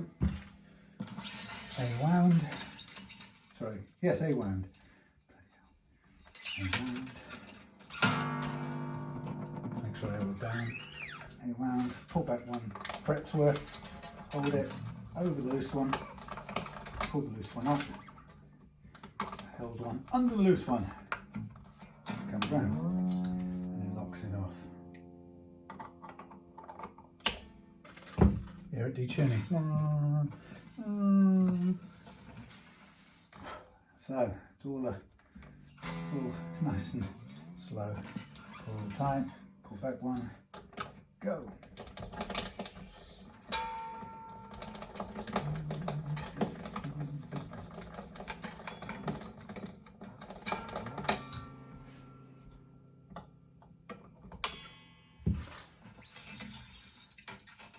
Look, we're halfway there, can you believe? Oh, This gold fret wire absolutely matches the phosphor bronze and the strings. I mean, they look like they were made for each other. Come on.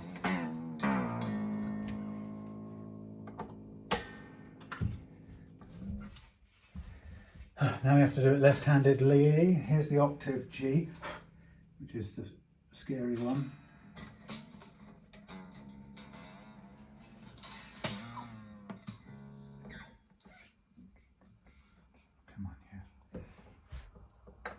Hard to show this because it's sort of back to front.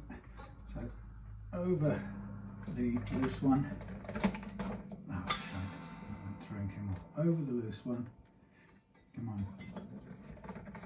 Under the loose one, second time round.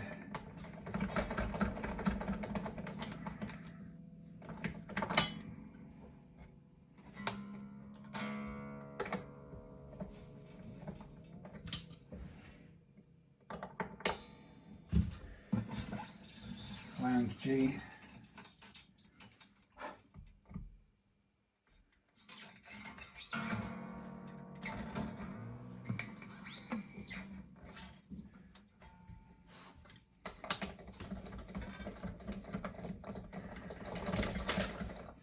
Up.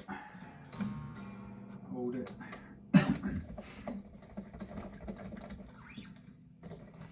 Finger gymnastics, really. That's what all this is. Get it done. Okay, B. First B of two B's, or not two B's. First one back, one in, really tight, loose one under, lift the loose one up, the held one under this time. There it goes.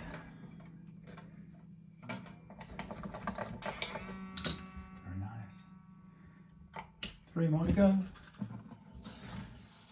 B number 2.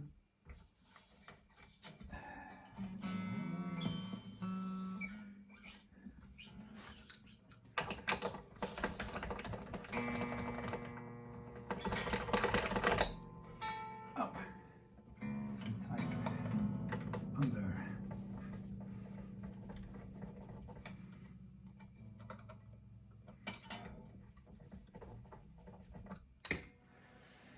Come on, 2 more. Not like I'm on a sort of mission to get home on a Friday night, but why not? I mean, it's a long old job. You know, it's quite a few hours of video, and quite a few I didn't do on video, so or a good couple of them on video. So, but I love refretting. There's no doubt about it. It's such a buzz to give something a new lease of life, and I'm hoping that when Nick gets this, it'll just be like brand new and better than new, actually, because of the just because of the playability of it, the newness of the frets and the overall playability, the low action.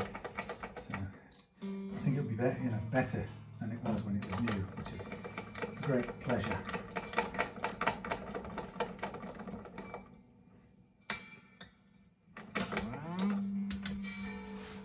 Okay, so we have the 12 strings on. It doesn't have to look low and light. So I think the first thing we want to do, it's not a very good view, I'm afraid, make sure that these things are down, and we're going to give everything a sort of pull string by string from this back end to seat everything. If something's going to come springing up now, it's going to do it now, hopefully. Whoop, like that. And I just decided to leap straight out, which is no good. Come on. Now, bugger. Now this one is going to come undo it here. These, they do that sometimes if you're not careful. They want to spring up and jump out. So I'm having to keep this tight so that the thing doesn't come off the peg down here, but I need a bit more string to get this vertical so I can make sure it sticks where we want the ball to stick. And the ball is supposed to stick there, but it's not really behaving. That's not the right one anyway, is it? There it is.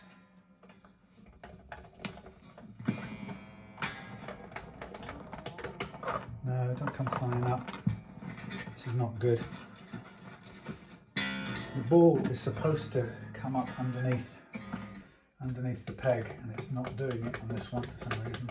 Let's just hold this off here.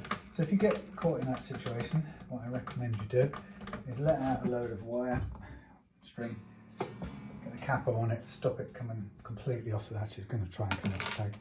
We're going to try and do it again. This is supposed to come up the front of this peg and lodge. It's not trying, it doesn't want to do it. Is that it? Yeah, that is it. Yeah, bloody hell. What a pain in the earth. Right, now we'll wind all that on, which probably ends up being a bit more on that peg than we would ideally like, because this thing didn't go on where we wanted it to, but hey.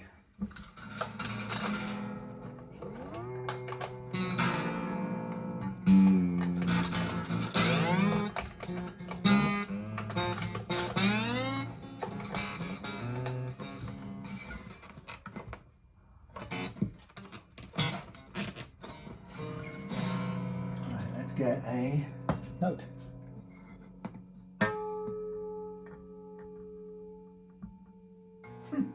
How about that?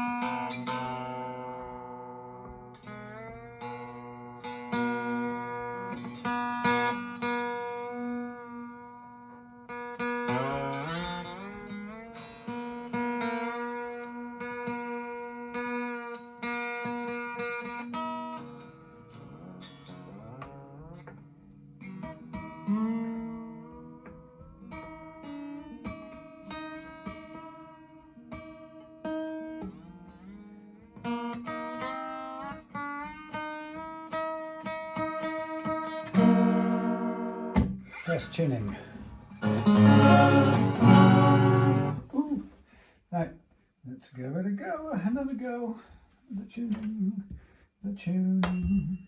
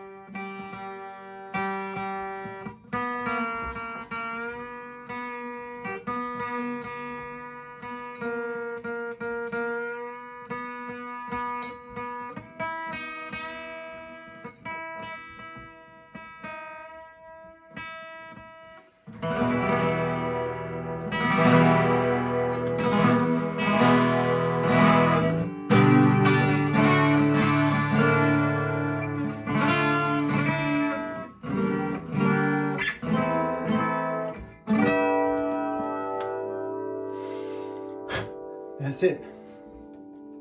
We're done. Doesn't she look beautiful? Brake angle restored over those strings. All of them got a bit of an angle thanks to those slots. New gold frets. Let's have a little flyby now while we're done before the batteries run out completely. So let's see. New little slots down there. So the brake angle is now restored on the on those strings at the back there.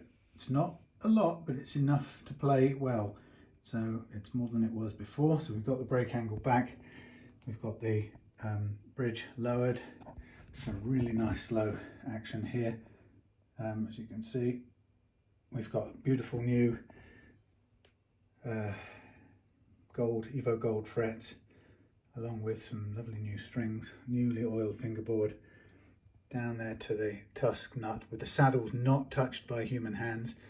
A tiny little shim there underneath the nut, but that's really, we haven't got any choice. There isn't a custom nut or a nut that fits this guitar, unfortunately, so we have to build it up just a tiny fraction, but that's an accurate way of doing it to get to the ultra low first fret action there. This thing is just incredibly easy to play now. I mean, light as a feather. So this is now going back in its box. I'm very pleased. Thank you for watching.